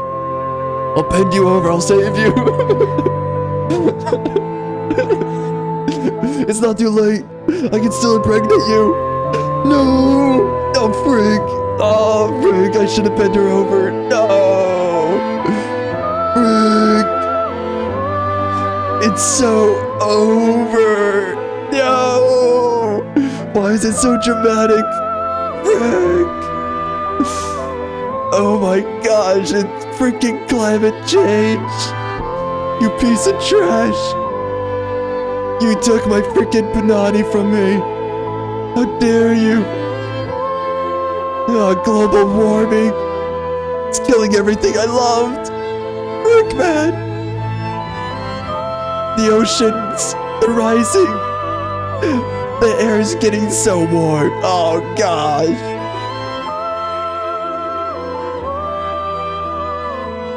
I'm going on my villain arc now. I'm going Genghis Khan. I'm gonna slaughter more punanis. I'm going through every ginger I see.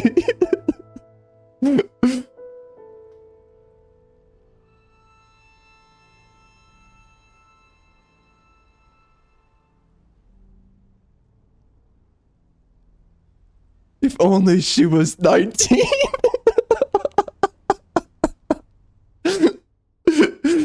She could be perfect for me forever. Forever.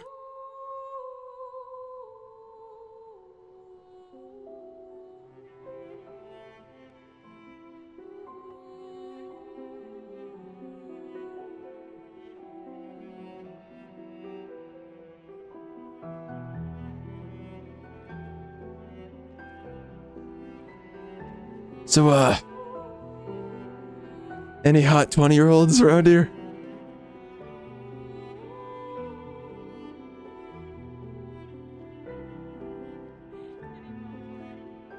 I'm just looking for a fresh piece. Please. I'm desperate. I just lost my washed up You can't hide from us. wifey.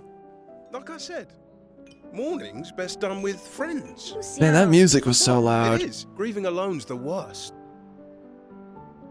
Where's mine? No, we are not double teaming her, bro. No.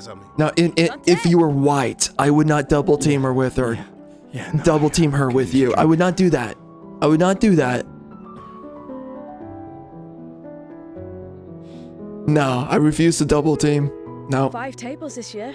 No. See that? Told you we'd beat the 34s. Even my Elle showed up and she hates these. So wait, he was into an older chick? Oh, yo, oh, Wanna go take frick. a look? Oh, I will definitely double team, as in 2 chicks. I'm okay. I'm okay. You go. Yeah, we can definitely.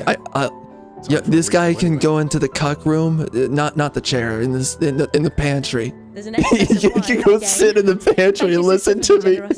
Oh, and try to enjoy Double yourself. team these Don't chicks. drink alone, you weirdo. Yeah, right. Enjoy myself.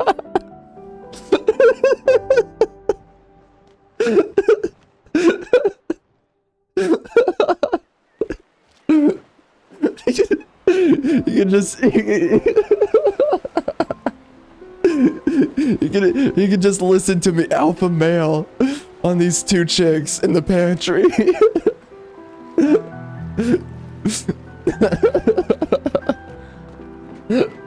Oh gosh.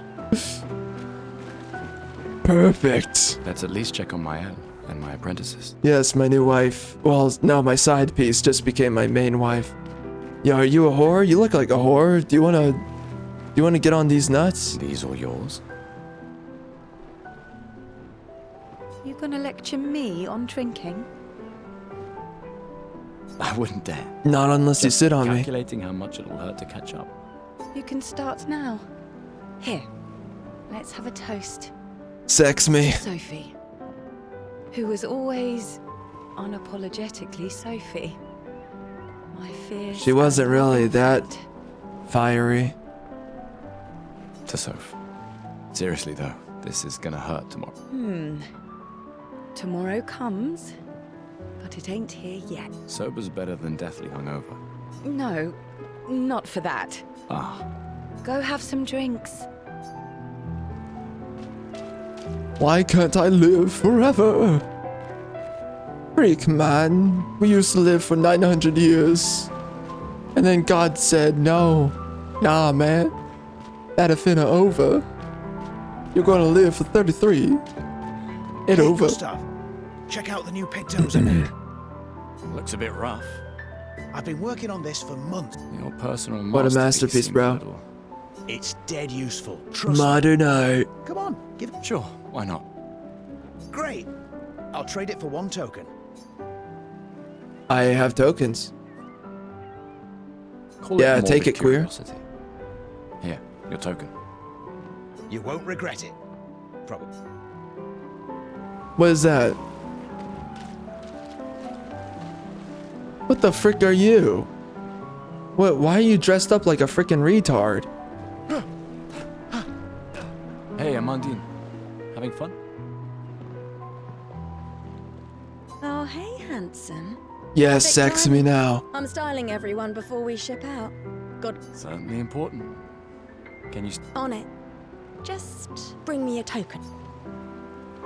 Ready? Oh, for what? you? I'll find a No. token first. No, my mother effing token. Ah, fuck. Ah. Oh, you whore. Hello there, Gustave. Perhaps one of these artifacts may prove useful to your Colette, you've been holding out on us. relics from before the fracture, passed down through the generations. The council deemed them. That's kind of you to share. I may not be able to join the expedition, but I'd still like to. Ah, Whatever. Nah. Meh. Go have some drink. God, I wanna sex all these women. Gustave, just the man I wanted to see. you want a rematch, don't you? Listen, bro, not interested. You can go join frickin' cuck guy in the cuck pantry. Well, it's my last chance, isn't it? After tomorrow, you'll be the undisputed expert on it. That's tomorrow. What about today? Who am I to deny? How many years ago was... You're kidding. This is your... Yes. When did our world break apart and our luminous city get thrown into the middle of the ocean? Wow, thank you for exposition dumping like that. 67. 67 years ago. Brilliant. I concede. You are the I'm just good. undisputed expert. I'm just that good. Every child knows this. The monolith's essentially a reverse calendar, counting down since the fracture happened in year 100. I'm sorry.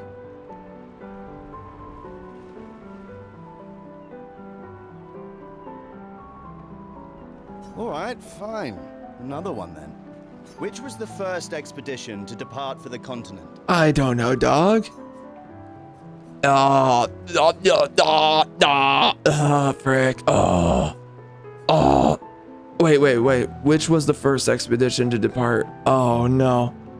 Oh my god, they're trying to freaking mess me up so bad. 99, because the 100th year... It would have to be 99, because the first year that it reverses is just the first year. It wouldn't be...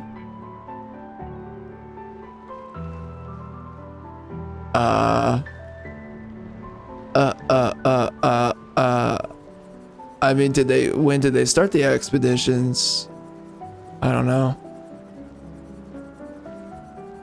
Oh, frick. I want to get this right, but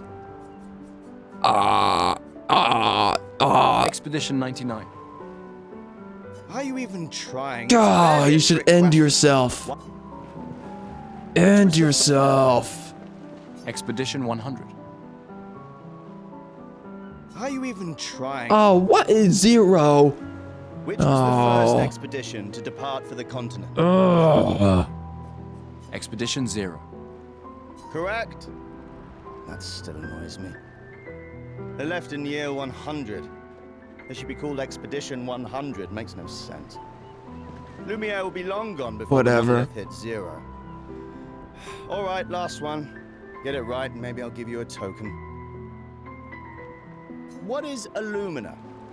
Something that lights up in a woman's vagina when you find out that she is past her prime.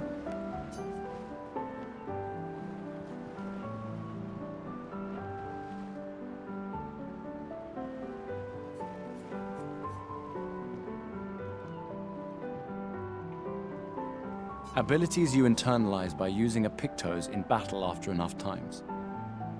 Yeah. Well done. Oh, that was it? Man. Not really. I mean, I created the Lumina converter, so... I hereby officially end our feud. You big softy. All right, here. Golly, there's too much talking. Alright, so I can give a token to a retard. Come, let's play some... No way. Cards? Ah, it's just what sore losers. Cautious is... Golly, are we gonna play the game? We're expeditioners. Stay smart, yes, but be bold, huh? Money's no good out there anyway. Why are you trying to fleece me? 'Cause winning's fun.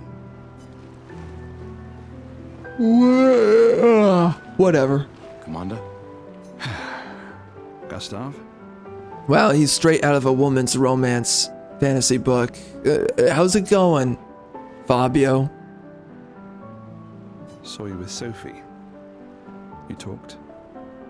Yeah, where's Yeah, your she's daughter? dead now. Leona's upset. Shit. It's okay. She doesn't need to understand. Yeah. I'm counting on you. No pressure. Oh no. Lots of pressure. You and Lune and your Lumina tech. Thanks, but that's not. Everyone has a role. Lucien, Tristan, Catherine. Tristan. You made us into a... We have a really good team, thanks to you. Tomorrow comes, my friend. Doesn't it always?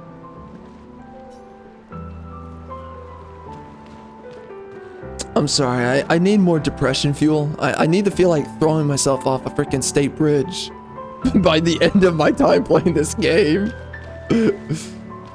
Please just make me do it in. I'm pacing myself. You're so boring. I like that you say when and not... What can I say? I'm an optimist. Oh my gosh. These characters.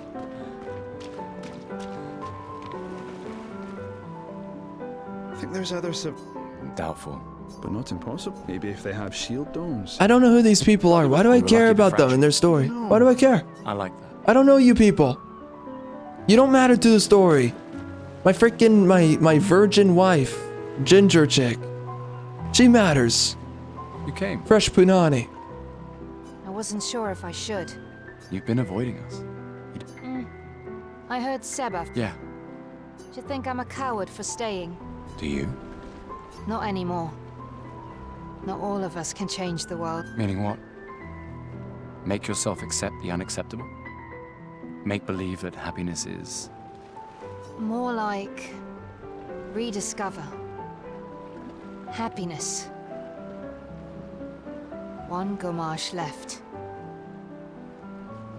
Maybe contentment is the highest form of happiness. Maybe contentment is the highest form of happiness. Now, happiness largely doesn't exist, and it's temporary. Contentment is much more long-lasting. That's what you're trying to say. You didn't say it, though, because you suck. It makes me sad to hear you talk like this.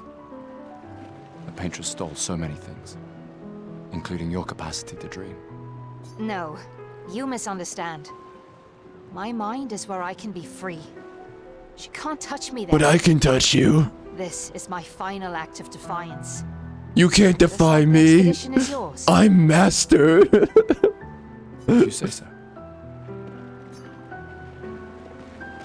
I just finished calibrating the Lumina converter. We can... Perfect. Hey, does Lune seem preoccupied to... Well, it's I haven't noticed anything, but you... No, she doesn't like people prying. I've known her since we... Ah, right. You were both apprenticed to her parents. Man, you really been holding out that long, huh? Yeah. Let's just say they ran a tight ship. I can imagine. I'm done. I hate you people. I don't want to talk to anybody. I'm done. I'm not interested. I can't believe you're working right now. Tristan dragged Oh, me. yes. Thank God. I'm going to split this freaking female in two. My favorite whore. I got the jungle fever. How's it going? Or whatever. The swamp fever. I don't know. Yellow fever. Whatever you are. Just lay it out. Lay it out. Frick. Where's the cleavage? This is gay. Is that the final spot? It's amazing you triangulated Expedition Zero's landing site. Theoretically. Extrapolated from the archives, but... No woman is that smart. Stop it. You're giving a man's archetype to a woman. She's a dumb bimbo, freaking Asian chick that will get split into two by my...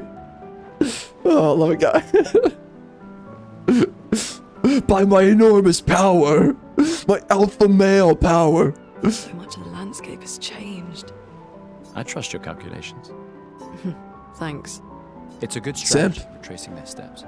They're the only expedition with any survivors, and they made it to the monolith, so... Assuming the records are correct, my calculations are correct, that they left... You don't calculate anything. No woman calculates anything. Especially you. You're not doing the calculations. You're whoring out to some guy that's actually doing the calculations. Because that's how it goes in real life. You need a drink. Go away, Gustave. No. No, I'm grabbing that punani. When they say go away, they want more. Every time I hear it, I just know I need to go in. Ready for tomorrow? Yeah. What about you? I've already claimed Alon's office. A view of the Paintress. She won't be there for long. If we fail. When one falls. Gustave, we got something for you. Wow, thanks. Well, I see it. Right. So, when you come back... They'll definitely want that for the museum. Oh, and if you find journals from the... I shall faithfully record all our adventures, And Nevrons. I can do that. And in return, do you solemnly promise? I promise. Promise. Andrea? I'll use everything you taught us. I should check on Maya. She's probably alone, as usual.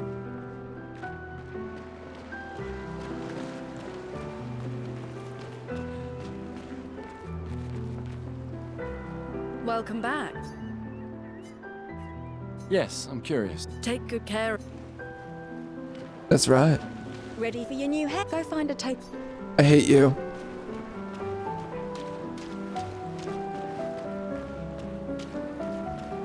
Come, let's... You keep saying no, we can't. Wow. So many expeditions. You look gay. So cool. Wait, what? That's... He made that overnight, Dad. Damn. Now I feel stupid. Cursing already at that age? It's over for you. Throw yourself off the harbor. Just drown yourself. You take it. What? I'm not sure I'll ever use it. Maybe I'll go blind like my father, or I want to support the expedition now. Take... It's okay. I don't need the uniform. Got to know it, my gay dad's with me. Potter. Thanks.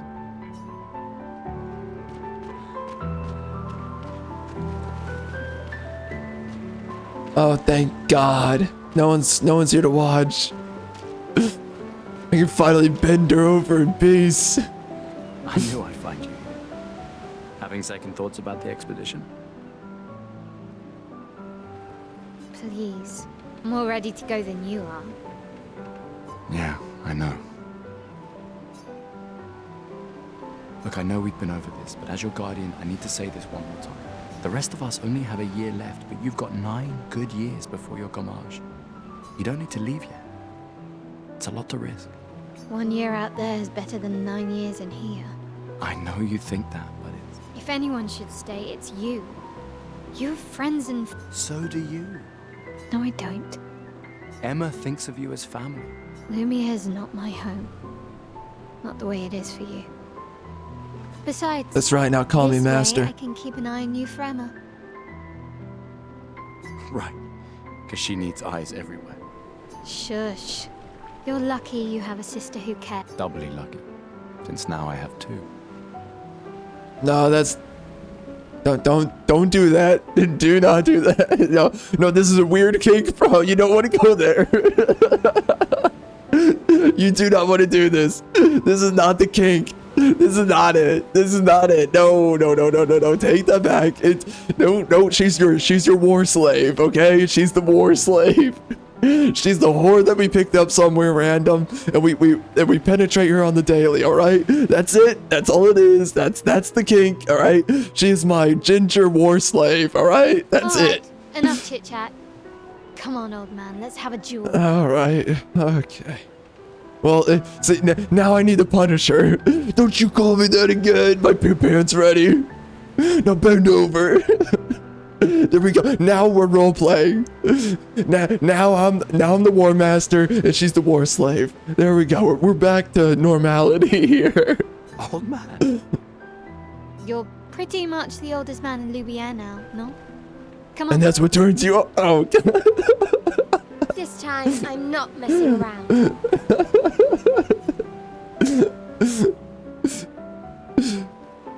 She's hunting for those grandfathers.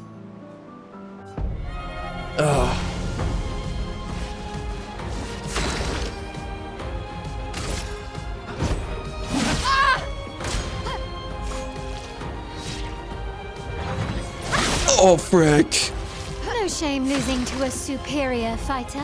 Don't talk to me about superior. I am the man.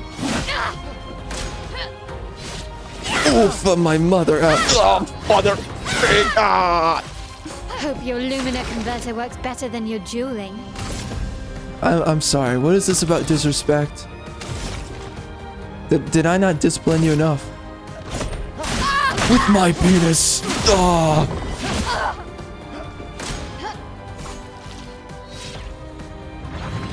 Alpha man. What? Hey, okay, guy.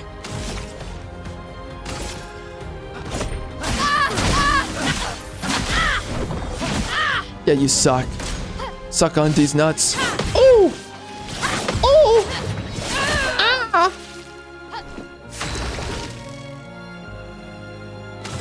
I'm just getting better as we play.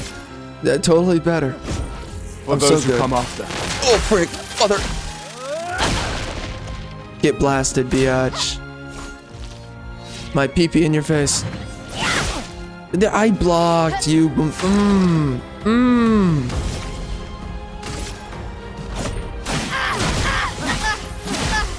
Keep screaming. I like it. Oh, come on, mother. Stupid piece of filth. The fucking Irish. No. Now, don't get too confident. No, I didn't lose. I didn't lose.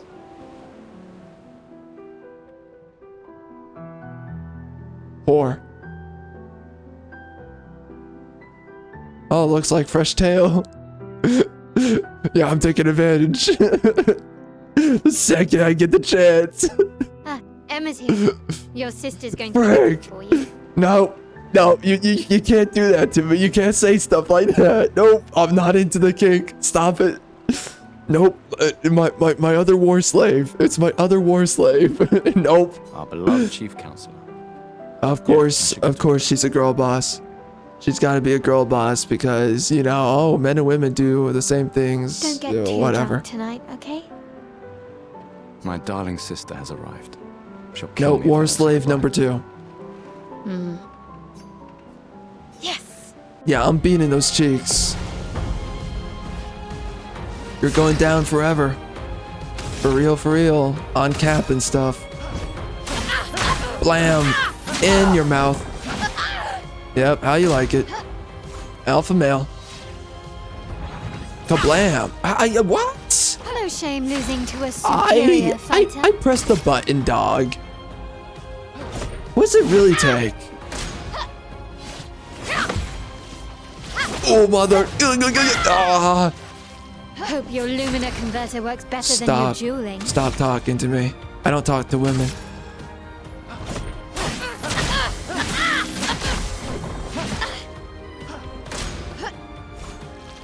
I give up. I'm dodging. Oh, mother. Do I have items? I need to heal.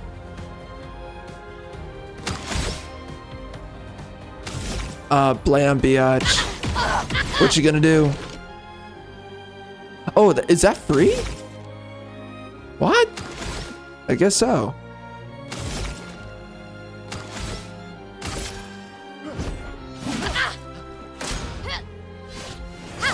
Oh, come on.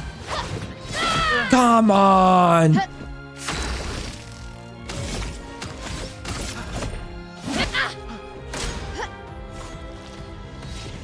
I hate this game. Stop.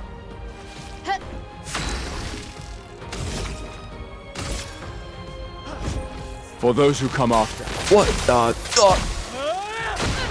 Jeez Louise, please don't wreck me. Oh, you. Oh. Freaking screw you. Oh. Too slow, old man. Now, don't. Yes!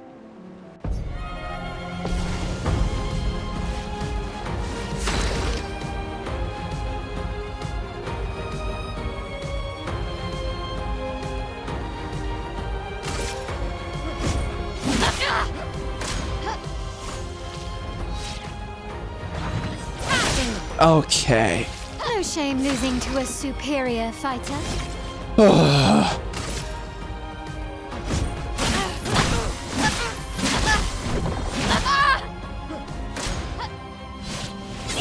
Come on!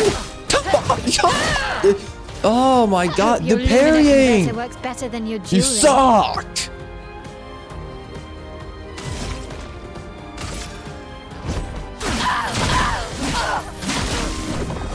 I love it when you make those noises.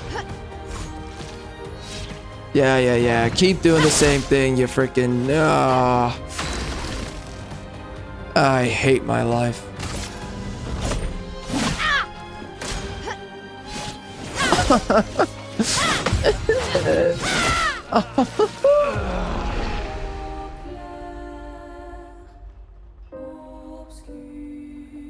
Too slow, old man. Now, don't. I'm about to show you how old this freaking phallus is. Yes.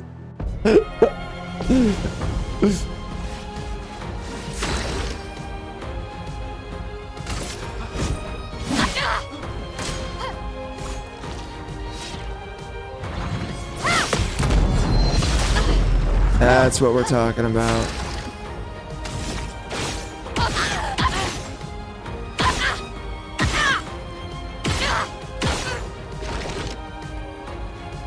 You have to actually aim that. What the frick? Unnecessary. Kablam! Hope your Lumina converter works better than your dueling. This is verbally abusive. Ah! No shame losing to a superior fighter. I'm sick and tired of being demeaned.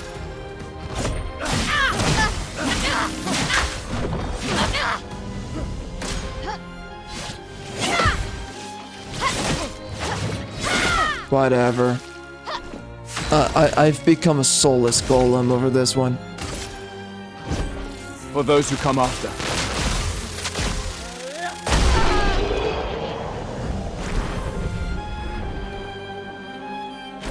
Not bad for the oldest man in Lumiere, eh? Yeah, that's right.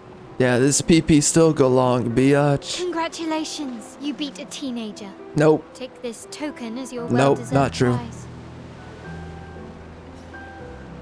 Nope, I'm not humoring you and your weirdo kinks. Not doing it. Not doing it. You're my war slave. Bend over.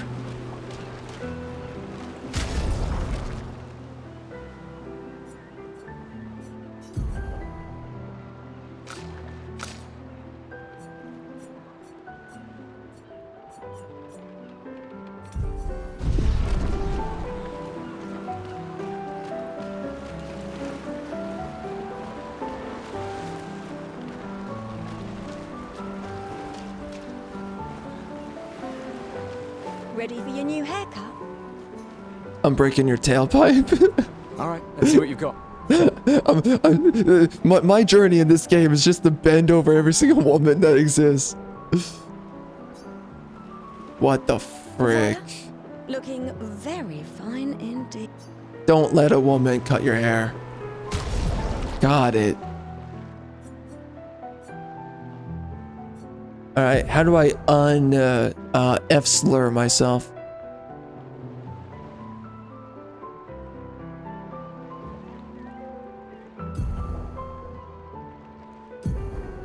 Freak, man.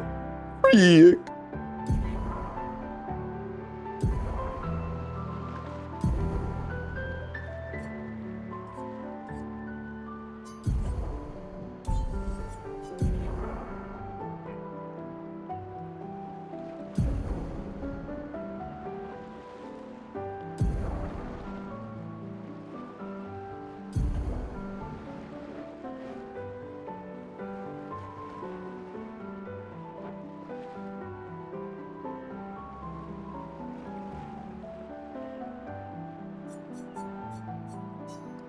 Well, that's cool.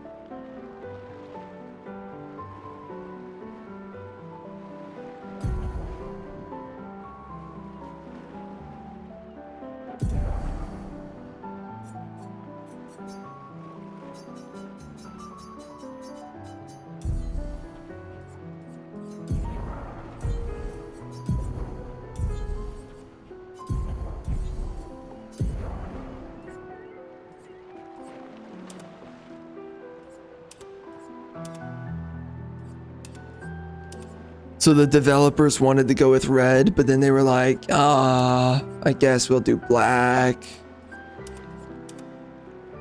Yeah, that's exactly what happened.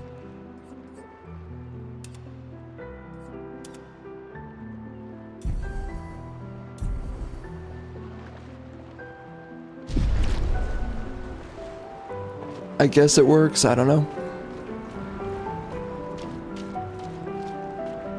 Alright, I'm bending you over, you're my war slave. The chief counselor honors us with her presence. What? Still mad I'm going? This is the definition of a fool's quest. My brother's not usually a Nope, fool. I'm not into that kink. You're not doing it to me. I've Nope. heard you say otherwise. Nope. You and I both We are know not the political related. complexities that necessitate the expedition. It's vital for morale, but it's a bloodless guillotine is what it is. You should put that in your speech. Very motivating. They might just find a guillotine for you too. There are so many things you can contribute to here in Lumiere that'll have a real impact. Real? You're doing great work, really. You're not real. You're a Getting things woman. ready for the last generation. You've got it well in hand here. Let me do my part out there and win us a chance to live. We're never going to see each other again. That's why I bent you over. You're so busy anyway. I barely see you. My child will be your memory. Just take care of my Elle, okay? Oh, You're letting me go with you. She takes care of me. Me? You're her guardian too. You stop her. We're her guardians, not her jailers. She really wants off this island. Don't you have a speech to give? You mean the one you so kindly wrote for me? Just suggestions. I thought it might help you understand. I do. Understand? I just... Anyway. Cry for me. I'm into it. Time for my speech.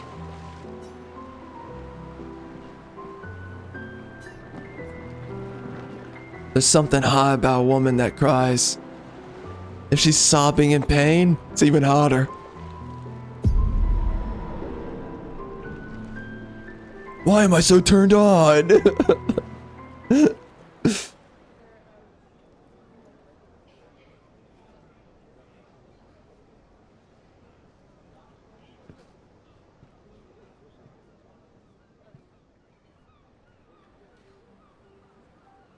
Wow, look at that strong, brave girl boss. Expeditioners.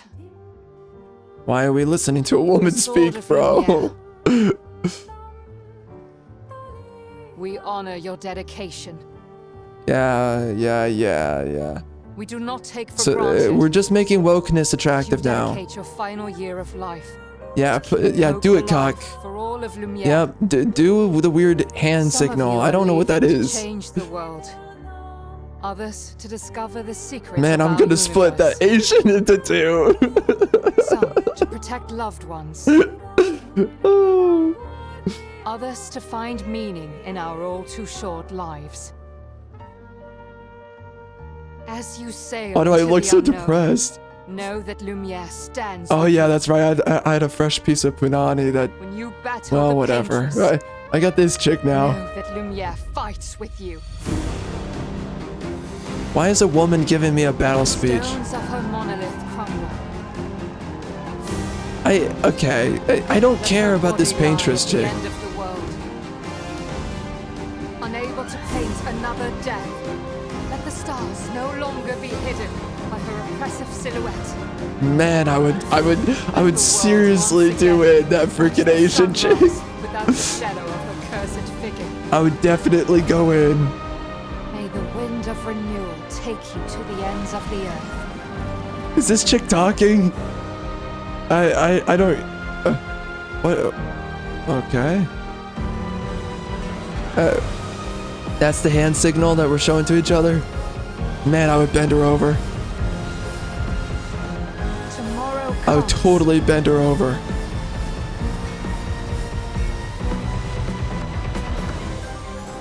thanks to you. Expedition 33. Well, it sounds like we're gonna die.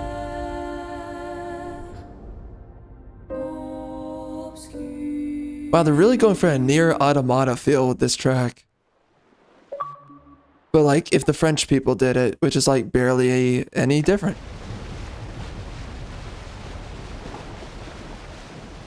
Do I have water? Frick. No, nope, I don't.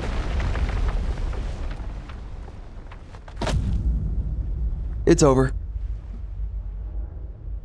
Yeah, I know. We're 33. The egg carton is dried up.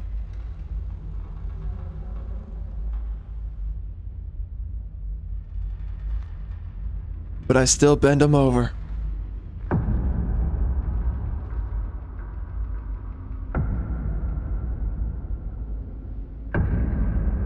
Oh, hey there, guys.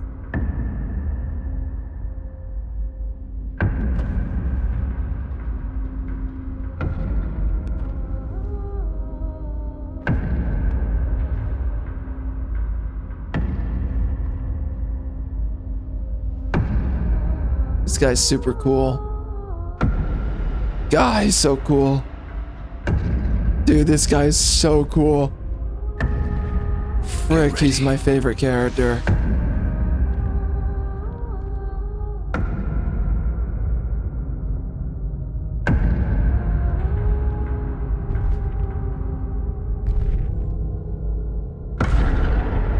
That's my favorite character.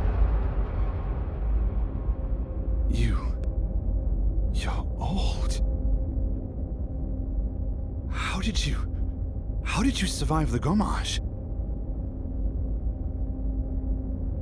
That's me? Which expedition are you from? Oof. Why, is he dead? Oh my gosh, it's the Game of Thrones effect. Oh man, he got wrecked. Fall back! Wow. Dang. So future me just wrecked that guy, huh?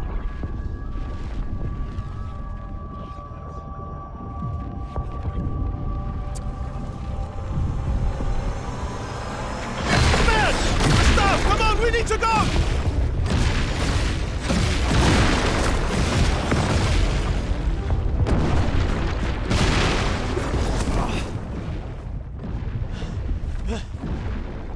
He's not following. Putain! What the fuck? Who the fuck was that? Does that woman want to have sex with me? What do we do now? Regroup at the rally point. The indigo tree.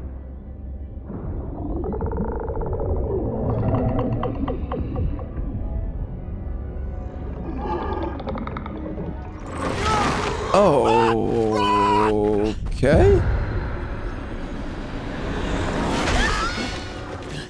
Well, I guess we can say this feels pretty creative so far. What's going on? Wow, everyone's dying. What in the? Come on, move! Fucking Thank God. Oh, wow. Dang. This is pretty intense. Oh yeah, what's up? Base vagina? Do you want to meet my penis?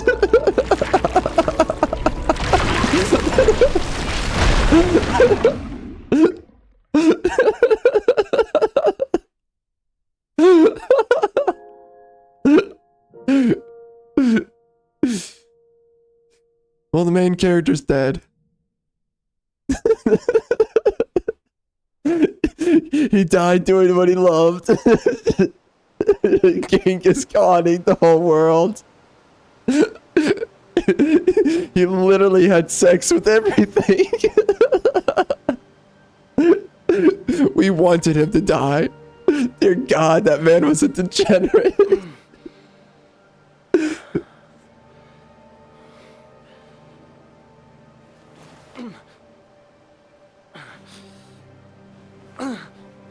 Man, last night was pretty rough. That was a titanium dildo if I've ever seen one. Dear God. That random Sophie chick, she did not know how to push it that far.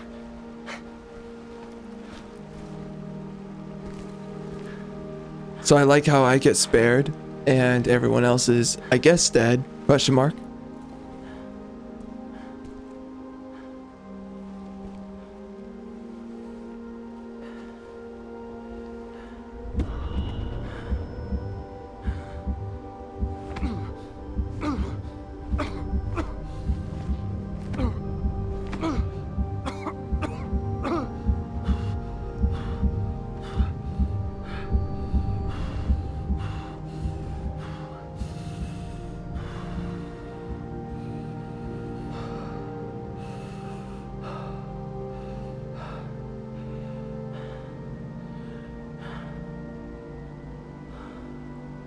Yeah, that's what it feels like to be a Redditor every day.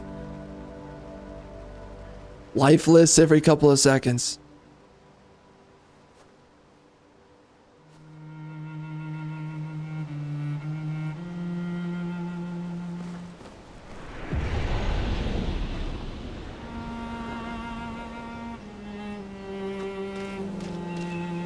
Man, it looks like me after talking to my wife. Domestic abuse. She likes destroying me.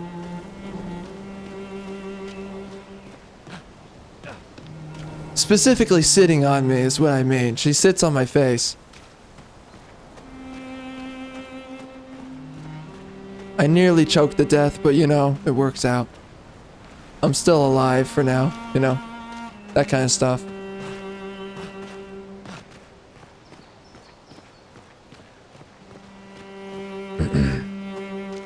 I like the feeling that I don't have to run around needless locations. I just kind of walk forward and then cutscenes play. I feel like a real gamer right now. A gamer? Oh my gosh. What's going on with that statue? Isn't that a historical statue? Why, is it broken? Isn't that a statue? I forget who that's supposed to be. That's a statue from real life, I think.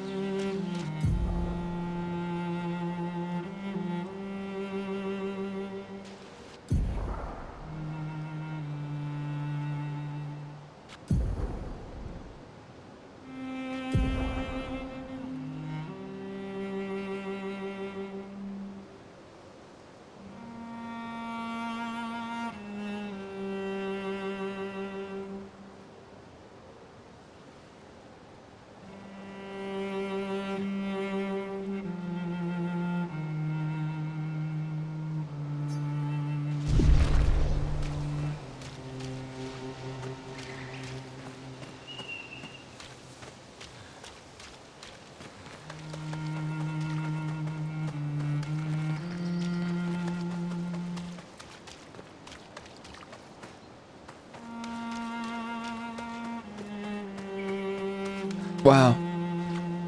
That is really impressive.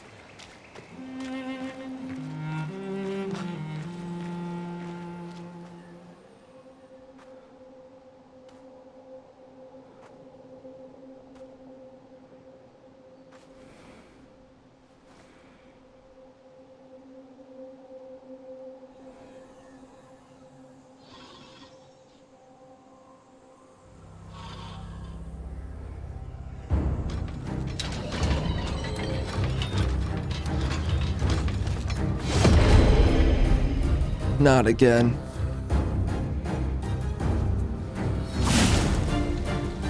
Nice sword.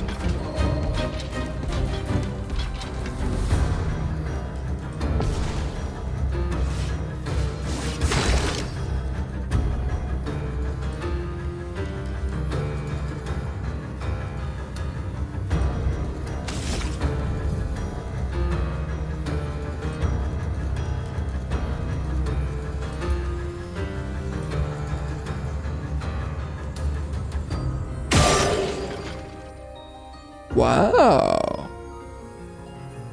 What? So that's done? Alright, so there's no more weak point. Okie dokie.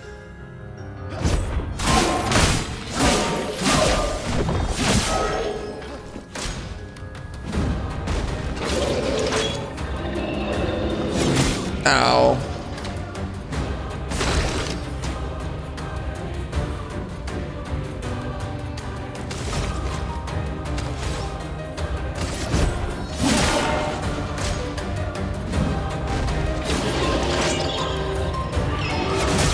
Oh, I block, dude. That's a parry. That's a parry. That's a parry. Get, screw you. Freaking Chirac showed up to your freaking neighborhood. What's up?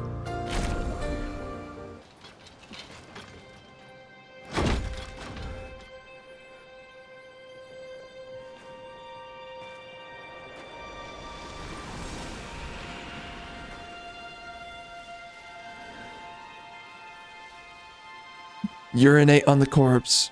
Just do it.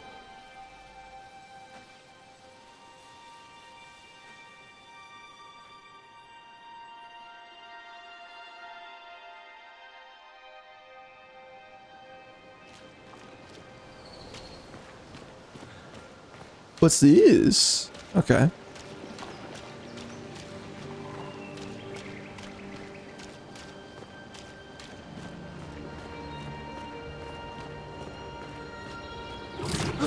Oh, what the?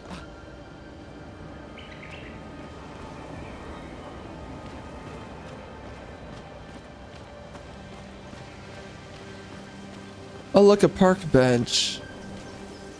Okay.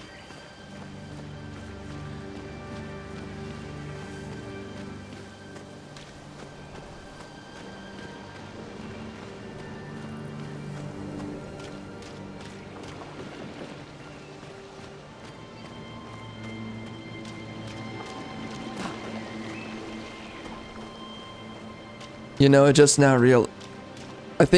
well, I don't know.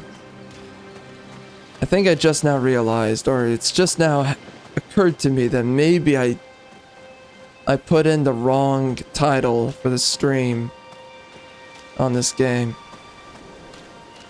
I don't think I did, though, and I don't actually think it matters. But it might be wrong. Man, it's so scenic. Dang. Really good graphics, too. Used to feel crazy to get graphics like this, but...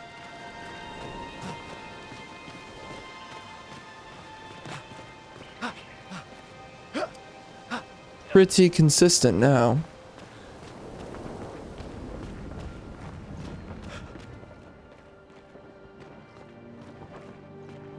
Oh, wow. That's a lot of wrecked people. So what, he cleaves off people's heads? Or no, these people ossify or something, yeah. So they turn to stone? Oh my.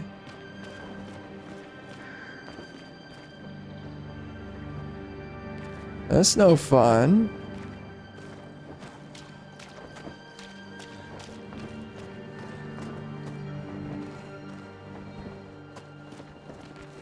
Yeah, I guess they all get wrecked. Pretty hard.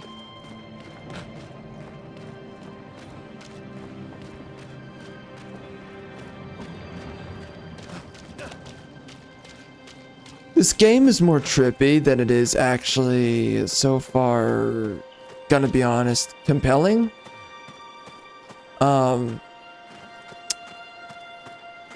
It's not like it's bad, it just doesn't feel...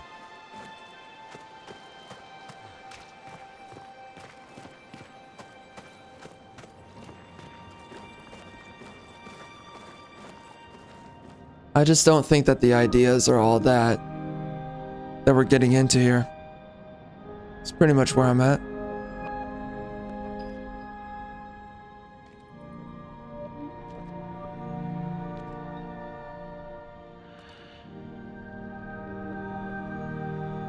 Oh dear. Oh my.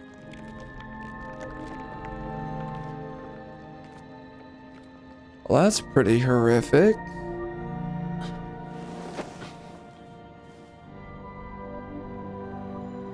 Man, this really is depression fuel.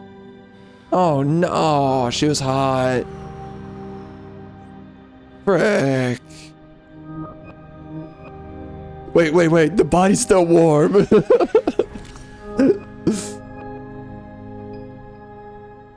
Really? Well, I guess it's an option, sure. Just do it. Don't be a coward. What are you waiting for? Oh my gosh, sisters, I'm so triggered. Ow! We both die. Oh my gosh, Redditors, we're saved. Thank God. I'm sorry, thank all gods. No, wait, there's no gods. Thank universe. Oh wait, thank every culture. Wake up, Gustave. Why is he twitching? Jeez Louise. The others. He really is a Redditor. We're the only ones left. You don't get to die.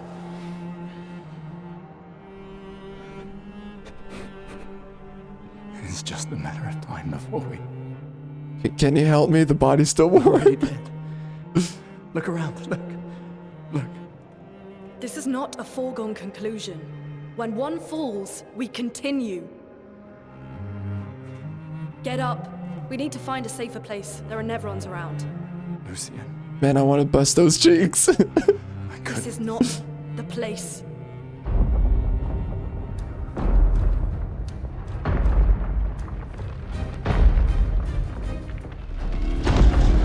What the Luminous frick? converter seems intact. It's about time we test it in real conditions.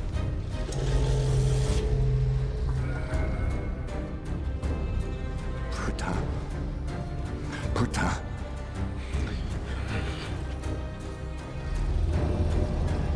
Pootie tang.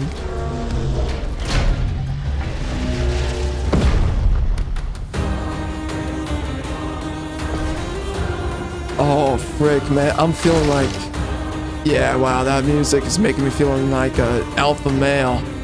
She man. Wow, dude. Okay, what a boss. Great job, guys. What a boss.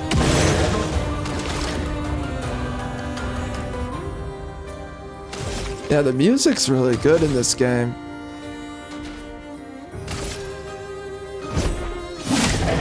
Let the ink flow. The ink?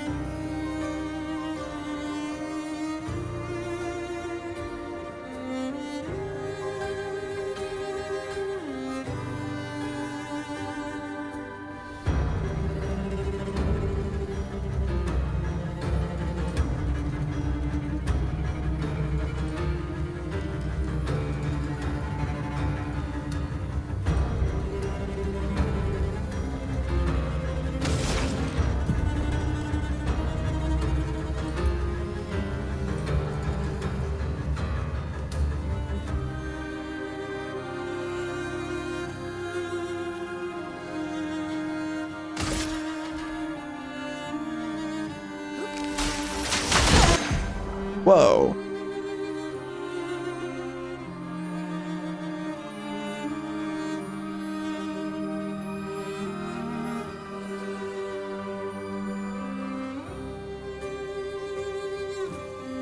Wow.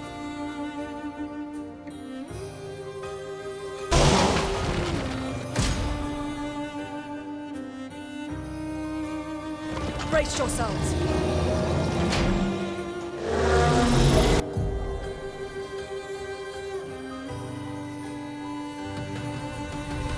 Okay.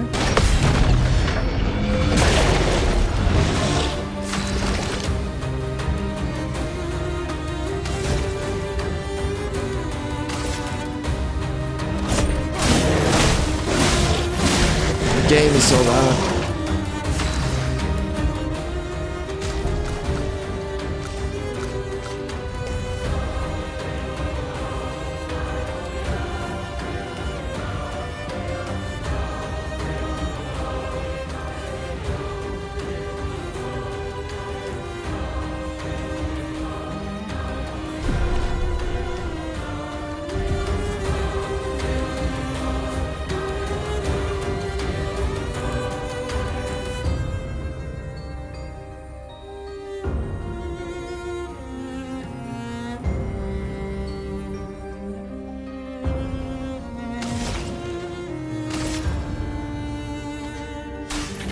Oh, frick. Great job. Great job.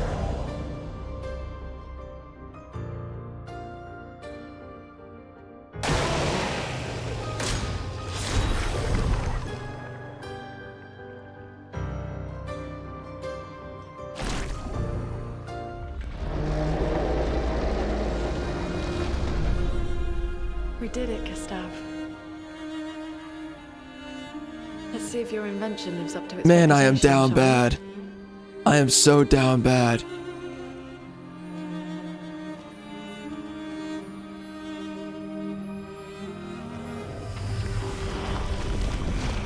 It really works.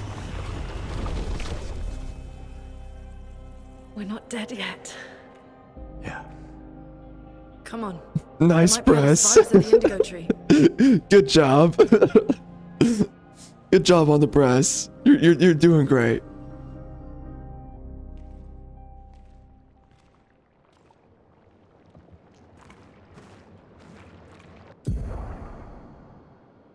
Pick toss.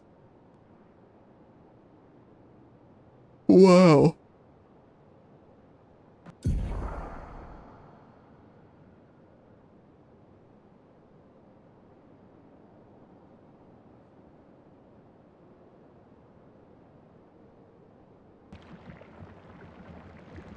Gain 1 AP. Okay.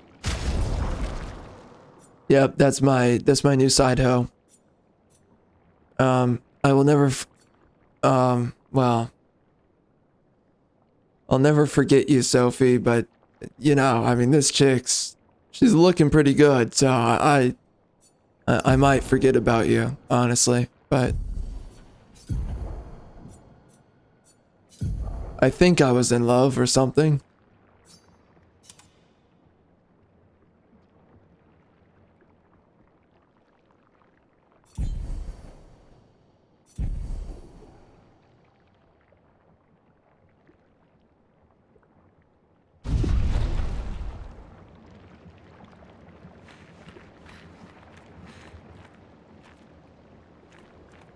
So is there a way to dress her up like a whore? Is there a way? How do I find the outfit that has the least amount of clothing? How do I do that? Yeah, that hot chick is dead. It's really sad. Wait, is she flinching? What? Was she spazzing? I don't know. Yeah, I'm playing as a chick. I'm definitely staring at her. I have no idea which direction I'm going. I just keep on staring at the female character and it's nauseating, but I guess in the right way. Jeez, what is happening there? Dang, this is a lot of dead people. What the frick? Man, we really sent a lot of expeditions, didn't we? Jeez Louise. That was a meat grinder. That's not that's not the only thing that's a meat grinder. Alright. Okay.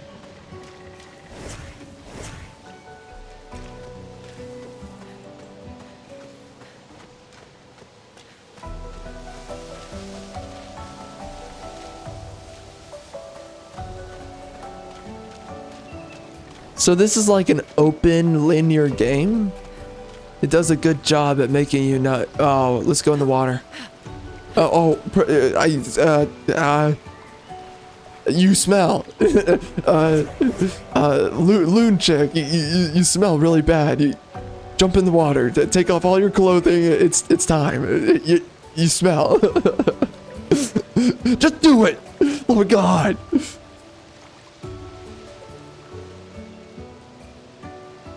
Hold up. I'm measuring.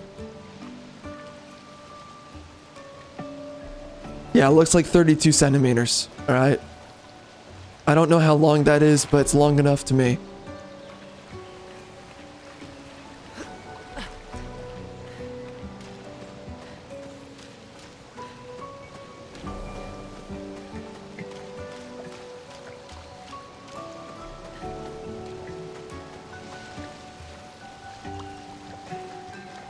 Confined spaces? I will crouch automatically. What do you mean? This?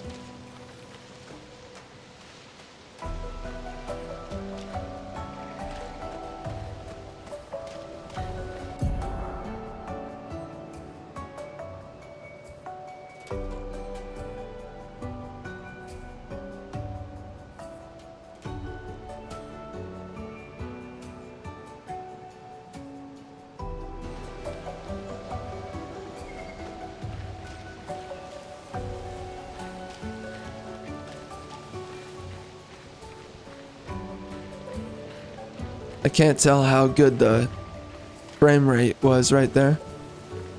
Interesting.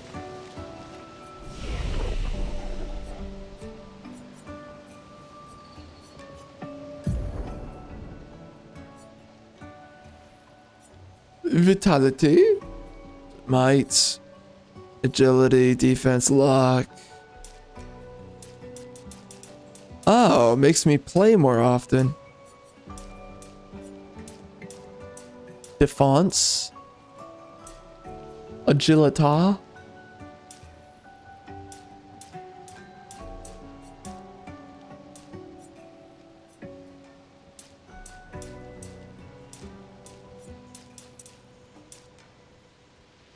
Increases my critical rates. Odd. I feel like increasing this. I don't know. I'm dog trash at the game, so yeah. But like, what's vitality even good for? If you're this bad, you know? Might as well just do agility.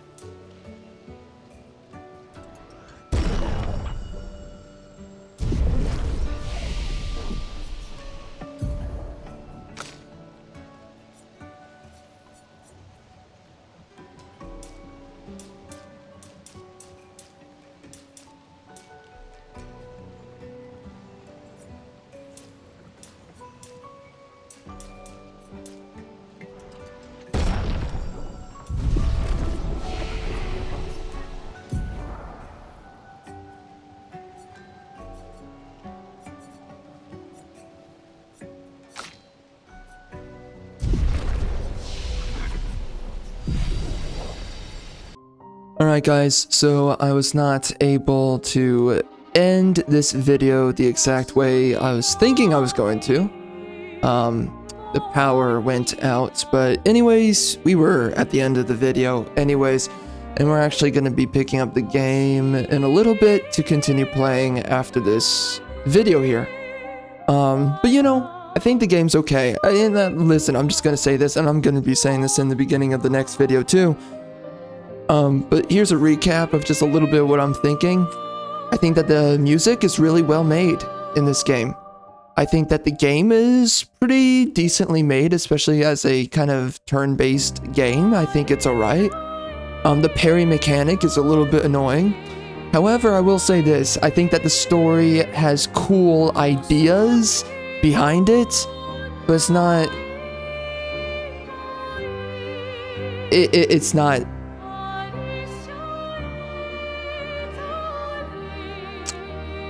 The conceptualization could be better, and I think the story is not impressive. You know, it just doesn't feel like the mind of some really good writers in the past. And like H.P. Lovecraft, I would put him up there. It's just, and I don't want to hate on this game too much, but I'm just being honest with what I'm saying. I just don't think that this is made by an expert craftsman. I don't think that this game's made by a proper storyteller. I don't think that the characters are good enough to carry this game. I think that there's games with better writers, and that does include Final Fantasy VII Remake and Rebirth, even though I do have my my criticisms and my frustrations with Rebirth. So I think that the writing is fine here. I think it's some of the best that we're seeing in the modern age of gaming. Oh, I think the game is a little bit too loud here. But you know, the writing could really sincerely just be better. And I don't think the characters deliver. I don't think that the ideas and how they're executed, and I don't think the philosophical intelligence is there to really deliver this game. So, you know, that's just a simple reality of it. It's fine, you know, at least everything's okay. It's just, it's not perfect, so. I mean, at least somebody's coming out with something that's good. It's not great so far, and I don't think it's gonna be great, but at least it's good, you know? So anyways, let's head right into the next video here.